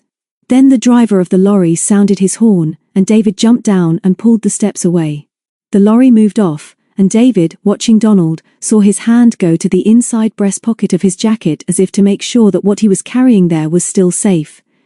Meanwhile, Rose, running, now stumbling, then walking a few steps, made her way to the old mill. Whatever had happened, she knew that her father would never forgive her if he was not told that the village needed his help. Under the great bank where Paul had run not long ago, she hurried, praying that she would soon find her father and brother. For the first time since William's call at Heron's Lodge this morning, she sensed disaster. It had not seemed possible then that their village and their home could really be overwhelmed by the sea. But now, as she ran, the wind, which had died down for the last hour or so, rose again in its fury, howling over the top of the bank and flattening the rushes in the dikes. Beneath her stumbling feet, the ground where the sea asters still bloomed shook as the great wave of the greatest tide within living memory crashed on the beach only 200 yards away. Never before had she been so terrified of the power and majesty of the sea. The air was thick with salt spray, and when she turned off the path onto the little plank bridge which led to the causeway at the side of the dikes, she was caught by the full force of the wind and blown over. As she rolled down towards the water, she clutched at some rushes and then crawled back to safety. For a moment she lay on the narrow path sobbing with self-pity and pain, and when she looked at her hand, blood was streaming from a cut in the soft palm. She found a handkerchief in the pocket of her jeans, and after licking the wound bound it up as best she could. It hurt.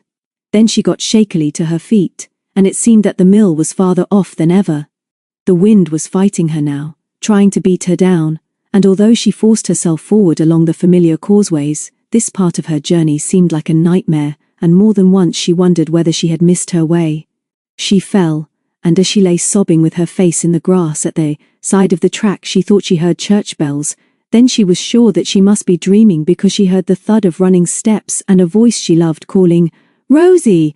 Rosie, love, we're here!" She sat up and rubbed her eyes as her father came running towards her. Behind him was Paul, with a man who looked like David's friend James Wilson, who had tried to betray her father to Scotland Yard. Then her father's arms were round her, and he wiped her tears away. When he saw her glaring at Wilson, he said, "Don't worry about Mr. Wilson, Rose.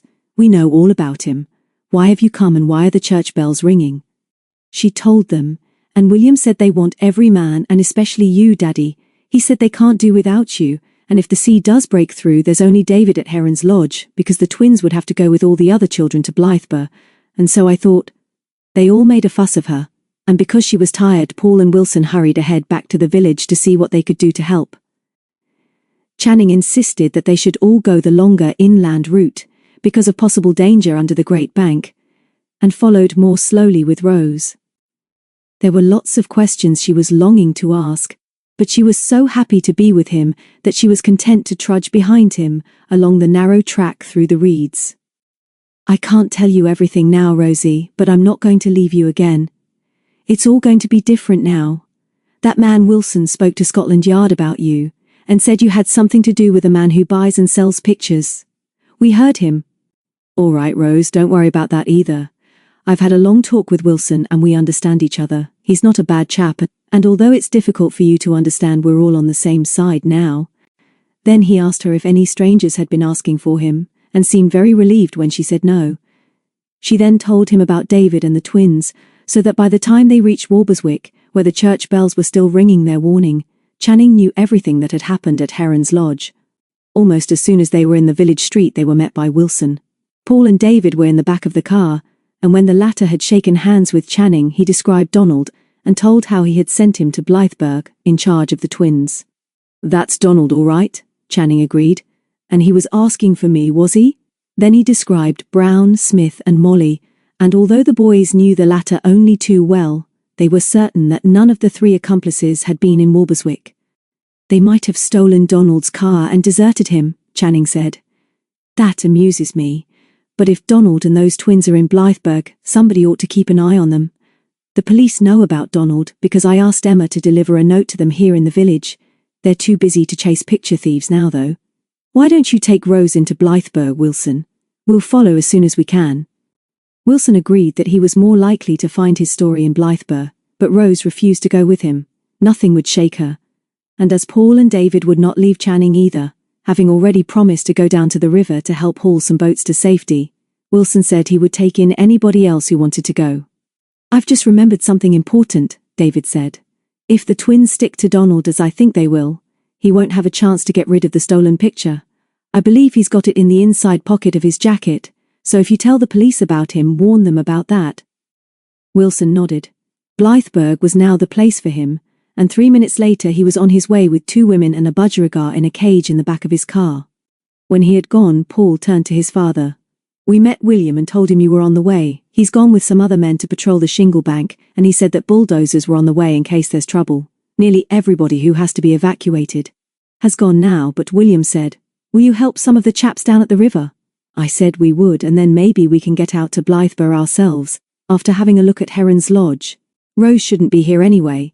3 men struggling to pull a heavy motorboat up the slimy bank called for help when they saw them, and smiled a welcome when they recognized Channing. They were hauling on a wire cable but were only just strong enough to stop the boat from slipping back into the water, which was now racing up the estuary. David slithered down the bank and grasped the hawser, a few feet only from the bows, and Paul came in behind him. Channing had barely added his weight behind the last man in the line when David, to his horror, saw the wire strands of the hawser slowly parting. He shouted a warning which was echoed by Rose standing at the top of the bank behind them. Suddenly, with a twang, the hawser broke, and as the boat slid down to the water, the men fell backwards. Rose, in her excitement, stepped forward, slipped on the mud and rolled down the bank.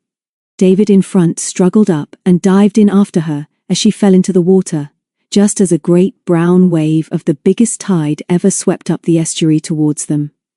Chapter 14. The Sole Bay disaster, the great gale which, with the highest tide ever recorded, caused such damage in East Anglia, struck with its greatest force in Sole Bay between Lowestoft and Thorpeness in the late afternoon. Watchers all down the coast agreed that never had they seen so high a tide roar so ferociously and so fast up the flat beaches. No sooner had it turned than it seemed anxious to return hungrily to the attack. Gigantic waves rolled relentlessly over the sands and hurled themselves against the crumbling cliffs which for years had kept back the sea from the coastal plain, tore away flimsy defences and breakwaters and flattened banks of shingle. As the tide came up, so the force of the northwesterly gale increased, and although the horizon was for a time clear-cut, the light began to fade, and an unnatural twilight full of foreboding closed down on the threatened coast. Lowestoft was the first to suffer, and although the fishing fleet was safely home, the great seas crashed over the harbour walls and through the sheds where the fish were unloaded, packed and sold. In a few minutes the water was above the level of the swing bridge which carries the main road over the entrance to the docks. Farther south at Pakefield on the outskirts of the town, the curious double church on the edge of the cliffs was drenched in spray as the gigantic waves battered at its last defences only a few yards away.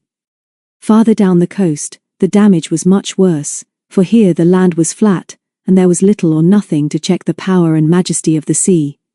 2 caravan camps were overwhelmed. Many caravans were smashed, and a man and woman who had refused to take notice of the police warning were drowned when their small car was overturned by the force of the flood. From all parts of East Anglia help moved into the danger areas. Police in cars and on motorcycles, ambulances, Red Cross and St John volunteers, fire services, men from the Eastern Electricity Board, and most particularly the members of the Women's Voluntary Services came to the rescue. The WVS had already opened up rest centres for evacuees in the inland towns, and by now food, hot drinks, and even dry clothing was being rushed to where it was most needed. Repair gangs with lorries and bulldozers were standing by. From Gun Hill itself, in the afternoon's uncanny twilight, scared observers saw the greatest wave of this great tide roll effortlessly over and through the high bank and sweep across the ferry road. They were silent with wonder as the very sea, not a succession of waves, followed the great wave. The protecting bank was swept onto the road and into the little gardens of the houses. Stones, bricks, blocks of smashed concrete were thrown up in a flurry of foam. Some, freak of wind and water, lifted the roof of one house and tossed it contemptuously into the flood. Front doors so carefully locked but an hour ago burst open under the pressure, windows were smashed and walls collapsed. As the houses vanished in a mist of spray, the waters swept triumphantly across the low-lying pastures between Southwold and the river. They filled the dikes, and carrying before them a mass of rubbish they advanced on Yoxleys, swirled for a few minutes round the garden wall, found the way into the yard, and then poured through the unglazed barred window of the cellar. Then, the river flooded, as wave after wave forced its way up the estuary, and surged over the banks into Walberswick on one side, and smashed boats at their moorings against the wooden quay of the harbour on the other. And because the Southwold bank was lower, these flood waters of the river flowed over the track into the pastures, and joined those already threatening Yoxleys. Farther and farther up the river, the waters rose until the inn a mile inland at Blackshaw was flooded, and the footbridge threatened. The next breach was in the bank below which Paul, and then Rose, had run but a few hours earlier to find their father. Here the waters attacked in a different way. As the tide roared up the sandy beach, cracks opened in the bank, and water began to trickle across the path and over the mauve sea asters. It was half an hour after the Ferry Road disaster, before it broke right through with a roar of triumph, filled the dikes, overflowed the causeways and surged round the old Red Mill, and on until it lapped the heather-covered hills of Walberswick Common. By the time the great tide attacked Dunwich, the wind began to drop, and the strange twilight to lift. Once Dunwich was the greatest port on this coast with many monasteries, churches and streets. Now it is only a hamlet with the remains of a churchyard at the edge of the cliff, and the few inhabitants know all about the dangers of the sea. On this terrible evening they stood on the cliffs which shook under the furious onslaught of the waves and began to crumble as they had been doing through the years. Down the coast, Aldborough, to Orford, where a boat called Seawitch was sunk at her moorings, to Felixstowe, to Harwich, and to the Thames estuary, the storm raged and the floodwaters swept inland. But at last the tide turned and the fury abated. As dusk fell, Southwold Lighthouse flashed out its accustomed warning, and to every town, village, hamlet and isolated cottage within reach of the floods came the helpers to save life, to comfort the afflicted, to shelter the homeless, to restore the services of electricity, gas, telephone and water that we all take for granted. Bulldozers, cranes, excavators, lorries and gangs of men, forgetting their own weariness, came to seal the breaches made by the sea. As darkness fell they worked by floodlight, and later by the mocking light of the moon that shone on great wastes of water, and a scene of desolation and ruin. Chapter 15. Mary Goes to Church. The village of Blythburgh is on the main road from London to Great Yarmouth. It is about 4 miles from the coast, midway between Southwold to the northeast and Walberswick to the southeast. The River Blythe, which, as we know, runs out to sea between these two places, meanders across Tinker's marshes and then widens into a great broad which fills as the tide comes up. All this low-lying land floods easily, and is now the desolate haunt of birds. The river was once navigable all the way from the sea to Blythburgh, which for a while was almost as important a port as Dunwich. On the day of the Sol Bay disaster, Blythburgh became busier than it had been for 400 years, and this was the way of it. Because of its position inland between Southwold and Walberswick, parts of which would be evacuated following a flood warning, and because the ground around the magnificent church was higher than the surrounding country, Blythburgh was chosen as the reception area for the threatened towns, and for Walberswick in particular. As soon as the warning went out in the morning, the police took charge. So that all traffic for the relief of the evacuated between the three places should be unhampered, they decided to divert through Halesworth all north-south unofficial traffic on the main road. At each end of the village, therefore, they made a simple roadblock where the drivers of all cars and lorries were questioned, and most turned back. By noon, there was a steady stream of traffic from Walberswick, and a bus and 2 lorries with the first to be evacuated from the Ferry Road area came from the north. Almost every house and cottage in Blythburgh was waiting to take in somebody if the need arose, but the main shelters were 2 enormous barns in a field near the church. In the big vicarage, close to the church, a first aid post was set up, and the vicar was here, there, and everywhere, doing all he could to help.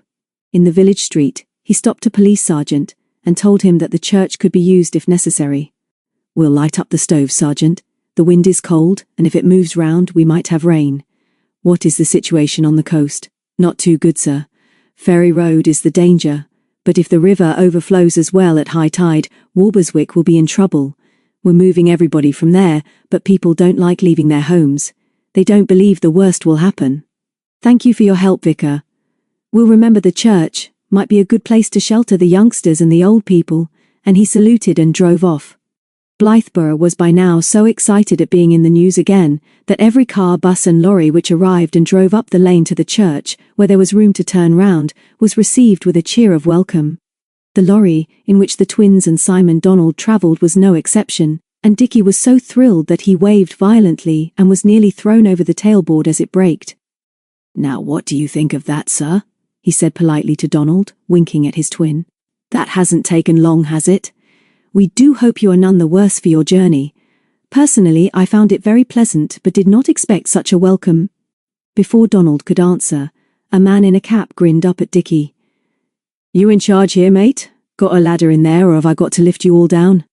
Donald, to his obvious annoyance, had to stand on one side until all the women and children were safely out of the lorry, and when at last he was on the ground, the twins and Macbeth were waiting for him.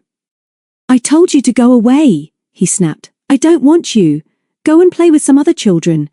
Dickie and Mary looked at each other with horror, and then the former said, "Did you hear him, twin? Go away and play," he said, "and that he didn't want us. If we weren't on our very special best manners, we would tell him that we didn't want him, but that we've promised to look after him and help him to find Mr. Channing and—" "Shut up!" Donald roared rudely.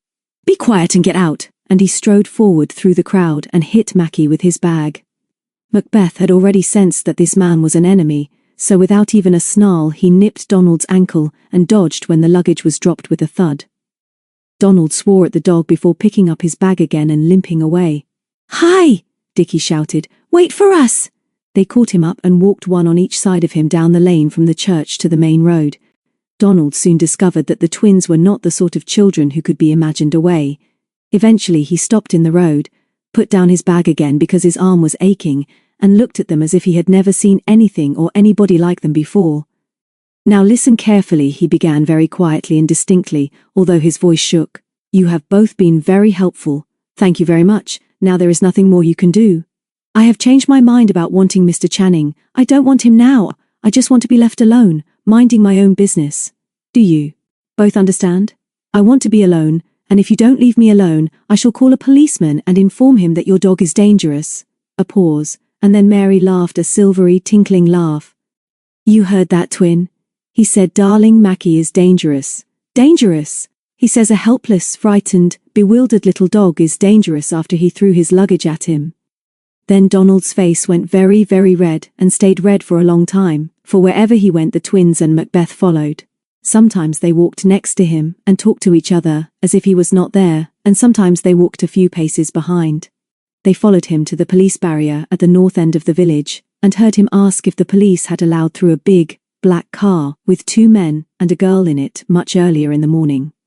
He was told that nobody except evacuees or cars on official business had been allowed through since the block had been set up.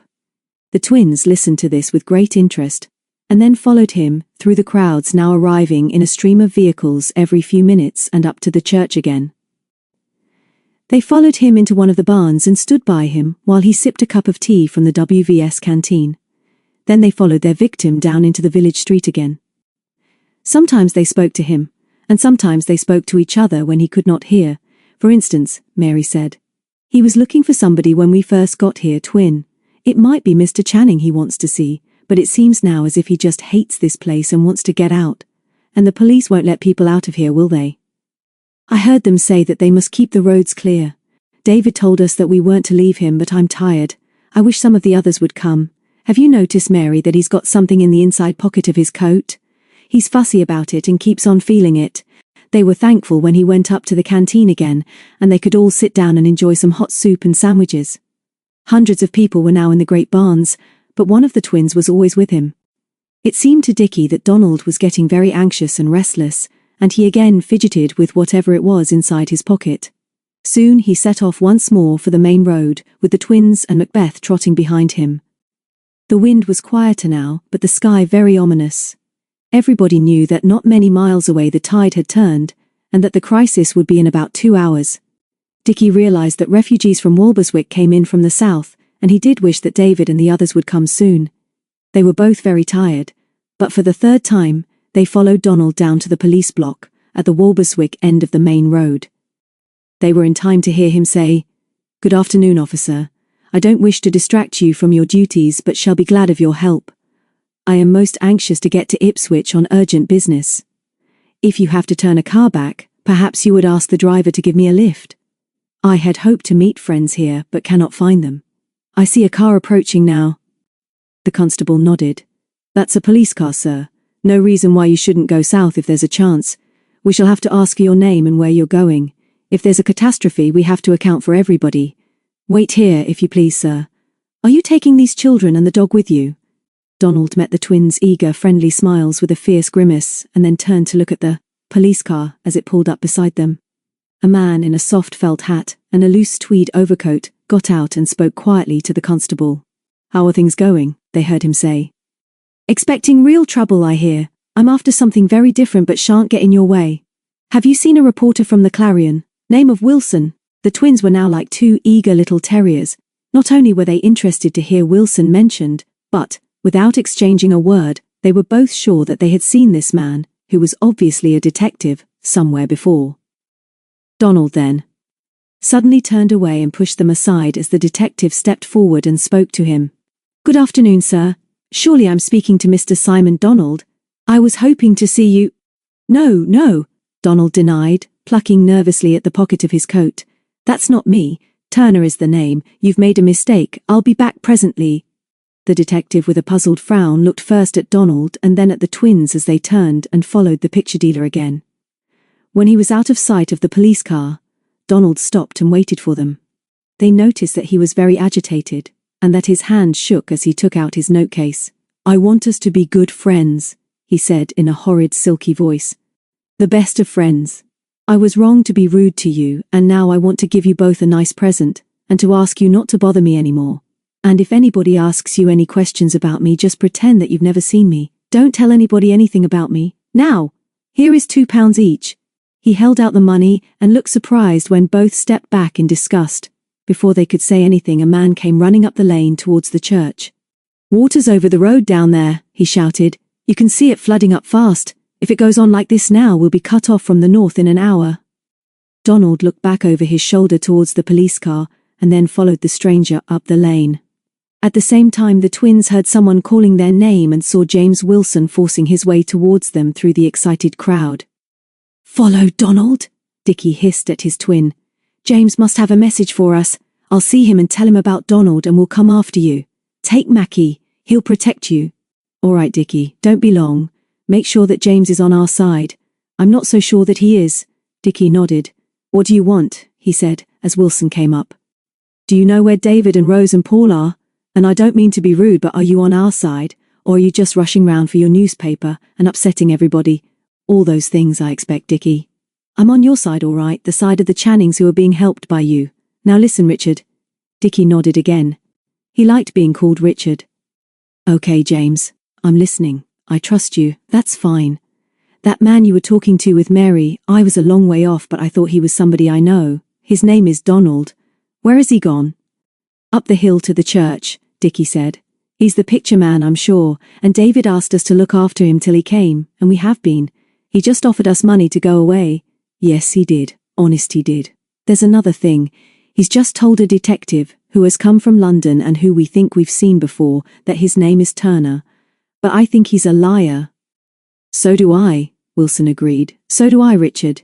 You two are really good. You're right about the detective too. You have met him and his name is Summers. I saw a police car at the side of the road when I drove up, but I didn't see him. I must find him right now, Richard. He's the chap we want. Will you run after Mary and Mr. Simon Donald and keep an eye on them both? Don't let Donald escape from Walberswick, Richard. He's the chap Bill Summers and I both want, so we'll come and find you as soon as we can. You can tell Bill that your picture man is carrying something jolly important in the inside pocket of his coat," Dickie said exultantly. But James Wilson was already on his way back to the South Road block to find Summers, so Dickie, weary but feeling very pleased with himself, toiled up the lane towards the church. He was unhappy about leaving Mary with Donald, but shrewdly he guessed that the enemy was on the run, and it was not possible for them to get away from the crowds that were gathered round the church, in the churchyard, and in the big field. People were now standing quietly in groups looking towards the sea. It was a strange scene, and Dickie caught something of the tense excitement of those whose homes and nearly all they possessed might be destroyed within the next hour or so. Nothing that men could do could stop the sea, and he wondered, with sudden shock, what had happened to David, Paul and Rose, and whether they had found Mr. Channing, and if so, why did they not come? Mary and Donald were leaning against the churchyard wall. Macbeth was lying at their feet. Mary smiled briefly when she saw her twin, but Donald stared at him as if he had never seen him before, and Dickie knew that the man had no fight left. Perhaps they had done better than they thought.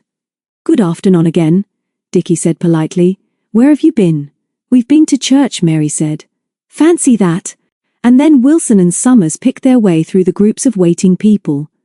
Wilson smiled at the twins and tried to draw them aside, but they heard the detective say, "You are Simon Donald, I am sure, sir. I thought I was not mistaken. Will you kindly come with me to the police car? I have a few private questions to ask you." Donald looked round carefully. He met Wilson's eyes with hostility, but when he looked at the twins it seemed that he gave them a fleeting but grudging smile of admiration. Then he shrugged his shoulders and turned without a word to Summers and picked up his holdall.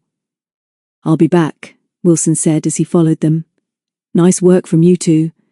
When Dickie glanced at his twin, he saw tears on her cheeks. He guessed that she was suddenly sorry for Donald. So was he, in a way. Then a woman pointed, and they saw a white ambulance coming slowly up the hill behind a car. "There's been an accident," she cried. "The first aid post is at the vicarage." As the crowd surged forward, the twins went too, and saw Paul jump out of the car in front of the ambulance and look round anxiously. "Paul! Paul!" Mary shouted. "Here we are! What's happened? Where's David and Rose?" With a wave of welcome, Paul ran towards them, and they saw that his clothes, hair and face were caked with mud. "They're all right, twins. They'll be all right. Who will be? What's happened?" "Rose fell in the river and David went in after her and grabbed her as a great wave came up. Then my father dived in and held them somehow against the bank, and we got them out with a rope. David saved Rose's life, twins." Mary held her head high. "Yes, Paul," she said. "He would. Let's go to them," and then impulsively, "I'm glad you found your father." From the back of the ambulance now appeared Richard Channing, also covered with mud, with a blanket round his shoulders and with Rose in his arms. Although Rose looked bedraggled and pale and was swathed in blankets, she waved cheerfully when she saw the twins with Paul and shouted something they could not hear. Then came a nurse in uniform, and finally, David, rather sheepish and extremely dirty, followed the others through the vicarage gate. Somebody, who had heard what Paul had told them, raised a cheer, and then the twins and Macbeth, with Paul in the rear, followed the others into the house. The big dining room had been turned into a first aid post, and here an enormous fire was burning. Rose, now standing on the hearthrug beside her father, said with chattering teeth, "I was such a fool, twins. Honestly, I was. I slipped in the mud and fell in the river, and your wonderful David rescued me, and then Daddy saved us both." Then the nurse bustled in, said something about a doctor and hot baths, and Rose was whisked away upstairs, followed soon after by Mr. Channing and David. While they were away, Paul again told the twins, and anybody else who would listen, what had happened in Walberswick after the rescue, and how the river had begun to overflow its banks before the ambulance and the last carloads of helpers had been forced to leave. As he sat before the fire warming his hands with a cup of hot tea, they realized that he was still very shaken, not only by what had happened, but by the realization that there was a chance now that Heron's Lodge might actually be flooded. At this time he did not know that the sea had broken through farther south, and that the marshes even beyond the Red Mill were invaded too. Then Rose, in borrowed clothes, came down and was given hot milk and aspirin and a seat by the fire. Her eyes were bright and her cheeks glowing with excitement. "They want me to go to bed, but I'd rather be with you," she said. Her father and David were the next to appear, and finally James Wilson arrived like a whirlwind. "Heard the heroes were all here. Haven't got more than a minute because I've got to telephone London, but thought you'd like to know about Mr. Simon Donald. He's gone off to Ipswich police station with Bill Summers. Who was it said that Donald was carrying something unusual in his inside coat pocket? I suppose you all know now that the police are looking for a stolen JJ picture? It certainly wasn't in Donald's pocket, nor was it in his bag. I'd give a lot to find that picture. Mr. Channing, here, knows that Donald is a thief. Wasn't it David who was sure Donald had it in his pocket? David agreed. I think so. All the JJ pictures are small, aren't they? Small enough to roll up and keep in an inside pocket. Wilson looked across at Channing, who nodded briefly. He had something like that in his pocket all the time he was with us, Dickie said. He kept on feeling it. Mary, who had been sitting on the floor by Rose's chair, got up and looked steadily at Mr. Channing. Would it be a good thing for you and Rose and Paul and for all of us and everybody if that picture was found? She asked. Would it? Of course it would, Mary, Wilson said quietly. What do you know about it? I didn't mean you, James. You only want to know things to put in your newspaper. You tell me, Mr. Channing. He put a hand under her chin and smiled down at her. I like you, Mary. It would be a good thing for everybody except Donald. Of course it would. The picture has been stolen. It belongs to somebody else. Very well, Mary said. I think I know where the picture is. You come, Mr. Channing, and James, and my twin. We won't be long. We're going to church. As they walked down the steps of the porch into the church, they were all struck by its beauty. It was very big and warm too. Round an enormous iron stove, a dozen or so toddlers were sitting on blankets spread on the stone floor, listening to a woman reading them a story. Several old ladies were knitting in one of the pews, and some schoolchildren were being taken round the big church by the vicar. Above the roar of the wind round the great belfry, they heard his voice as he showed them the broken brickwork of the floor by the font, and the remains of an iron staple driven into one of the big stone pillars. He was explaining that Cromwell's soldiers were believed to have stabled their horses in the church during the Civil War, and the pounding of their hooves broke up the floor. Mary stopped a few yards away from the font and signalled to the others to stop. Listen now, and I'll tell you what happened, she whispered. When Dickie had gone to tell James what had happened, I followed Donald up the hill. We did not speak. He walked ahead, and I was very tired and rather miserable about everything, so I walked behind with Mackie. When he got to the churchyard gate, there were lots of people, and he stopped and looked round. I know it sounds silly, but I was sorry for him. He looked as if he did not know what to do or where to go, and I pretended not to notice when he went into the church. I waited until he was inside, and then I ran after him quickly. There were lots of people here, more than now, and it was a minute or two before I saw him down there by the font. He was pretending to look at it carefully, but he had his hand inside his coat fidgeting with something. I hid behind a pillar, and when he thought nobody was looking at him, he opened the lid of that big wooden box by the wall and put something in. Unless somebody else has taken it, I think you'll find the stolen picture in there, that's all. I don't want to see it. The vicar and his party had moved on now, and when Channing and James Wilson hurried down the aisle, Mary said, Come on, twin, let's go back to the others. But Dickie held her back until they saw Channing lift the lid of an old oak chest. Wilson rummaged about, and then held up a small rolled canvas in a polythene bag. The twins saw Channing point to the vicar, and obviously insist on telling him of their find, and then they ran out again into the open and down to the vicarage. David, Paul, and Rose were still by the fire, and there was nobody else there. When Macbeth dashed across the room to them, David got up and pushed them both into the big chair in which he had been sitting. You've both had enough. Mrs. Vicker says we can all sleep here tonight, and you two ought to be in bed now. I suppose he hid the picture in the church, Mary, and it's due to you that it's been found. And Dickie, and Mackie. It was just lucky, I suppose, that Mr. Donald came up at Walberswick when we were getting into the lorry. I don't think the stolen pictures matter as much as your father, Rose and Paul, Dickie said. I suppose he's had some terrific adventures, and now that he's come back to you, the three lone piners have done their job, haven't they? Mary smiled. That's what matters, isn't it? Is everything wonderful for you now, Rose? It will be soon, came Channing's voice from the doorway. I promise it will. There's going to be a lot for us all to do tomorrow, and tonight, when the tide is down, most of the men are going to help the gangs fill the breaches with sandbags. You had better telephone your parents in London, David, and tell them that you are all well. They'll be worried when they hear the news of the floods. The three Channings will soon be telling them how much they owe to three Mortons. Then Rose said, Just think of it. Nobody could possibly have guessed what was going to happen to us all today. But we're lucky, aren't we?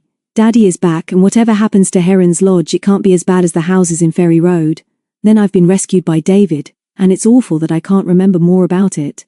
And then we're all friends together, and everybody is being kind, and tomorrow the tide won't be as high, and people will help each other. Where's James Wilson? On his way to a telephone, and London by now. Her father smiled. He's given the picture to the police, and says he's sending somebody tomorrow to take photographs of you all. You're all famous, and he says he's got a wonderful story. Rose ran to her father and hugged him. There'll never be a story in a newspaper as good as our own private story, she said. Just think of all the wonderful things we've all got to look forward to together. Good for you, Rose, Paul agreed. But the twins were already asleep in their chair.